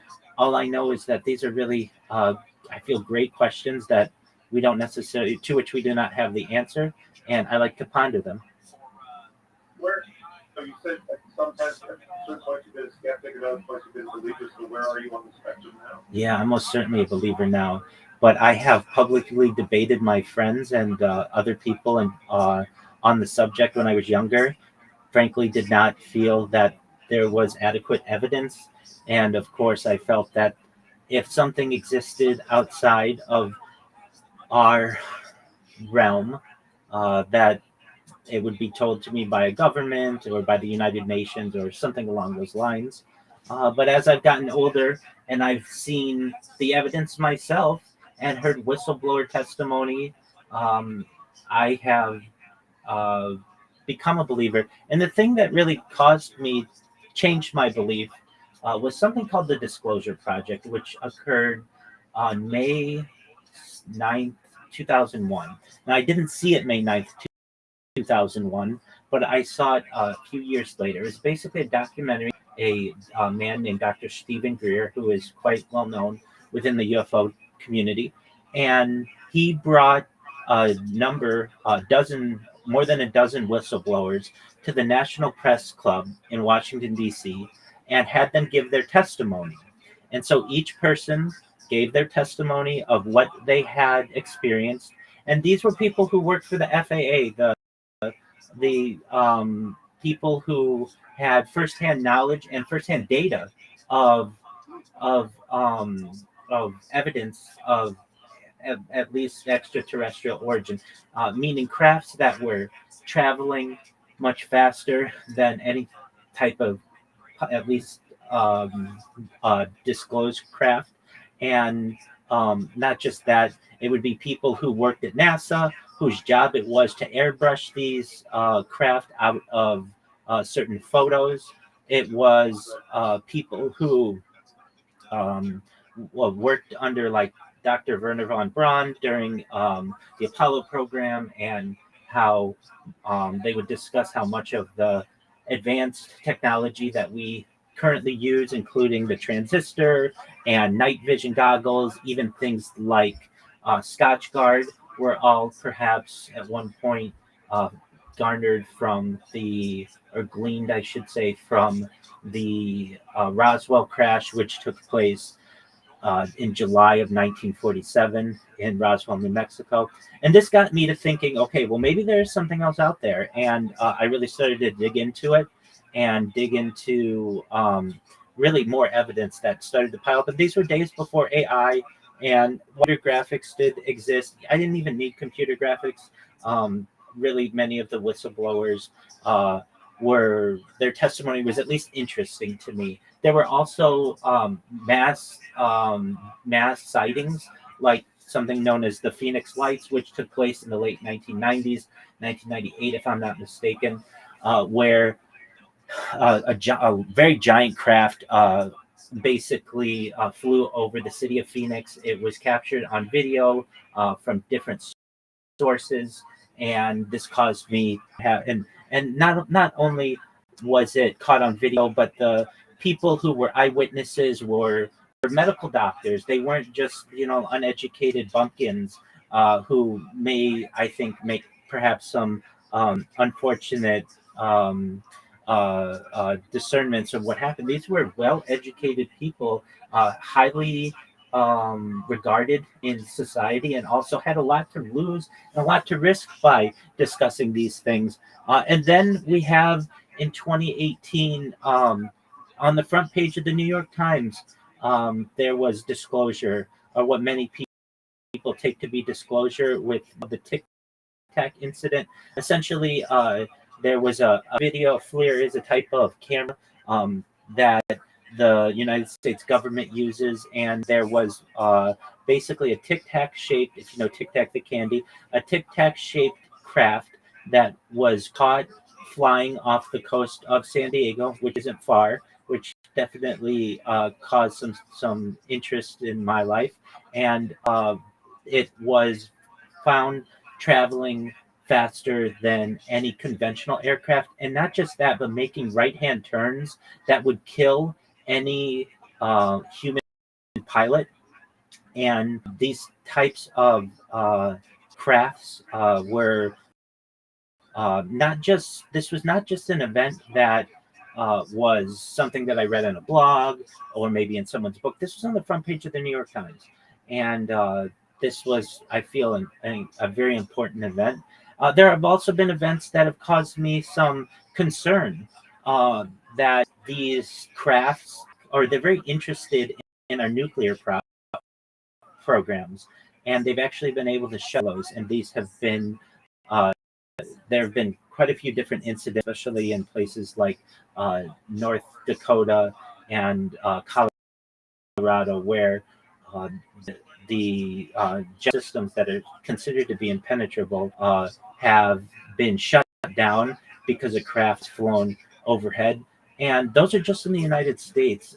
Then, when I started to learn about the different incidents that happen globally, particularly in Mexico and South America, so things that can happen that I wasn't aware, but so you could be stopped with your naked eye, see anything. But if you use infrared cameras, you will see occasionally flying around. And all of these, all of this type of evidence has caused me to change my mind on the subject. And then I would say most of all the my favorite story of ufology, which is the study of UFOs, is a man named Bob Lazar. Bob Lazar, I don't know if you know who this is, but essentially he was a nuclear physicist at a place called Los Alamos Labs in New Mexico, and he was a tinkerer, basically somebody who liked to work on things, and he had built a jet-powered car, and he had an article written about himself in the front page of the Los Alamos newspaper. And if you're familiar with Los Alamos, this is essentially where the Manhattan Project was.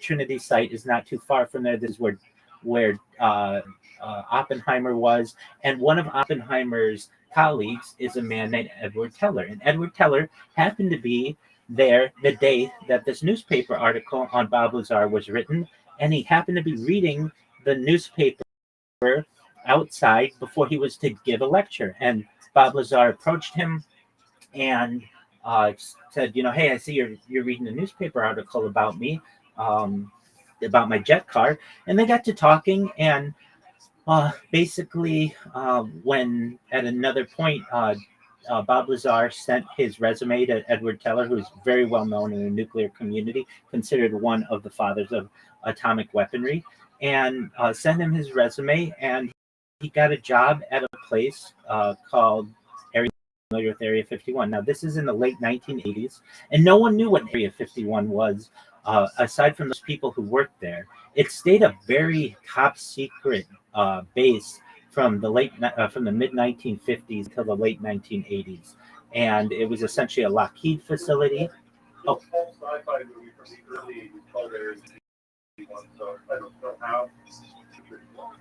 Okay, I'm going to check your date on that, because it was not known until the late 1980s publicly. So you're saying a sci-fi movie from the early 80s called Area 51? Yep.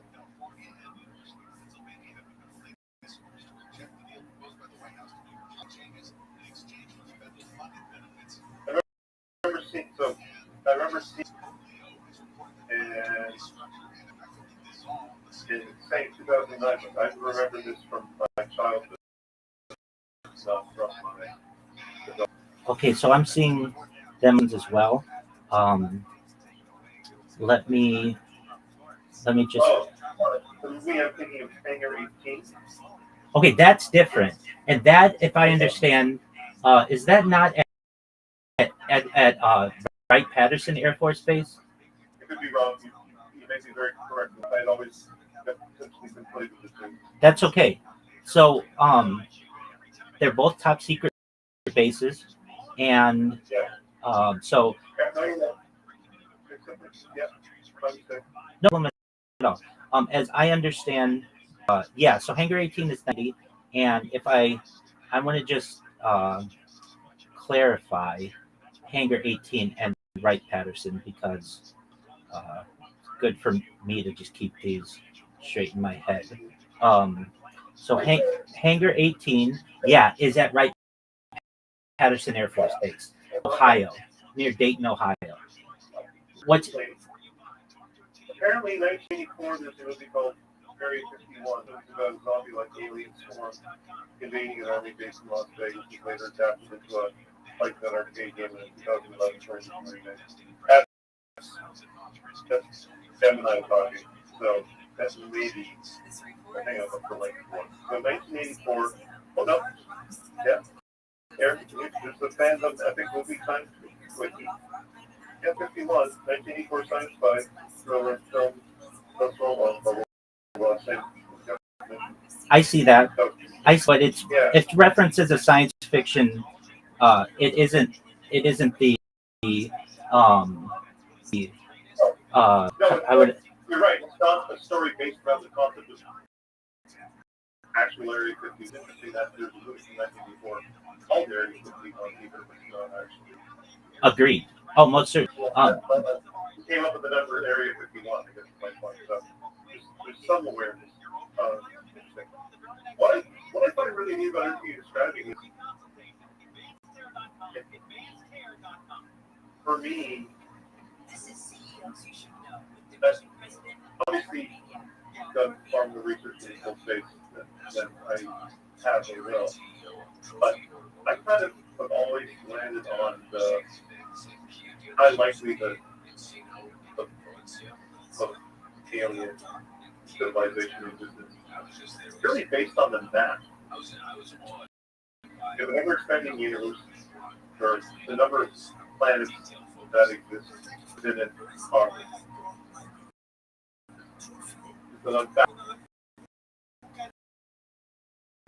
So the idea that we're the only life seems. I'm in agreement with you. This is really the Drake equation. I don't know if you're familiar with it, but it's when I was young, this was also a question that that permeated in my mind. So the Drake equation is essentially a formula developed in 1961 by astronomer Dr. Frank Drake to estimate the number of active communicative civilizations in the Milky Way. And is that basically how are we alone, and without getting into all of the specific mathematics behind it, it concluded essentially that we can't be alone with the size, or the chances that we are alone are extremely, with just the mere size of the and so I'm in agreement with you. So the idea was something that estimation about 1.5 to 3 stars per year in there are about 1.5 to 3 stars per year in the Milky Way. Nearly all stars have planets.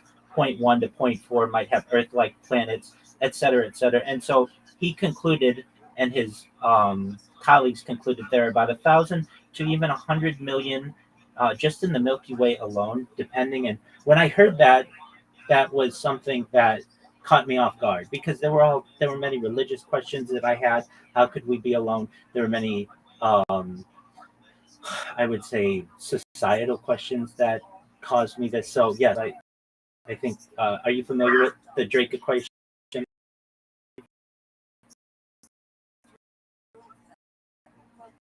No, I wasn't familiar with that equation.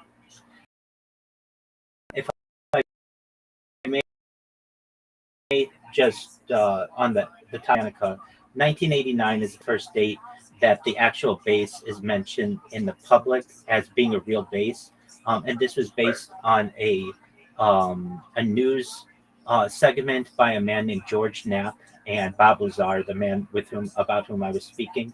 And one of the things that Bob Lazar did there, he worked at an area of this facility known as S4, and Area 51 has subsequently been the place where the SR-71 Blackbird was developed, the B-2 bomber, basically stealth weaponry.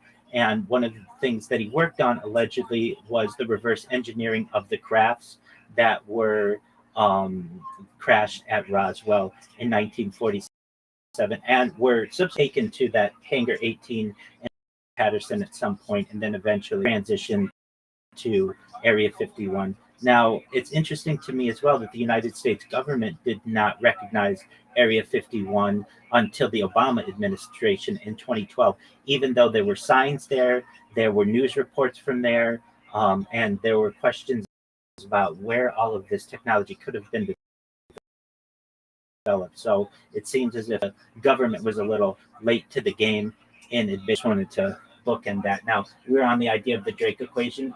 For how long in your life have you thought about the idea that just the vast size of the universe could mean that we have friends in the universe? Friends is a whole other subject.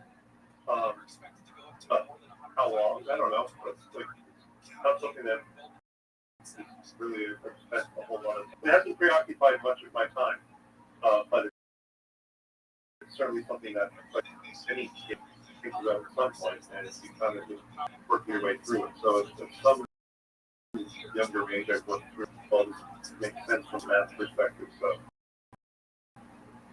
you know, the keepers. That's kind of where I left that. Not pursuit. I was that way for some time as well, definitely, and I didn't want to look into it. I didn't know what to believe. Well, I don't. Well, I don't.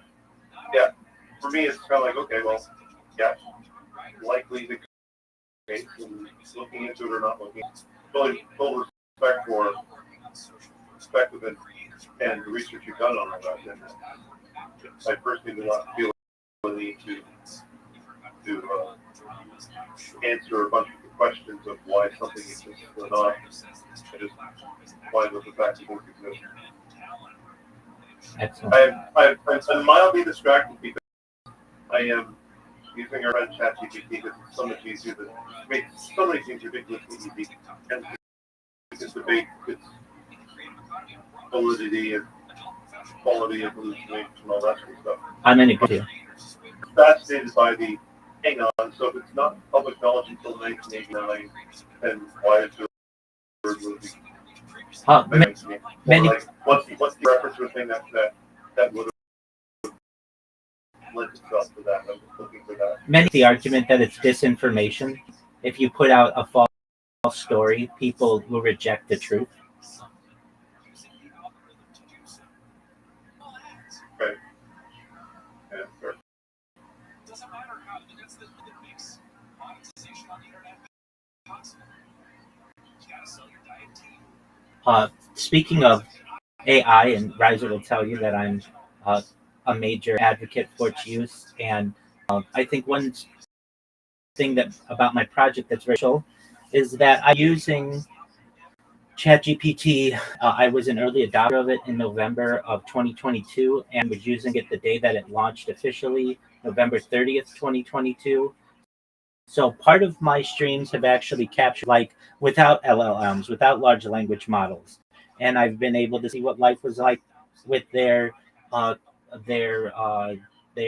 use in society, and then with the subsequent ChatGPT 1, ChatGPT 2, 3.5, 4, and now 5, and the different iterations of that, and teaching people about AI when, or even just ChatGPT, particularly on social media, but specifically in like places like Twitter Spaces, which are like audio rooms or different subjects, and people couldn't believe some of the results that they would get immediately, and it was essentially a new type of technology that no one had experienced before, likened to the first people who used search engines or the first people who used personal computers.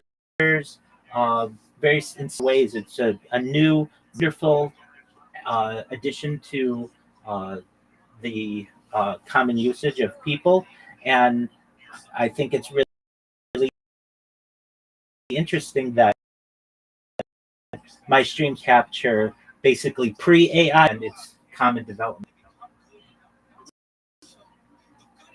Oh, respectfully, you commented earlier that one of the reasons why you're doing what you're doing is you referred to and they're both the famous irises, and I'll be captured. You know, that they're everyday books. The thing where they're capturing these ideas and the things that matter, little clippings from whatever, Tesla or just all of that. And I really like that notion, but the things what struck me when you made that comparison was that the difference between a diarist in that time and 24/7 streaming is that the diarist is curating and organizing. They're making very deliberate choices about what is included, what is not included, as opposed to saying no, everything. And the choices fascinating choices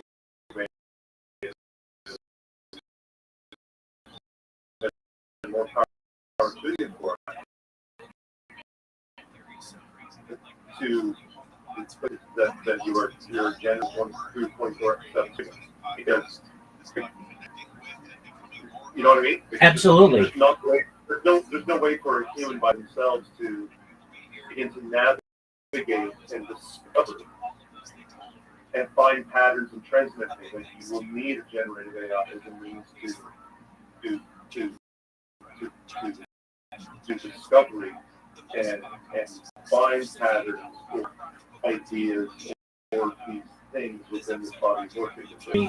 I've already been shocked at how good AI is. The videos that I give it, essentially, I can put a 12-hour video link into immediately get a summarization of everything that happened, at least from an audio perspective, where the transcript will be. And it's just a matter of time until the video can be in a similar fashion. You're 100% right, though. For one person to just watch one of my streams, it would take them 4 years at this point. And considering I have at least 20 different streams, and that's just on YouTube, I also have streams on Instagram and Twitter and Pump Fun and Twitch and Rumble and quite a few others from angles.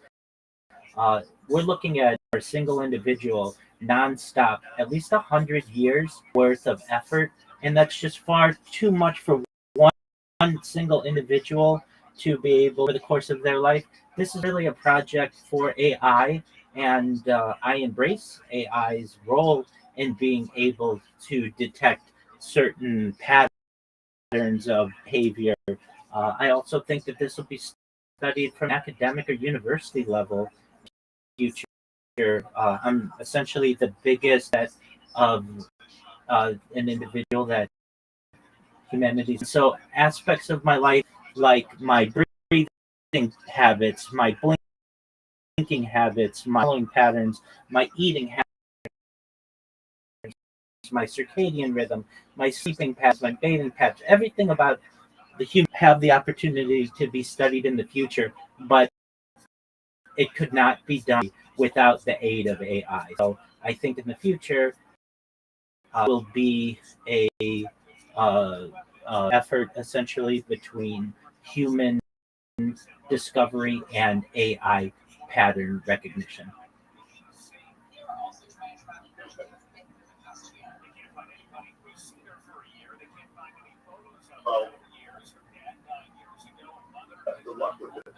Well, thank you so much. I sincerely appreciate it and appreciate the insights that you have. I wasn't aware of some of the things that you stated, particularly the Area 51 in 1984, and also being able to confirm Hangar 18 and some other really great information. And so I want you to know from every conversation that I have, I do my best to take as much as I can glean from someone, and I certainly learn from you. And I wanted you to know how much I appreciate really you taking the time to learn about my project. Thank you so much, Christopher. Thank you so much, Mrs. Reiser. Just in conclusion, I want you to know how much Reiser means to me. He's a wonderful person. He is really has a wonderful heart, and just I would say is an animal lover and a people lover, a lover of laughter, and brings a lot of joy to my life. Comes into the Discord. He certainly brings joy to me, and uh, I say this to the people who I have the opportunity to meet, and you, Christopher, and Miss Different. If there's anything I can ever do for you, whether now or in the future, I'm here for you. I'm here to be a positive person in your life if you want. I'm here to be a person who has an optimistic view on society, and just more than anything, I want to give people hope. And if there's anything I can ever do for you or Riser, please don't hesitate to ask, okay? Thank you so much. That means a lot. Absolutely. Well, wonderful. Thank you, Riser, so much for the opportunity to meet your family. They're lovely. I can see how you are, the way that you are, with the kind people that you have around you. I'll let you continue with your family, and Riser, you know I'm always here for you, okay? Sounds good. I appreciate you taking the time to meet Christopher and my mom briefly. Excellent. Yeah, appreciate it. We'll talk again soon. I look forward to. Oh, before you go, how was Yellow? We took her to the vet, Right. And we giving her a new diet and some probiotics. So hopefully the issue will clear up in the next few days. Excellent. Please keep me updated, okay? For sure. Excellent. Take care, guys. All right. Good night. You as well. Peace.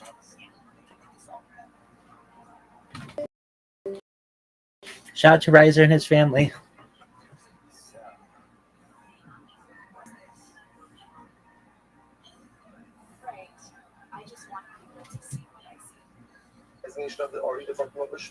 The covenant works, but ultimately, again, is not effective towards the owner. So this is 1 second. My cause is that, so let's say, I just want to talk about this a little bit. My cause is the actions to Shlomim. Why is it that we are comparing this ultimately again to Shlomim? Why not compare all kavanos to chatos? I will say that would be a very scary comparison. Why? Because what's the law about chatos offered up to Shlomo? Right? Everyone agrees it's not good. The covenant itself is invalid. So why not say that all kavanos are good? Why do you compare all kavanos to Shlomo? Why don't you compare all kavanos to chatos? Jewish people said, no. Hamid Rachmana Osa. Because remember again, the Torah already excluded chatos. How so? Because the pasuk is the Samach Hasyado al Rosh Chatos, the Shabbat Osa l'chatos. Rabbi said that there are a couple of key psukim that we have in these daf. That's one of them. The Shabbat Osa chatos l'chatos. What does that teach me? That a chatos has a stricter din of the shema. The chatos is only valid if manish shafted the shema for chatos. But again, the Torah explicitly articulates that by chatos and not by other kavanos. And therefore, Allah will say chatos is his own thing. They will say, but why is that pasuk important for us? Because that pasuk is the source of the Mishnah. That's why everyone agrees that you shaf the chatos shalom v'shma. What's the halacha? What's the halacha? The covenant is totally invalid. Right? It's not effective. Covenant and so doesn't count for the owner. Why? That phrase, the shafat osa l'chatos. So I'll say, the question is literally just a moment, to catch it up in just a second. So far, I just want to tell you or show you what we've amassed today, because this has been an earth-shattering day. Right, number one, you establish so 3 different categories ultimately of the Shema. Right, that's number one. Number two, right, the Shema by carbonic designations, ownership designation. Both of them, and where does that apply? All four of the primary sacrificial avodas: Shechita, Kabbalah, Zrika, Holacha. That was step one, although that was really a serious step, but we all know that, right? Right, so that was step one. Step two, the concept that the Mishnah espoused, that when you go ahead and you offer up a carbon show, the carbon is an effective carbon towards the owner. Where do you get that from? So most likely it all comes down to literally again one pasuk. Motza Svasech Tishmar. This is Dvarim. Glasses. Dvarim Chav Gimel Mendalet, right? Motza Svasech Tishmar. Vasisa Kasher Nadarta La Hashem Elokecha. Ultimately, again, the pasuk says, like literally, Moses. Whatever you articulate, make sure to honor it. Make sure to honor it as you vow to Hashem your God. Dava kasher dibarta, a gift offering like you spoke. The Gemara says, what's going on over here? We start talking about a neder, and then we switch to an adava. Oh, that's our case. Our case is where you set out to offer up a particular karban, and then what happens? You change the lishma designation. Oh, so in that case, what happens? Your neder becomes an adava, which is another way of saying what? Which is another way of saying that halacha l'maisa, ultimately your karban is still going to be a valid karban, an adava, but it's not going to come to yours obligation. So we'll say that's the pasuk. That's the pasuk. The last piece we got today, ultimately, if the chatos is offered up shalom l'shma, it totally does not work. Where do we get that from? Chatos lasha. By our, what was lashon? That wasn't v'shachat osa. No, sorry. V'shachat osa l'chatos. You should go and offer up as a chatos, which means they're going to both say a chatos has even a more intense thing of l'shma than an offered up shalom l'shma. Doesn't work at all. Both say that's the entire sugya. Just those three times. That's it. But again, three major pillars upon everything that we're learning is built on those three pillars. Good. So let's go back. We have a few minutes left. He wants to say as follows. The Buddha Nachman is with them. The Yossi become and they sat and they're saying the following: Kashi the Rish Lakish Ashab below Asila de Nisa. So goes to again Rish Lakish when he's on his stomach and he's measures. By what was he bothered by? He was bothered by the Ashab. That's really what he was bothered by, right? Because the Asham can't be brought posthumously, nor can it be brought as a neder and a dava. So it seems to be like, why does it fit in the category of other kavanos that if brought lishma still works as a karban, but ultimately again still works as a karban, but it doesn't count towards the other. Leina lei Rabbi Lazar, Asham nani asala kanisa. It's not true. Maybe an Asham. We brought after that on the rule of Sheshes, Asham the most sorrow. So what does it mean that Asham be brought after that? Really, Asham can't be brought after that. So what does that mean? I will say, if you have an Asham, let's say you have an Asham, you're supposed to bring an Asham, and then Ruben died. What do you do with this Asham? You let it graze, develop a home, then redeem it, and use the money for other kavanas. So in that respect, interestingly enough, technically speaking, an Asham is brought after that. To which the Gemara says, no, that's not real. In other words, it's not the Asham that's brought after that. It's the value of the Asham that's ultimately again redeemed. Not the story make karba mosara. So the truth is, because if that's the case, she's saying there's a chatos, right? If the owner of the chatos dies and ultimately goes ahead, what happens? Let the chatos graze, develop a mold, and then go ahead and sell it off. So you see, a chatos is also brought after death. The mosara means the residual value is brought, but that's not really called the chatos itself. Chatos. About the karba mosara mi tachmano. We can't bring a right from chatos what? Like we're supposed to say again, even technically speaking, though the value of the chatos is brought. Halakha l'maisa. Remember again, the Torah already gives us exclusion by chatos. Again, I'll keep up here in the passage. Shakat osa l'chatos.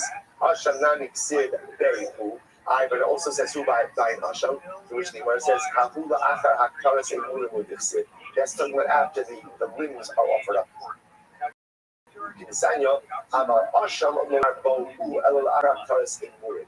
V'hu asmo emo tira emurim kasher. So I will say ultimately again by Asham, Halakha l'maisa again as we talk about after the burning of the limbs, and technically speaking, even and if that is omitted, ultimately the covenant still didn't touch. Who? Labelis. What do you do? If you therefore Damarav, Asham Shanita Kuraya, Ishakto Stab Kasher. If you have an Asham that was set aside for grape, you see, the owner died. And then what happened? Ultimately, you ended up shechting it without any particular designation. Ultimately, it's kasher. Sure. The Gemara says, Nitak in, lo nitak lo. Only if it was actively set aside for grazing. My time on Makra, who Bahag Yasoi, because the Pasuk says who, and therefore it remains in its designation until it is ultimately designated for grazing, at which point in time, even if you shafted it stamp, ultimately comes as a Bashamosai. Okay, everyone. A little bit fast, I know. I will say that's let's say that's how nice again. So I just remember the three principles that ultimately, again, I gave you just like a few moments ago. That's the ikra of the entire thought. Those are the takeaways, and those are the principles that have been using by Osai. Tremendous. What a run. What a run. This wasn't even a sprint. This was a marathon. Shkayak, everyone. All right, everyone, have a great day. Good Shabbos, good Shabbos. Yisrael Kevron is such a supposed to be able to with you all the time. You are now the majority. You're the majority, which is tremendous. You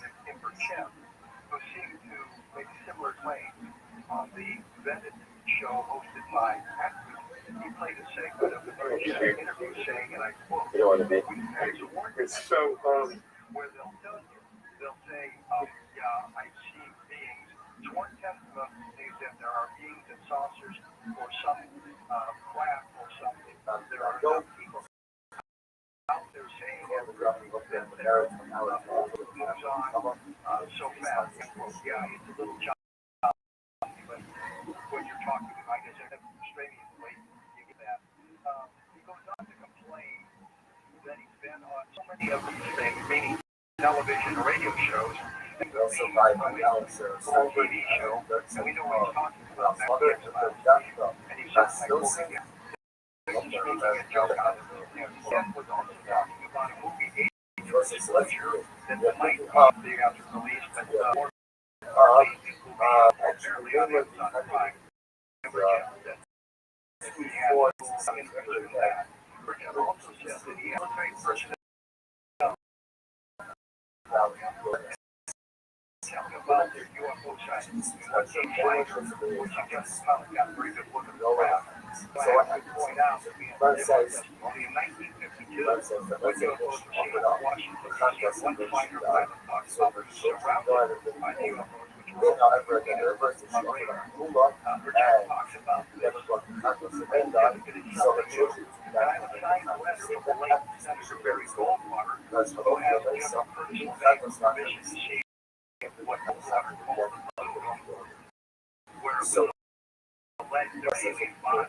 His response was to Goldwater telling them that he had again Goldwater or Marshall. I'm not sure without the feeling that there were any creatures away. And I reported along with Rothschild that just actually told us about the material recovered from the Roswell crash being taken by field. He said, I quote, it had been pretty colorful. They knew they had something new in their hands. The men and the material unknown to anyone I talked to. And besides, I was scheduled to meet with Exxon at White House Air Force Station, but it was clear that when I arrived, that he was flying Dodge. But he didn't know that I had military ID, so he had to change the demand that way. And it was clear to some and told him that he had done to me way too much about what was being happening in 1947.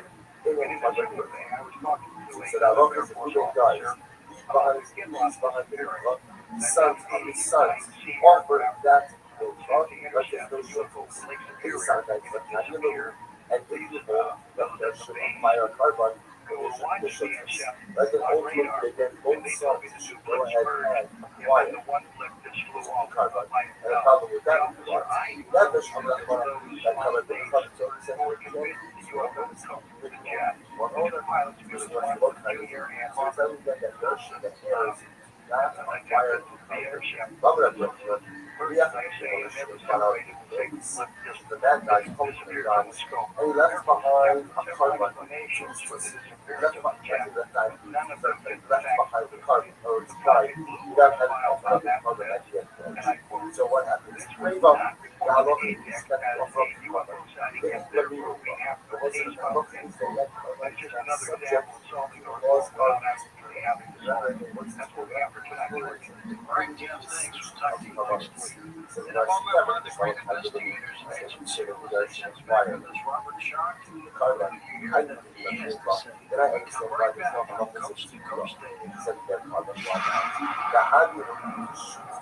Because it was like that, so I like ships I like partners on the top of those. I also have a partners train out partners that are covered for that go ahead and swap out that cover for something else. Why not? So actually once I place because I'm looking at myself. I'm looking at myself, the section of two rivers. Part of that the rebels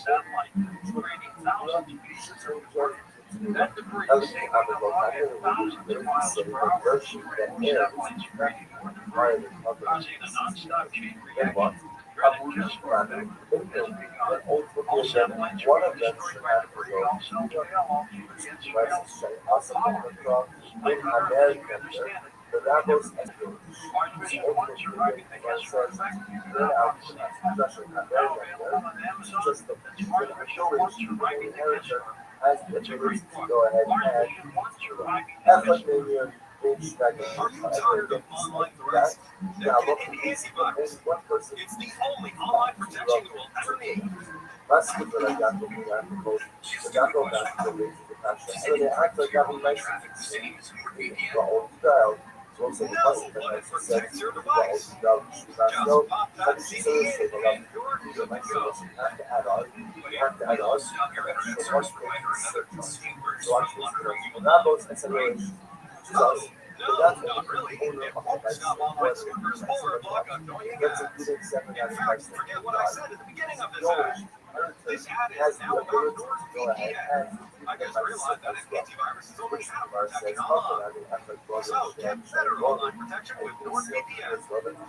It will encrypt your traffic, protect you from malware and phishing, and stop annoying ads. Get NordVPN with 77% off and enjoy 3 extra months. Yeah. Also have drink and when you drink both of the partners and how many guys have you should have I'm going to ask I'm going to ask that question. No, I'm going to so much I think faculty member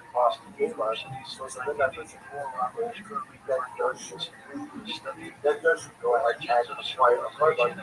Then I understand why one of them has to go to get that true up. I'm going to go back to the but also make it whole. There should be not to fight it by yourself. How this is to do that.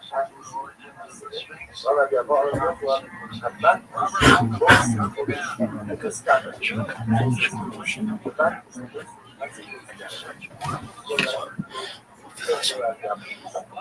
go ahead and all the standard of 6 and the one who would choose have more of the cover is one only against the that you shall know how shall have it on. And if someone of us impose your head separate out separate from the spread, but separate from his own produce. Robots have got us shalom. Ultimately, again, he has to decide each corner of it's actually a very big just as a full side.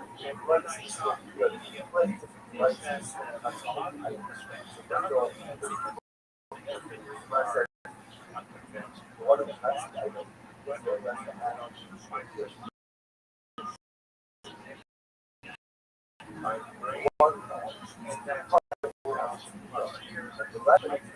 let's say what like that's what I think is the license.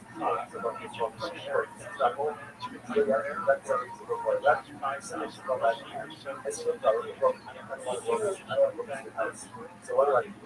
So I go ahead and I separate how much you love this crop. How many other separate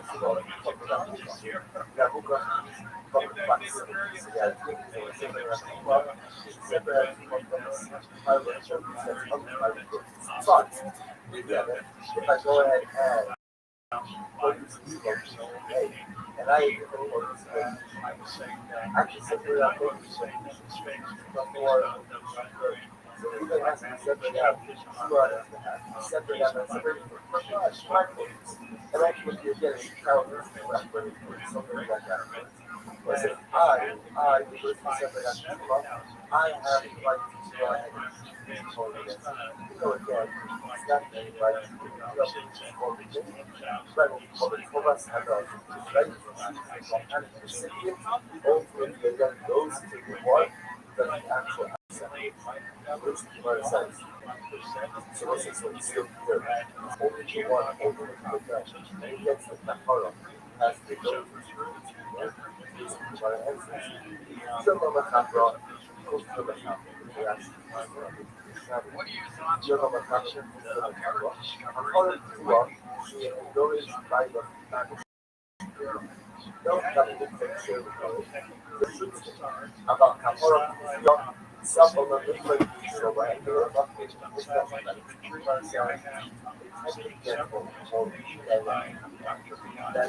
your should ultimately go ahead and inherit the cover of the marriage. No, the answer is no. Listen, remember what's the discuss that?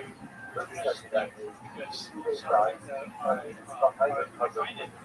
So what's the halacha? What's the halacha? Should you offer them? Let's say they died. That would die. Then what occurs? We're going to go ahead and offer up a card. Let's say, what does that tell you? What does that tell you? That she doesn't ratify a card. Why? Because she's going to try to plug up the ones. I could have dropped it. I will say second down. Have a big card. That offered up only one and singular favor for a cover. The fact that it's nurtured and tells me that right. Nurtured have the right to offer up that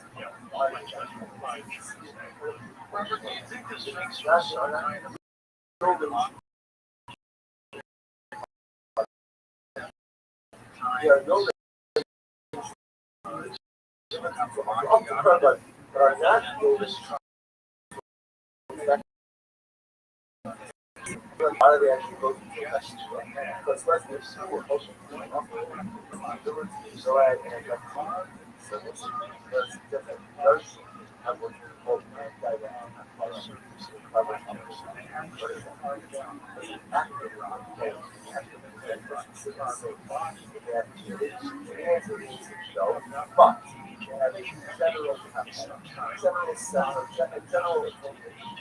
general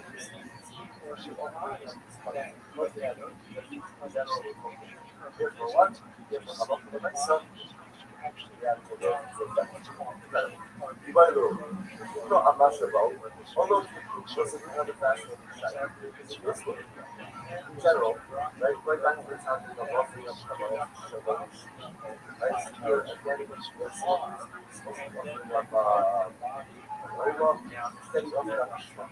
let's see we should use another 4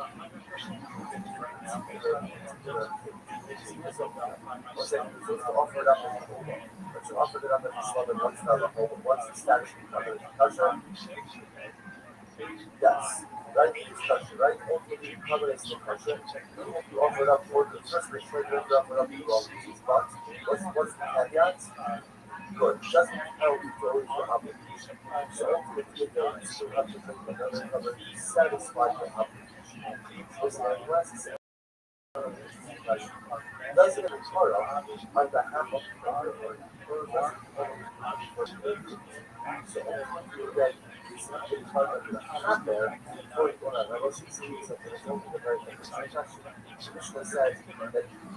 This show is brought to you by Blue Apron. Go to blueapron.com and check out the week's menus and get your first 2 meals for free with free shipping. That's right, your first 2 meals are free and you get free shipping when you go to blueapron.com/Joey. You'll love how it feels and tastes to create home-cooked meals with Blue Apron's way. That's blueapron.com/Joey. clubw.com/Joey. The show is also brought to you by Club W.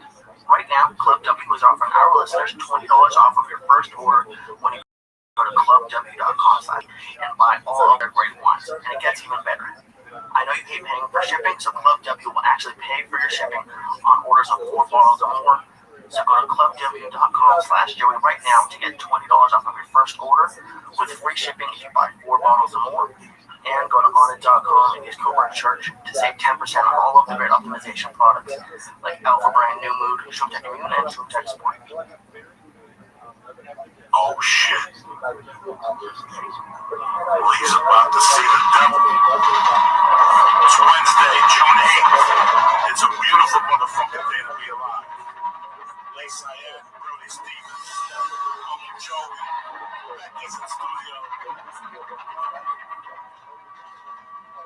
Are you kidding me or what?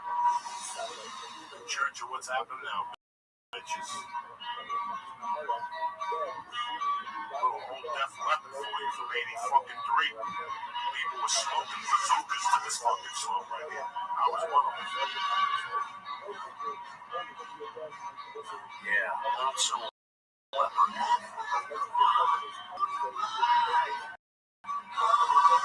remember waking up at the drummer bar and some lost his arm. I just remember waking up to MTV.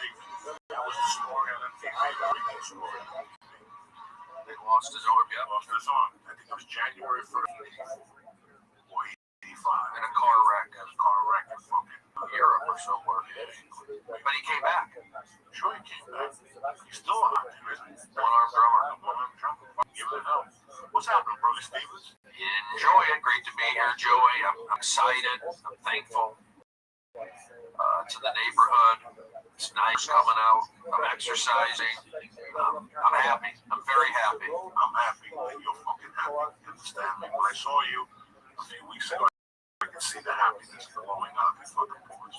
Well, it was with Hazel. What do you say? What's going on with you? I'm feeling great. Having a good day. Got some kettlebells this morning. I did 200 swings this morning. I couldn't believe it. It was crazy. We did 10 swings for 20 minutes. And that was on the minute with 24 kilograms. It isn't super heavy, but 24 kilograms is 48 pounds. 50, it's a little bit more. That's not bad. Oh my God. Wow, that's a lot. It's form matters, correct? Oh, it's not about weight. They always say, like the guy said, like, cause I don't know, I get competitive with myself. So not every class, but I try to go up in weight. But he's the guy I go with who's really big on. He wants it to be perfect form because you're doing 3,000 with shitty form. It doesn't matter. So you try to get a number of swings. It's a numbers game. Well, no, it's a class, so he tells us like we don't always. So like for today we did 5 presses on each side and 5 squats, and we did that 4 times. And then from there we went to swing. So every class is different. So sometimes it's swing for 30 seconds and to see what you get. Usually it's every minute on the minute for like 10 or 15 swings. Yeah, these kettlebell workouts you do, they get your heart rate up. This high intensity training, and I've been grinding them today also, but I just don't want to get carried away. You start feeling good and you overdo it. That's been my problem, but that's why I keep my weights down to like just a 25. So kettlebells for a few years now. Well, they were fun to do, and it was good for once I get that. You can get a great cardio workout and flexibility. So it was all for lining, kettlebells. Once you do them, you like them. Now you've always been a proponent of workout separately. Yeah, were you working out? No, I played baseball. So I was in college. I played baseball. We worked out, but I was also playing baseball. Then I went to Seattle, and I really wasn't doing much exercise. I don't know. When you exercise? Oh yeah, of course. Those endorphins, sweat, confidence, getting a good stretch in. So I mean, it definitely affects me. But sometimes I'm taking too much caffeine. That's my problem too. It's like, coffee, 2 or 3 cups a day. But I'll take a 5-hour energy. I need a kick sometimes to get me going, to get a workout in. but it's, I'm not saying I have an addictive personality, but that could be my problem. But I do like working out. I like kettlebells because I feel like it's just something outside the sun. The day I went to my old apartment, I'd go out in the alley and go out on the kettlebells in the trunk. I'll get a lay down ball. I'll stretch, I'll do some swings, I'll do some cleans, I'll do some sit-ups, and I'll do a lap or two. Like, just walk around. Yeah, exactly. You fucking get sore the next day, Jack. You're like, damn, I didn't do nothing. It's an underrated park, by the way, North Hollywood. There's a little bit of an edge to it. I'll go there, I'll take a lap there. And the kettlebells, yeah, you just drag them, throw them around. My thing is I'm playing baseball also. I like throwing the toy sometimes. You can't overdo it with playing baseball because my arm can be tender, my elbow. That's why form is so important with the kettlebells. But because I've been building up slowly and my pitching mechanics are better, I've been able to avoid injury. I'm wiser now. I'm wiser, and I'm able to avoid injury. And I'm actually doing rehab exercise in the tendons around my elbow. I've been sleeping great. I do urinate 5 nights a time. 5 nights a time. 5 times a night. All right, here's the claim. Yeah. You ready? Sure. Doctor bumped into me. Said that's what's killing me. That's what was killing me. Christ. Jesus Christ. So for about a year, my big thing was to stop at the counter. If don't work out, Papa. Gotcha. I could drink a whole thing at Starbucks and be up in 30 minutes. I could do that, yeah. So, what that does to you is, because coffee is a diuretic. Diuretic. So you drink coffee at night and you're off and running. You're having nightmares about people peeing on you. Yeah. That's how many times you gotta fucking pee. Nightmares about people peeing on you. Yeah. So I had to cut that out, but here's the secret. They say over a certain age now, they really confuse you. They say they want you to take an aspirin at night before you go to bed with a glass of water. And I'm sitting there going, I drink a glass of water, and I'm making squishy. The sleep apnea goes out the window. Because what happens with me, my sleep apnea is basic. Let's say I go to bed at 11 o'clock. I'll sleep solid until fucking 4. That's 6 hours. That's 5 hours, right? Yeah.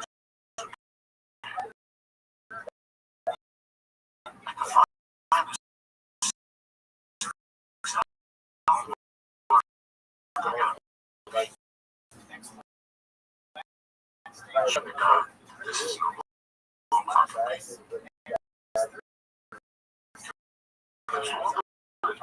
minute and a half, I'm done. For a minute and a half, I'm like, and I let that go. My mind, I walk back to the bed, I got my sleep apnea, and that's good. It grows in my head like a fucking weed. And I get all around. Really? So I got sick of that challenge in my sleep. I was talking to this dude, and he goes, what you do is you're a comedian. You work on your legs. Because you do 5 spots. When you get home, believe it or not, your legs have fluid in them. So when you go home at night, the first thing you do is you wash my hands, you shake all these fucking monkey's hands. Right. You wash your hands, and like, get water. Like a little bit, like 8 ounces. And I sit there and watch TV on the line. I make notes about my set. I call Lee. I return a call, and I know somebody was up late. But the whole time, my legs are elevated. And you see that in that half-hour period that you cool them down, you'll start peeing. Because your legs are elevated. So all that, that's what happens. When you go to bed at night, your legs are elevated. So now all that water that you had in your legs, that fluid that you were retaining, you gotta pee it out. I think some of the medication, I noticed right now. Well, I got blood pressure medication. Yeah, so that's going to do you fuck out all too. I'm just used to I'm just conditioned now to getting up and going to pee 4 times a night, and I go right back to sleep. I know what I'm able to. I'm going to cut 3 of those pees. If I can cut 3 of those fucking pees out, give me a jug. I used to pee in a jug. Done. What you're going to do is you're going to put your feet up all the fucking time on the way home. And go to the little Target, look up, they got feet posts. It's Squatty Potty. $14.99. And you can take it off and hide your notebook in there with your pen, your pot pipe, your lighter, your weed, and put the cover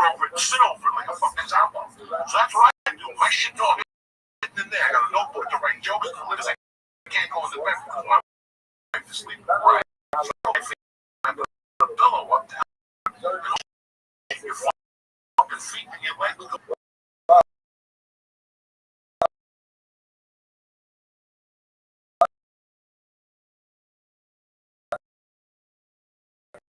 And right before you go to bed, that's not healthy. You used to pee in a jug and start a hand. You used to fucking window. I used to do that. Well, pee in a jug? Not in jugs and like, if I didn't want to get up, hell yeah, that's disgusting. I was in a weekly hotel. I was sharing a weekly hotel with Lahai was there. It was in New York City. That's where I got in the habit of peeing into a jug because you had to share. You had to walk down the hallway to use the restroom and go, you know what? I'm going to avoid the middleman. Give me that jug. Boom. Started peeing in. You're one of those hotels where the whole floor uses the one bathroom. Well, I did that for the first times a week. Yeah, when I first moved to New York City, yeah, I stayed there for about, I don't know, a couple months while I was looking for an apartment, and I ended up finding a studio out in Brooklyn, off the L train in Williamsburg, Brooklyn. So you told me to go to New York. You were the one who said, Brody, go to New York. You told me in Seattle, go get you. Go to Surf Real. Go downtown. Just be you. That alternative stuff or whatever you want to call it. It's crazy how it's giving me a memory now. When I lived in San Francisco, I was a full-time person. I was living in one of those hotels where people took the shower in the hallway. So I would rob them when they were in the shower. And wait for them to go in the shower. And I think people get robbed when they were in the shower. People were taking their photos in the shower. It was like a fucking luggage thing they were taking. But I would lock it. Your apartment. You got it. Yeah, it didn't matter. I have a security key. Oh, you did? Oh, you son. How the fuck you think you're dealing with some novice? I'm going to go in there. Oh, you open the door? That's a no-brainer. That's stupid. Oh, you had the key? I had keys. Oh, man. No ways. What I would do, I would practice on my own doors. Because all the doors were the same. So I would just practice on my own door. So when I lived in how do you practice if you have a key? Because you practice. You make believe you're fucking locked out. You never do this, make believe you're locked out. No, I don't ever. That's how you find out if your house is burglar proof. Oh, mine is. I've broken into my apartment here twice because I lost my keys inside. And I have that window. I still get that bar from my window. But I've broken into my apartment twice. And like no one says anything. On the second floor, third floor, man. You climb to the fucking things like Spider-Man. Because there's a window onto the walkway. So I just pop it open and I let it slide through. But no, I don't do it just to see. I mean, I guess that'd be good. Okay, so let's say you live in an apartment complex. I live in Snowmass State. I live in an apartment complex. Okay? And that complex is A to K. A, B, C, D, E, F, G, H, I, J, K. 11 fucking buildings. So all the doors we can say, you follow me, so I would practice on my door. How long it would take me to bring it to a place? Like on the time. You think you can some asshole in? So let's say your door has the railing there. What the fuck is this? I practice how to go screwdriver. Pop it in, pop out that thing so I can set my fucking. I used to get saws. Those saw blades. They would pick your fucking door. And what happened when your neighbors would walk by? Nobody would walk by. I was shoveling snow. They thought I was down there shoveling snow. Were you doing this for fun? Was this a hobby? Was this when I was burglarized? Yeah. I was doing drug dealers. I would know where drug dealers were. Even in Snowmass, they would go skiing. Right. And as soon as they got on that hill, they can't take that pile of go with them. So you were going after the drug dealers and then they was like a Pied Piper thing. Like a Pied Piper, but for myself. So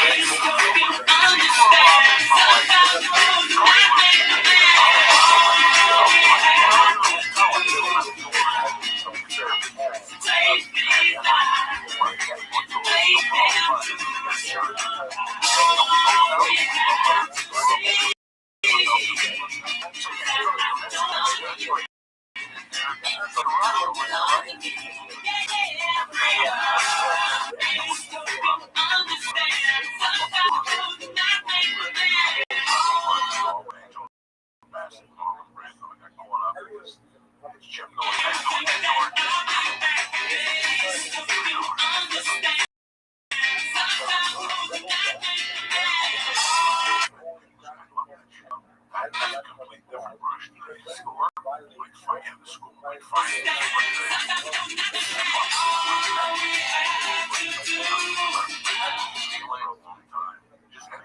trespassing. Anything. I love you.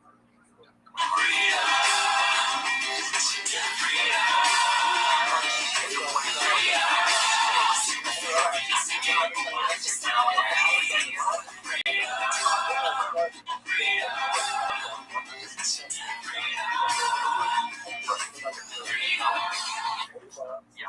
So you take $20 on that stuff, next time you're on the car, you stuff your way in. So you stuff your way in, and basically you don't have a seat. So now you gotta go get a seat. They're like, yeah, you're in. Wait, so for $20. Yeah, $10. You know, I want to see 10 good and make seats easier, but 10 on the ticket.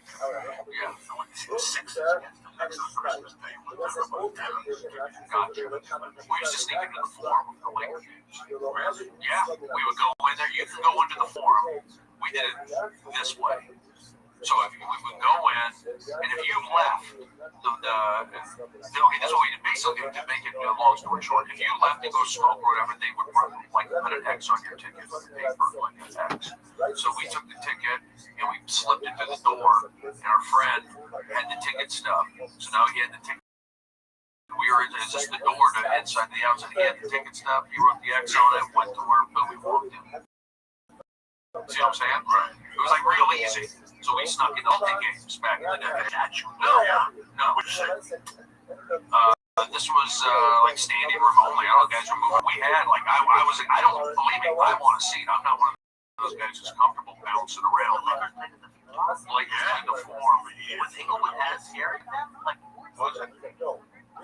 When the Lakers played in Inglewood with worse guys? Inglewood was all right, but no, it was like known as what it is now. Kind of, it was like a little edgy, but the forum I'm sure was safe in the parking lot. But I used to go to like 2 or 3 games a year, like again, with the Celtics would come to town.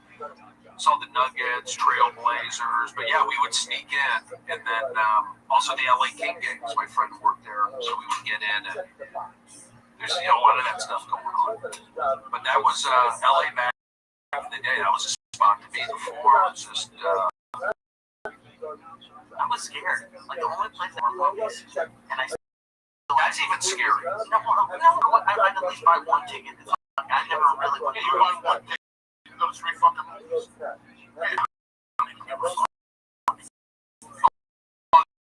They don't? They know you're doing it. You don't give a fuck. I know that kid. That wants to be a cop for fucking 8 years. I've seen one. Comes up to you and tries to spray you with deodorant and shit. How's that? But they even don't play in that. I did, but I used physical motivation. This guy's a fucking idiot. What about getting a refill? I got busted one time for getting a refill at a Circle K in Tempe. Hey, you're not the lady like clamped down, man. She said you can't do that. I got the soda. It was like a thirst buster. It was hot. I remember I'm drinking the soda. I'm like looking at the magazines, checking out the stuff. Now, it's all halfway with some more. And she's like, hey, you can't do that. I remember she called the cops. No. But she came down on me. Remember these incidents in your life when people came down on you for stuff? I remember the circus one. Have you heard of circus? Have you heard of Circus Vargas is like a local this one I did. Some ladies that I snuck into I remember, so whenever I think of Circus Vargas, it's still around. I came back to that lady, grabbing me, sneaking in, and I wasn't sneaking in. I'm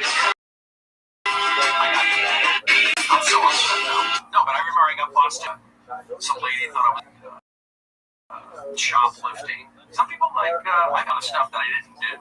I don't know why. I got busted for cheating in school. Yeah, I was in 4th grade. There you go. I had the book under my shirt. And my teacher knew it, and he said stand up, and the book got so there was that. That was terrible. I got caught doing not shoplifting, masturbating. Oh no, I have it. That would be terrible. You guys are almost. I don't want to say it. I got caught by an ex-girlfriend. She went to take a shower. She came out of the sniff of the pants, banging on my I'm so tuned that she came out of the fucking pants. She came out with the towel. But yeah, come on. Fuck that. You put these things back on, you're pregnant as a motherfucker. What about shoes? Little feet and socks. You don't have a foot fetish?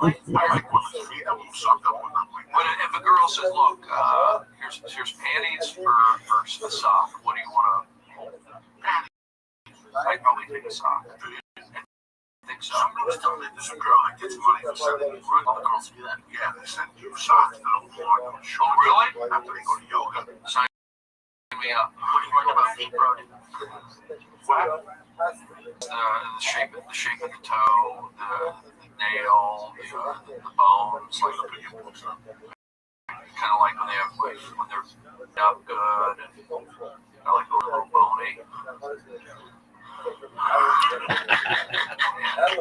Clean, I like them clean. I mean, I can get dirty though. I can walk, I'm not a sex fiend with a foot. I like a woman's foot. I think it's beautiful. I think I see a fat chick with fat feet and she has sandals on at the airport. I'm going to tell her husband, stop. You didn't advise him before you left the fucking house. He got some bare balls. I'm going to sit on the elevator. But you can't wear those fucking sandals. It's like a truck driver's feet. I see it all the fucking time. And the guy should tell the woman, I done this. I love you. I love you. You're a great cook. I love how you dance. But you can't wear those open-toe fucking shoes. I wake up in the middle of the night sometimes. I think I'm next to a guy named Nick. Look at the size of your fucking feet. You're a Godzilla, but I love you to death. You're the mother of my children. But those feet gotta go. We gotta do something. They're loose. What do you expect her response to be? Oh, thank you, honey. I didn't know. Women don't know. Sometimes people just don't know. I got fucked up feet. I got fucked up everything. I love feet. I got fucked up feet. I got the fucking nail toe. People look at my foot in jiu-jitsu. I get all embarrassed. I had eczema. But what's worse? I put a band-aid on my toe. It looks like a fucking half a fag. So I might as well go with the fungi toe sticking out. I don't give a fuck. I trim it. I trim the fungi. It's fungus. I've done everything I could. I went to Sebastian, told me to spray the thing. Listen, I went up and got a little torch. That's the serum. You want to grow blood? You go to Sherman Oaks. Some Indian ladies, there's young people that would do that. Little torch your toes, Hindus. They're trying to get back at somebody. You go in the morning, they get a fucking hose, like a blue hose, with like coldness there. I don't know. They leave it on your toe until you don't feel your toe. Then they blow torch your fucking toe. Right. With like a torch. Yeah. So you smoke the fungi and get burned. Oh. And you can smell it. I was gonna say, what is it smell? It's like for the Dumb and Dumber movie. You go from one foot to the other, one to the other, one foot to the other. My wife got it for Christmas. We tried it. And then I go home and I fucking pick the nail up and spray. Sebastian said he had to spray it on his toe for a year every day. So that's right there. Oh, he had it too. Every day I spray it. Now the nail is apple bots. Like I've cut half of them. I go to hotels, that's where I do my footwork. I don't work on my feet at my house. I do footwork in hotels. They have podiatrists on every corner. Joe, how are you doing this? What's a podiatrist? A foot doctor. I went to a foot doctor for you. You're gonna say you're gonna help me. He'll help you. You're gonna trim your feet, and I gotta sand them. Oh, sander. I You got a foot sander. got a foot sander because my feet crack and shit. I got fucked up skin. So what happens is I take my feet and I soak it. I wait till the toenail comes out. I cut the fungus out. I go deep. I take the brown stuff out. Oh! I definitely sniff it. You know, man, you gotta sniff that shit. That's the You have to. reason. You have to leave. Oh my god. Do you like catalog it? Do you have like a diary with like... You don't know what you do is you take the toenail and you get some toe jam and you mix it all together like a toe ball. And you sniff that fungi nail. Joe, I think I can help you. Let me ask a question. Do you take supplements? You take MSM? Do you know what MSM is? Do you take BioCell? I take supplements that specifically focus on skin, connectivity, those tissues, those I used to have skin ailments. I used to have bad nails, skin, jock itch, anal lesions. So I got a jock itch and I got a scar on my foot. I'm just growing up in Jersey and scratching like I have a red scar. Like not on my dick, but way on my thigh. I'm growing up in that These are for collagen. These are for nails. I take it. My nails get stronger. My eyebrows get thicker. I don't have, again, the jock area, the eczema. That's also mental. But I used to have those problems. I'm telling you. And I think if you tried some MSM, I thought you would. Do you know what MSM is? MSM. It's basic stuff. MSM. It's in chondroitin. It's in joint stuff. But if you take it, it's strong. I'm being serious. I'm talking for skin, hair, and nails. Look at my nails. I'll scratch somebody.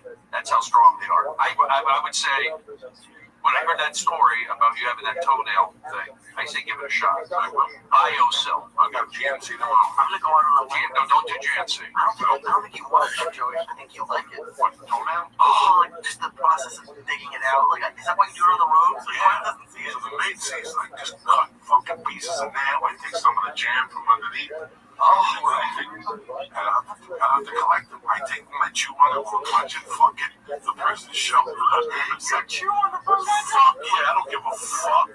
I've eaten hooker's pussy. Oh, do they get reviewed on Yelp? They do. They have a back page. For a second, are you serious? Yeah. You send me the. Yeah, absolutely. Joey, when you go, when you do road work, when you're out there, do you get room service every day? No, you don't. You gotta go out. Some hotels they put you in industrial parks. And it sucks because that hotel has chefs on food. You gotta eat that shit. That pisses me off. I always try to opt for a hotel with civilization. Right. If I'm in Vegas, since Vegas is one of the place that gives you a full rooms. I'm one of them with your room service because it's a fucking hike to the elevator when they put me in Vegas. No, I mean cleaning. Like when you have a room service every day. Cleaning. That's I don't want nobody coming to That's what I'm getting at. Okay. I got sensitivity stuff and I got my computer. So they don't pressure you like, hey, what's going on there? Why don't you need service? You know, they call sometimes and say, can we get you $1 right now? If I need something, I just get the girl $5 and I'll take $2 for a bar of soap or whatever. So I shouldn't feel weirded out or pressured. No, I don't let nobody let fucking they don't hotel I stayed at that actually called like 3 times. They're like, listen, it's a hotel policy. I said, ain't nobody coming to my fucking room. If she wants to come around, I gotta be in here. It's not a certain thing of trust. I just don't want nobody in my fucking room. Gotcha. So there's a lot of guys like that, a lot of people like that. You don't have room service? I mean, room cleaning? I do. Like, let me ask you, Joey, if you're on the road with your wife, will you? Because when I'm with Paula, I will, because she likes the bed made and all that shit. My wife is another fucking thing. Right. I like to sleep on the same fucking bed. Exactly. I never make my bed. I cover it up and I fix the pillows and fluff them. Why? But for me to do the marine thing and mad shit, I ain't doing that shit. I can't do it for 4 years. It's hard. What's you call in the corner? There's a name for it. You pick it up and then you come in the corner and you put it over. It's got every grease in the hospital corners. Oh, right. Yeah, I have all that shit done. I ain't doing no more hospital corners. I fluff out the sheets. I fluff the pillows. I don't like getting the pillows are fucked up. It pisses me off. And it slows me down. Now I'm pissed off again because nobody fluffed the fucking pillows. Now it's another half hour before I go to sleep. Yeah, I've been making my bed recently and it feels good. It's a new change in my life. But you know, here's the thing. When you're a comedian or you're a go-getter or you're living day to day, it's like you feel different. One day you feel this way, the other day you feel next. Some days I'm inspired to do this, some days I'm not. Sometimes I'm being here, sometimes I'm not. It's just hard to stay. I mean, I'm doing good stuff, don't get me wrong, but it's hard to really, you know, you're to be broke. What is it? It's a very deep question. No, the question is, like, I look at my life when I was unhealthy, and I look at my life when I'm healthy. I have a pattern in the kitchen when I wake up. When I wake up, I do a couple of CBD drops. You know, when I wake up in the morning, I drink a cold glass of water with ice. That's great to get my fucking stomach going. You're supposed to. Then I put the coffee in. And I take this fucking for your throat, whatever the fuck that is, that shit, that pain in your throat. For thyroid, I take a pill for that before I eat. Then after I pop that, I make a fucking fruit smoothie with almond milk and a bunch of fresh fruit, some frozen fruit to keep it a little thicker. You're already ahead of the game. Okay, and then after that, I fucking do a CBD drop, 7 drops in my mouth. Break all the cancer in my body. There's something in my fucking weight, you know what I'm saying? Then I fucking spray my nose with the antibiotics, the steroids. How often do you have to do that? Twice a day. For how long? Until I get the surgery on the 11th of July. Okay. Then I fucking take a shower and brush my pussy. Whoa. And then I smoke some more dope. And then I eat my eggs, my 3 pieces of bacon, and my 1 slice of wheat toast. I don't eat egg whites, I don't eat toast.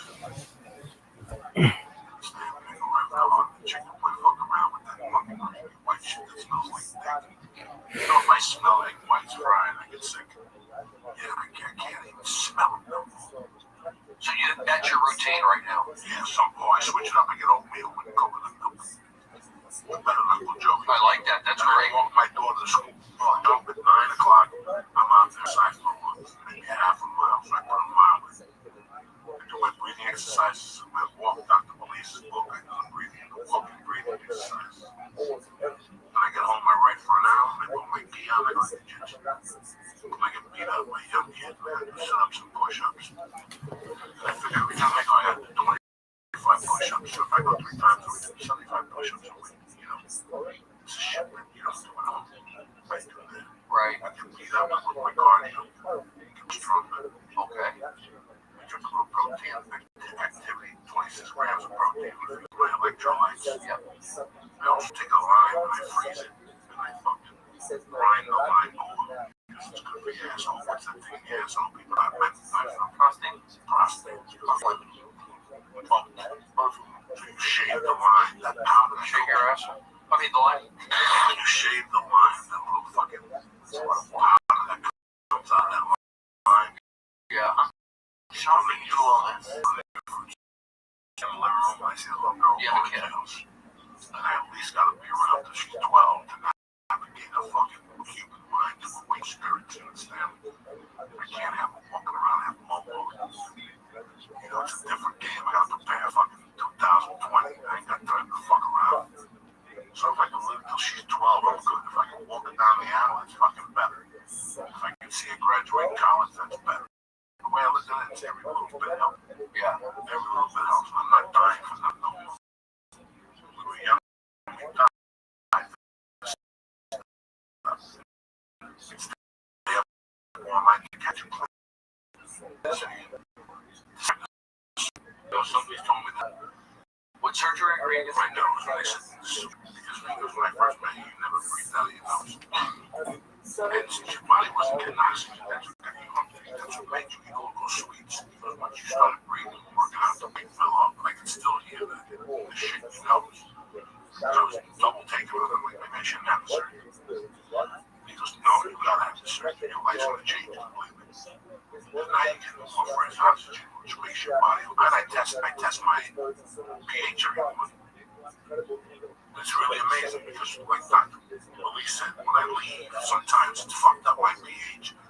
But after the walk and the breathing exercise, when I come back, perfect. 6.5. You go to Amazon, you buy the pH strips, they send you a roll, and you do it every morning.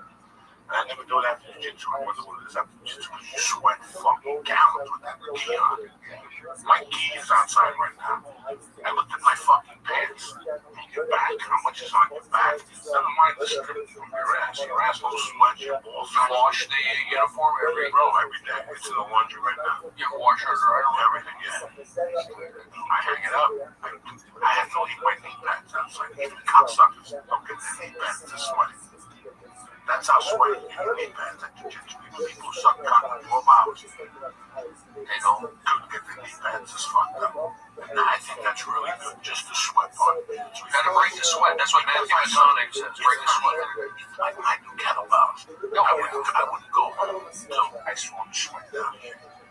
Like, I won't go home and work out until this is all covered with sweat. Gotcha. And I can see elliptical machine, punch in the bag. Whenever I did all that shit on my own, that was my goal. I want to smell some of the reason. Coming through the pores. You know, where you want to smell some of the shit. Apple cider vinegar. That's what I think. That cleans it all out. I can smell it, like, go through my pores. I've been taking that with some orange juice. I down it. It's supposed to be really good for you. The mother of the earth. Apple cider vinegar. They say it's good for just detoxing. I mean, everything. So I take that. I do need to drink more water. Go ahead. You were talking earlier about how important baseball is. Like, it would have changed if you couldn't pitch. Like, you do that a lot. I watch on Periscope. You throw, like. Well, that was a one-time deal, actually. Well, no. You practice. Baseball's in my blood. Right. Like, if you couldn't do that, how would that change you? I mean, it'd be that question's coming out from one field. It's mostly because, like, I think that's what you do a lot of exercise. Like, that's what I was imagining. Like, if I couldn't play baseball, well, I'd be depressed. I mean, I like throwing the baseball. did play baseball now. Do you have a bounce back?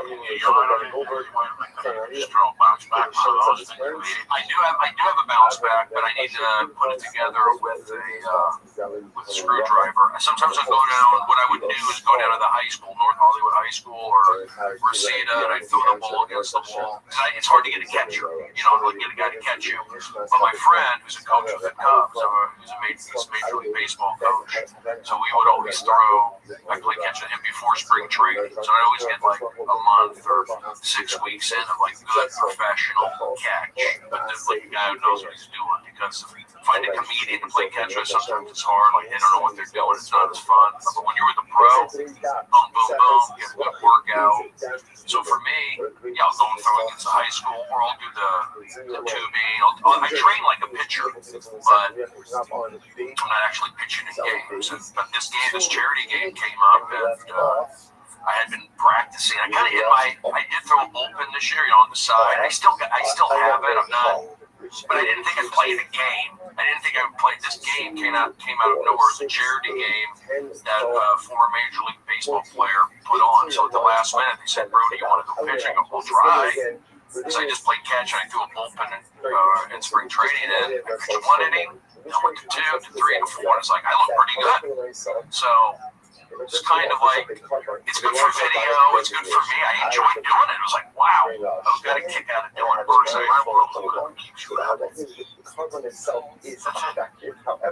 but it doesn't pay my bills. I think a lot of people can do what I do. Listen, how many people, but they have kids. How many people have kids?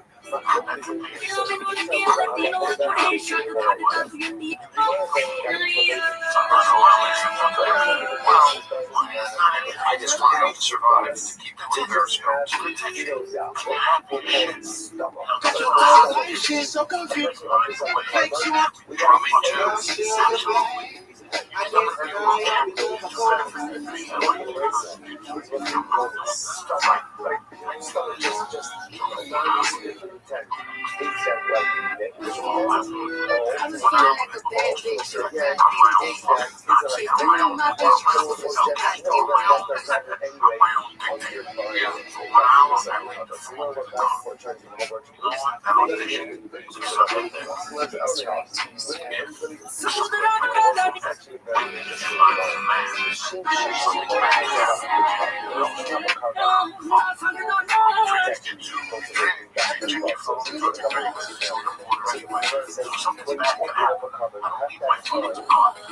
I kept this in the dugout. I checked between innings. It was pretty cool.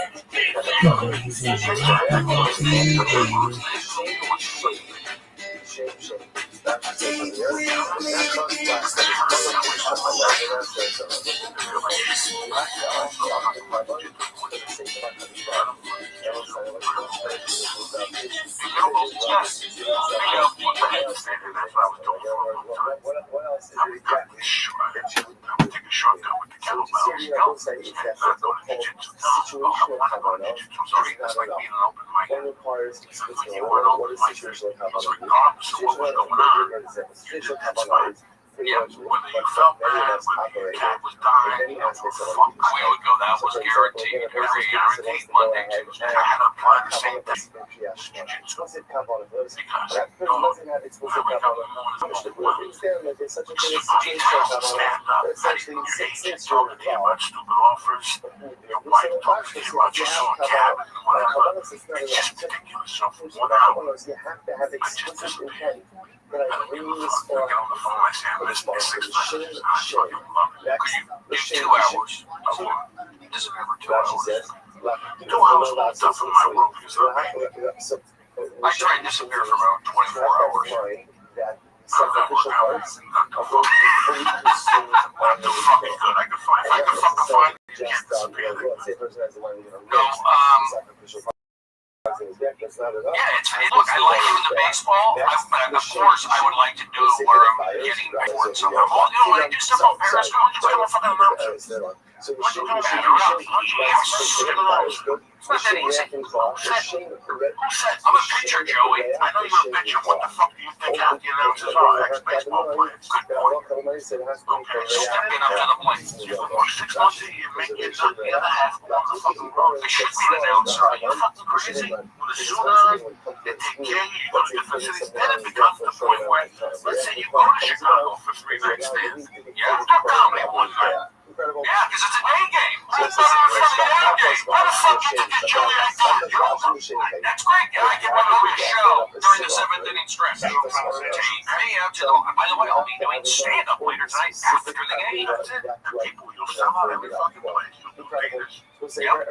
Baseball players will come see you. People take pictures. It becomes a national fucking riot. Fucking coming out. I need to Fox need to do. I do. I need to push. I'm not pushing.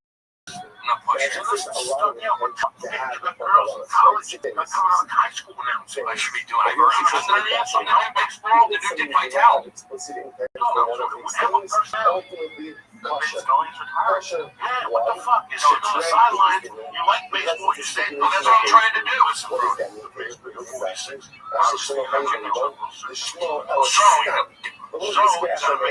So let's say I had started coming up in these areas, meaning I didn't have I was lacking one of the areas of specific intent. And all I needed was go ahead and just pass down to skip the stuff. But so you'll say, well, I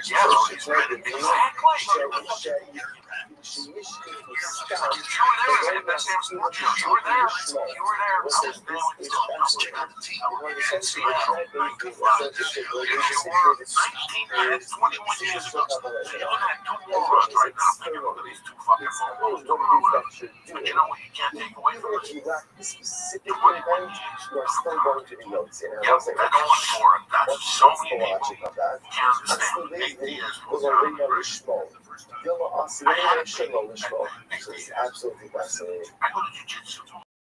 It is the act of the legislators that are offering a cover who should not exclusively think that these things are offering a cover. In other words, they offer the cover, you should not say, hey, we're going to do money that I have to a private whole lot. You shouldn't do that. Why? What are they concerned about? If we mandate too much specificity, we run the risk of what? Someone saying the wrong thing.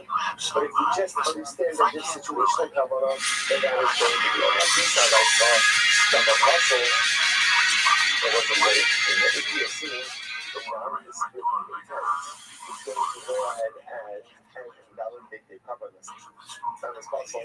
Kind of days in lasting also the nipsel day. Days in is something that inherently invalidates the cover or feels happening earlier. If you say that on specific intent, by definition invalidates the cover, then how do you state essentially want? How could it mandate valid specific intent?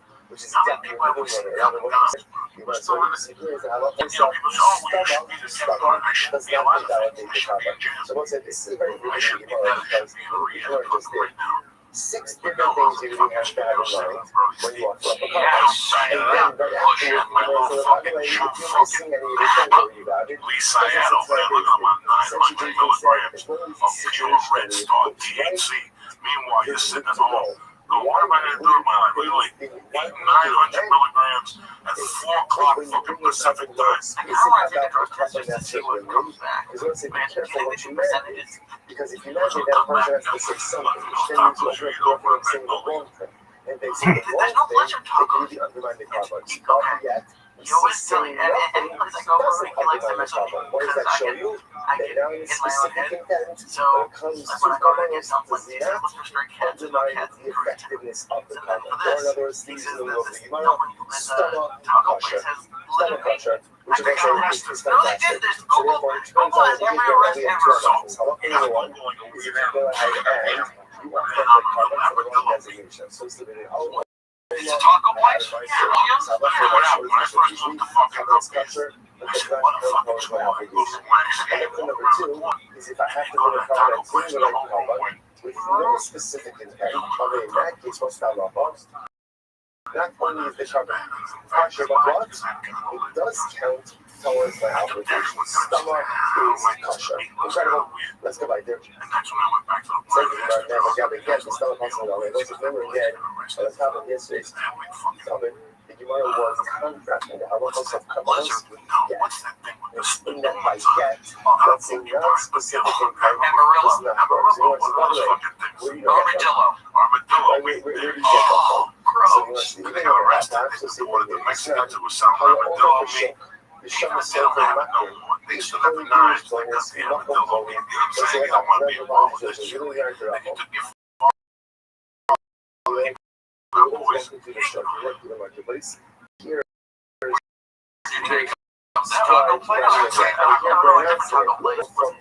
always everybody does, but just don't. You know, like that. I was reading on the fence. The fence about what to do, but look at this. Look here. No, I'm at steak, only bacon, mashed potatoes. Ultimately, again, it doesn't work. So you know, maybe that's the case of stomach. Right, I think I can work on it. Don't put it around in that case, right? Yeah, I can do it. I just need to put the energy out there and make that happen. I think it would be funny. I did the baseball All-Star game last year with Periscope for Comedy Central. Did that.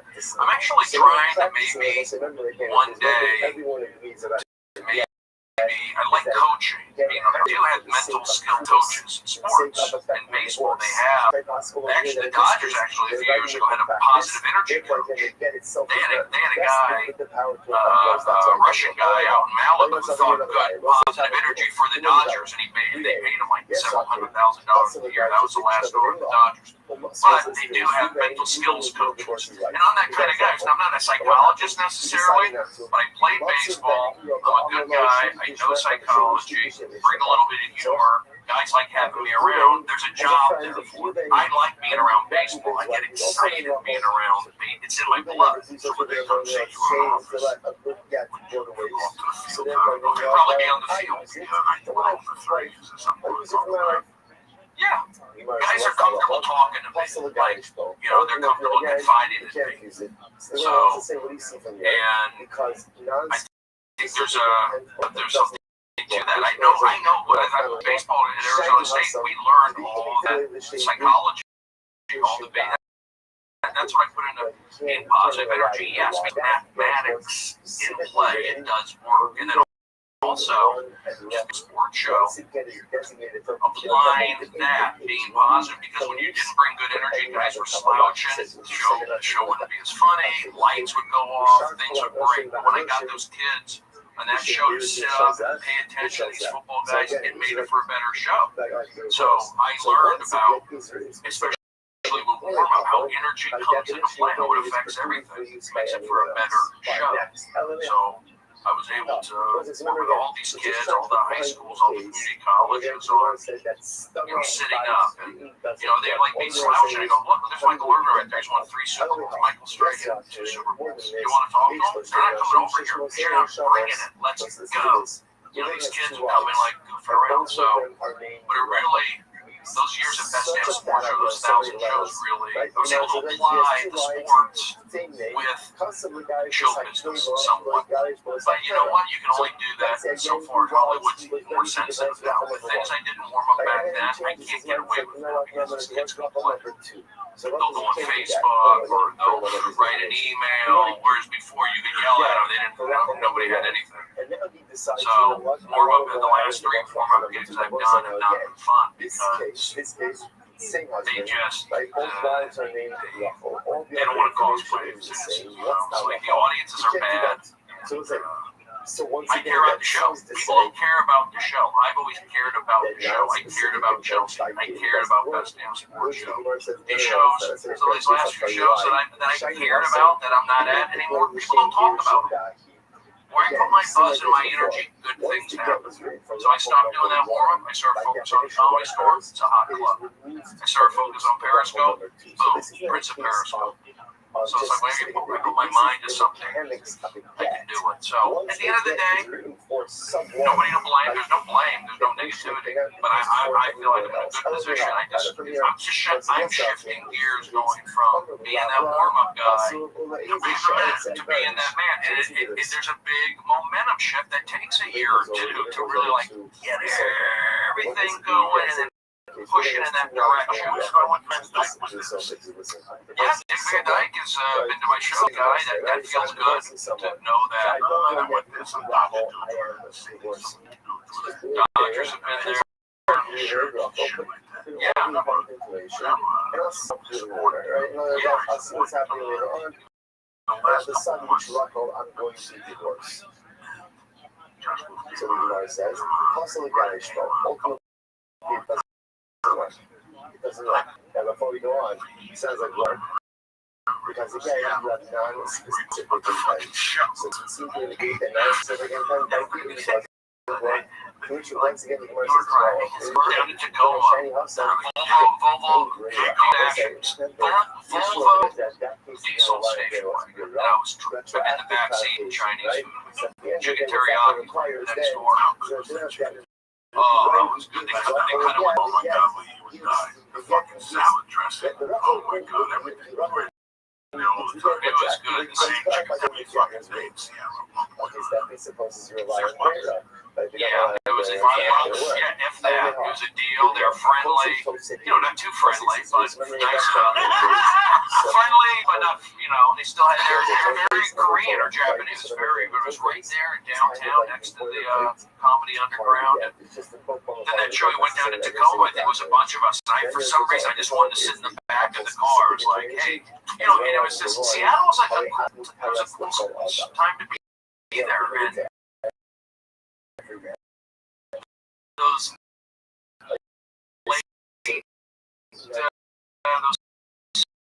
summer nights, that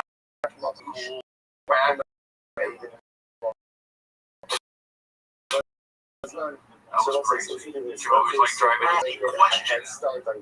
Listen, no problem. So you can like the border plate stuff. Must leave out. The name of the ranch, the name of the woman, the space for what they want inside, and the date. But it's also, it's so يعني أخلاقهم طريقتهم كانت also you have to doubt the that you only work with the algorithm with. There was no signs, there was no stop signs in the world. The fact that you have to leave out a couple of specific information indicates to us that it's only down with specific intent, which then by definition tells us that it get written with non-specific intent before someone is not going to work. Same on your side. What we come out with over here is that halacha l'maisa. Others were orthodox, that know without specific intent, absolutely work. By the way, not only work, it works in terms of the covenant's culture, and it also satisfies the application of that exclusion that we have right now. By yes, that is written without specific intent, totally does not work. Whoever's like the Gemara says as follows. So, running those up bases. Let's say, never again, how this started. Never again, this is what people said to Papa, always the genius and an incredible right?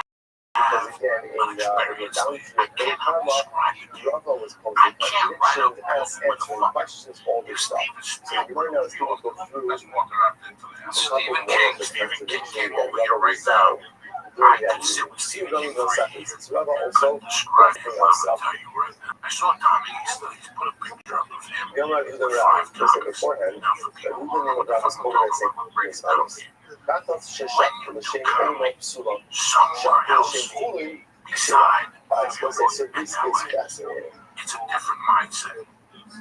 You get raised I'm not going to say the name of Rava, by the way. But if you shak it with guy gatos, at the fucking bar, or is a if you share cokehead. with the The intention guy that that it was collects a the hold tickets is an old school comic that didn't have a heyday, but he really ain't shit. Rashi points out his But son he that knows the business. He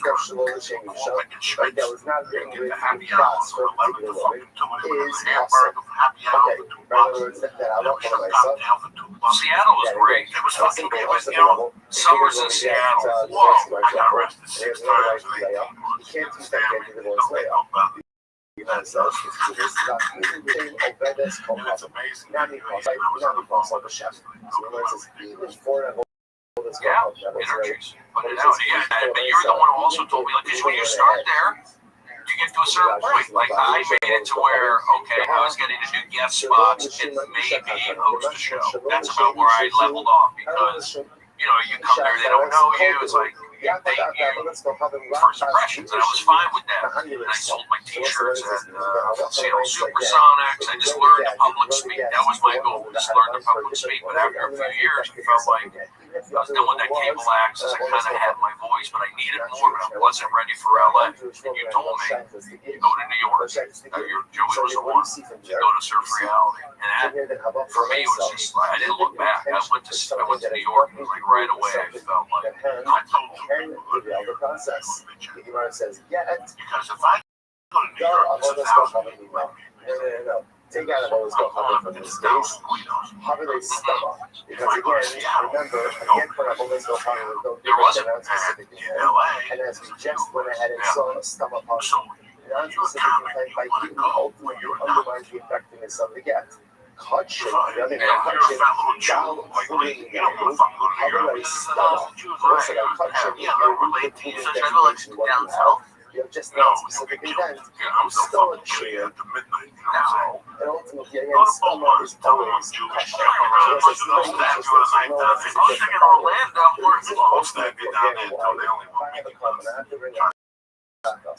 And I have in mind, I don't know, before I stepped on this tomorrow, I would have thought that's incredibly severe. And I would have thought that first step undermines the entire effectiveness of the karma. Kamashwan Raf says, it doesn't. What's the logic behind it? The logic behind it is repurposing a karma as fluid. Ultimately, again, it is meaningless. Why is it meaningless? Because it can't be done. Because again, you can't go ahead and swap out a carbonic identity for a non-carbonic identity. Therefore, again, offering it up with Shem Fulin or Shechting with Shem Fulin is no worse than non-specific intent. And what do we just show?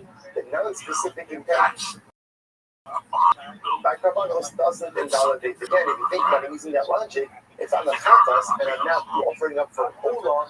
Okay, that's different. Why? Because again, these are similar identities, they're both carbonic identities, and that can undermine the effectiveness of the carbon. Incredible. Loving those obviously. Bring up another kasha. Remember, we don't have Chatas Sheshin Ola Psula Shakta Shem Fulin Shira. After they say this, that if I have a chatas and a shechted law, ultimately the carbon is ineffective. But by shechted, the same food in this kasher, what do you see for the same principle? The low master problem. I'll say, what do you see from here? That it is only ultimately, again, what we'll call a similar intention that undermines the carbon. The name has to be the same type of intention. Substituting one carbonic identity for undermines.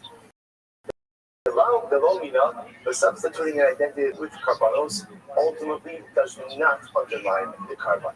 You want to say, I got Tanya, but we learned, so it's like, get ready for this. Now, Tumantara. And we'll say, by the way, just understand the incredible privilege that we have right now. Right? You have carbonos and Tuma and Ta again on the same page.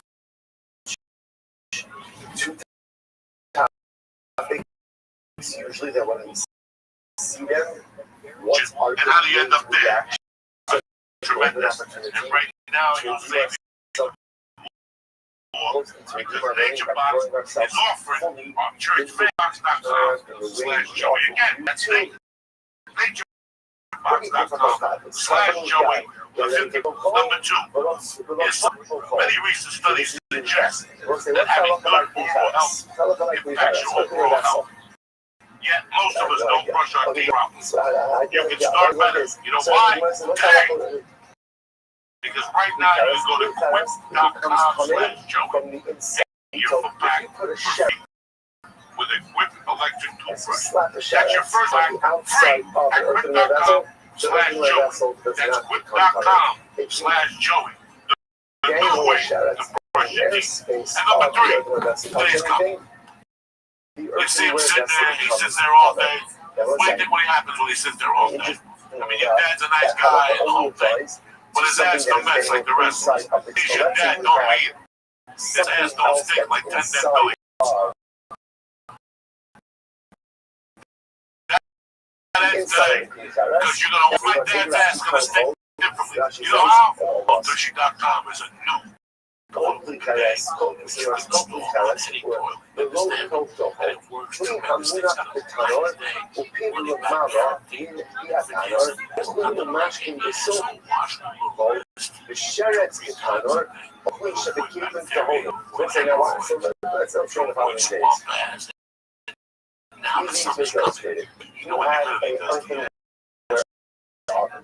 Right over the road, take a shit. Meanwhile, your asshole's on fire. You don't know why you're fucking little waffle burning. You know why? Because you got that fucking backup trip. No more! HelloTushy.com will take care. Go to HelloTushy.com right now and press in.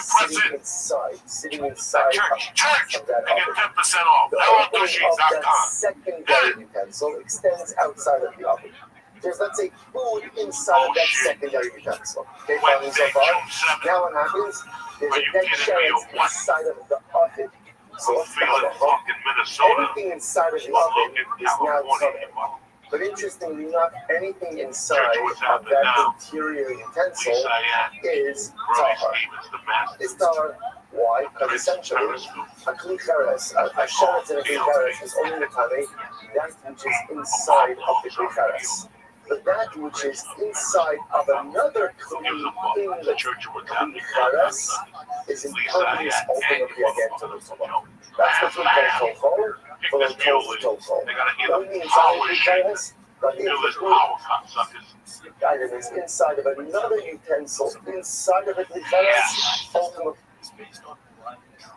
Again, the items in the secondary utensil do not become tamid. I won't say, remember the caveat on this is it has to be that the opening of the second utensil extends outside of the oven, right? Because if the opening of the secondary utensils is open inside the oven, everything will become tamid. Okay? Right down your so-called. Shut that down. This is not only by the utensil. Interesting that it actually doesn't matter what the second utensil is. It's actually a difference. I look for myself the contents of that second utensil, which is inside of the oven, inside of the klicheres, does not impact. That's a good thought. People think that's not so normal. Everybody klicheres, I'm going to say, the matzah, the hot, so cold. Excited to be here, Joey. Feeling good. Yeah, sunny, hot. Today was a lot. You know, it was about 104 out there when I left. Yeah, and the Dodger gave me this afternoon. Marine labor. I thought it would be smoking hot here too, but it wasn't. Trying to go out.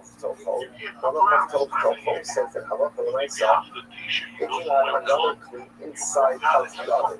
And there's food ultimately again inside of that secondary food.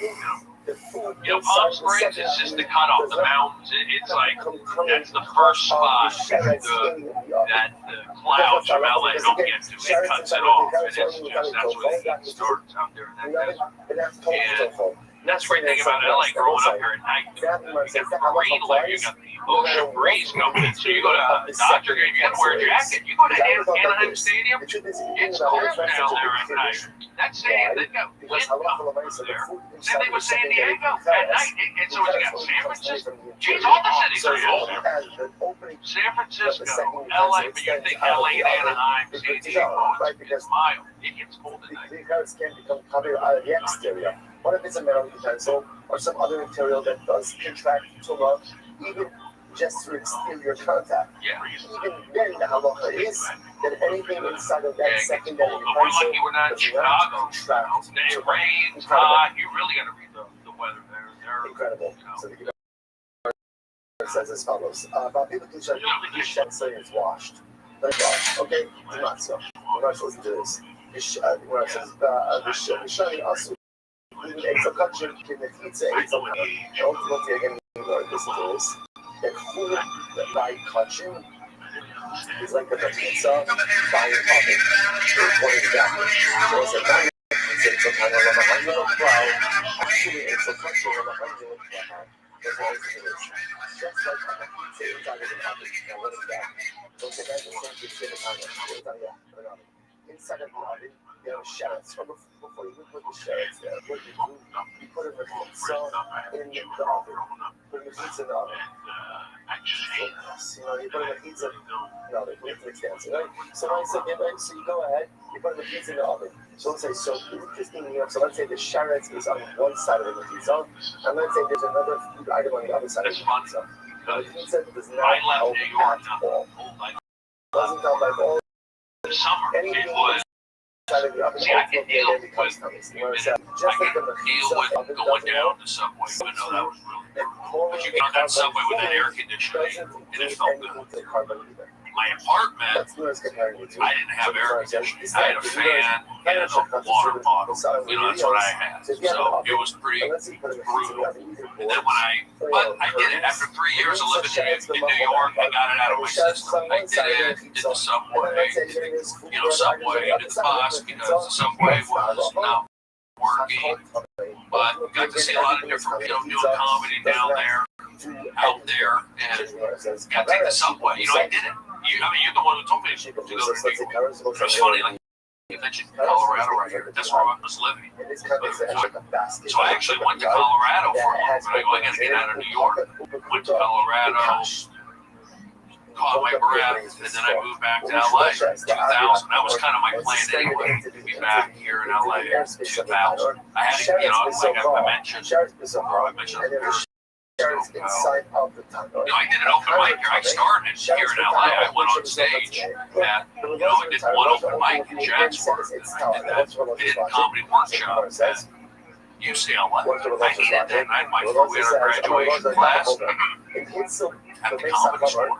And I did one open. It was 93. And then I did one open. I felt like, I did well. It was a Sunday night. It was packed. I had 5 friends. One of those deals, Sandy Seashore. It was Paulie's sister. And the Comedy Store, I grew up with it, meaning like I saw it with my eyes because my mom's boyfriend lived on Halloween, the high rise, so I could see the Comedy Store, Sunset Strip, and you could feel that energy. That wasn't like a big crazy, comedy. I feel that energy in the Sunset Strip, and I would also see the lights of Dodger Stadium. It was there's something about seeing the lights of Dodger Stadium, knowing that there's a game going on there, there's a whole community going on there. You see the lights, and then you can watch it on TV, you can listen on the radio. But whenever I drive by a stadium, the Rose Bowl, I always look at it. I have to make eye contact with the signs. Dodger Stadium, I have to see the lights. I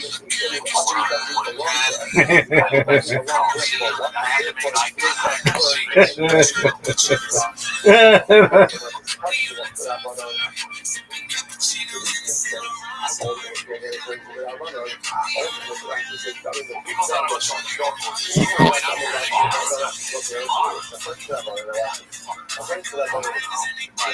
Growing up here, the vast high school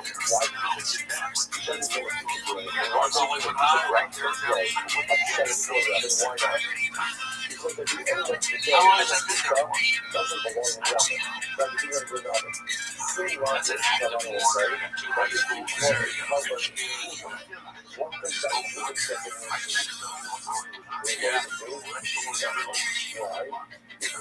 Yeah, well, it's on Magnolia. It's on the other side. Oakwood's private. Bridget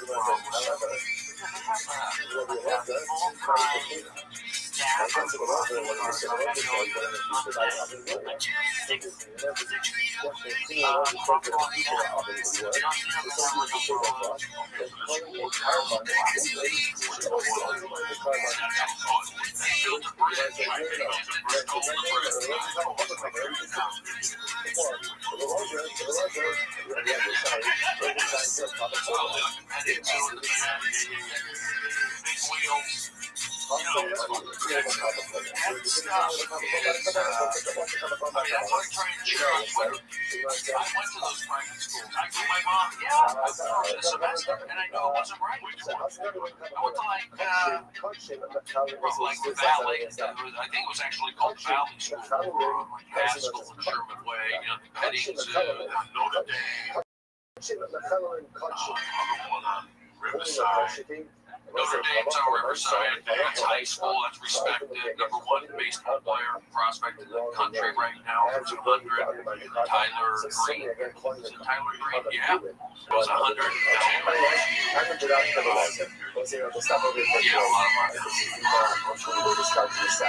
Okay, good. That's a good. We're fine. Get short. That's a good. Yeah, these kids, they're rich kids. They got helicopter parents, so they're doing, some of the drugs. That's right. That's right. That's right. Talking about fucking kids. I wake up my captain.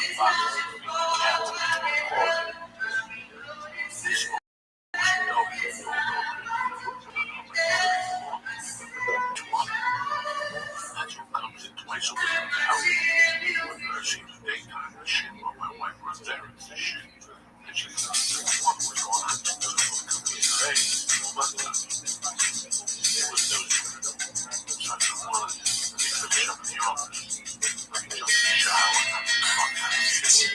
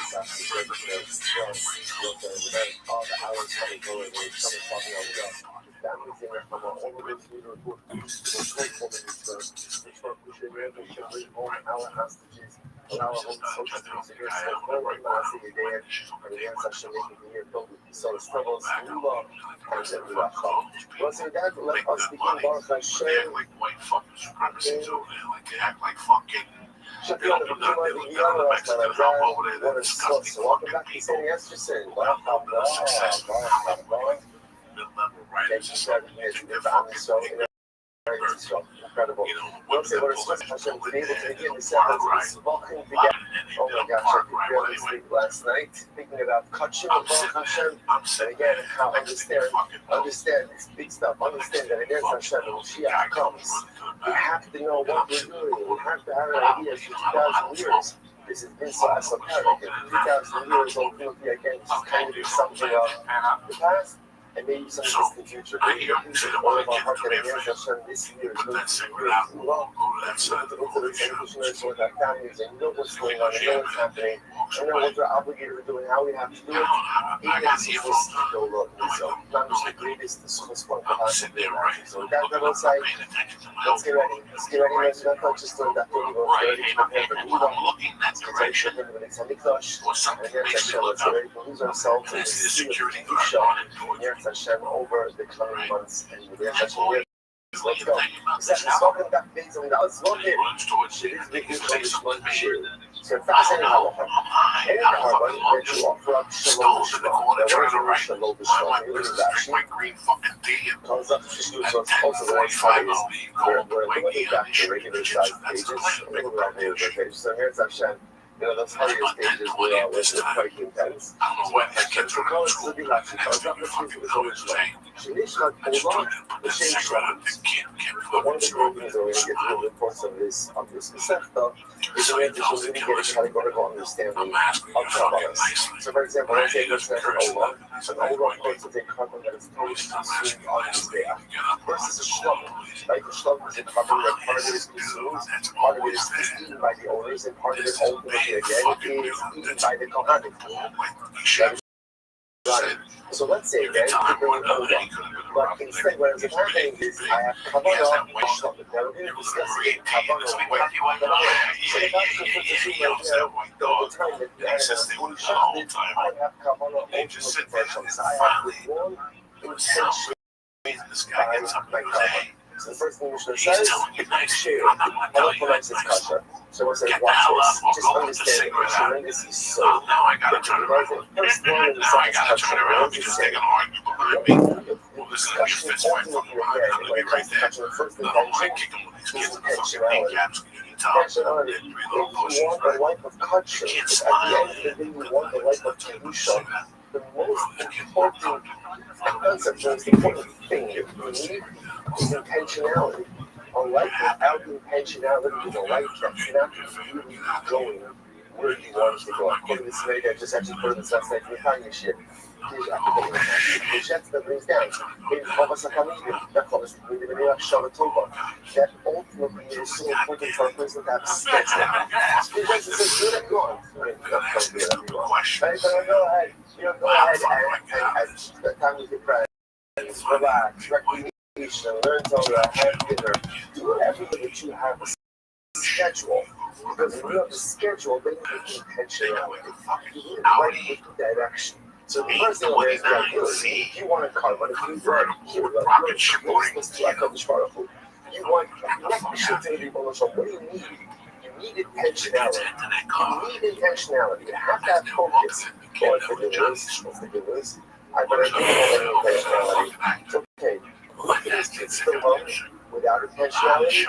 But great things can only come with intentionality. So if you want to true clearly want the true carbon, and the intentionality. Okay, but you didn't have it. Your carbon consumption. Hello, shlo all the by the caveat is the carbon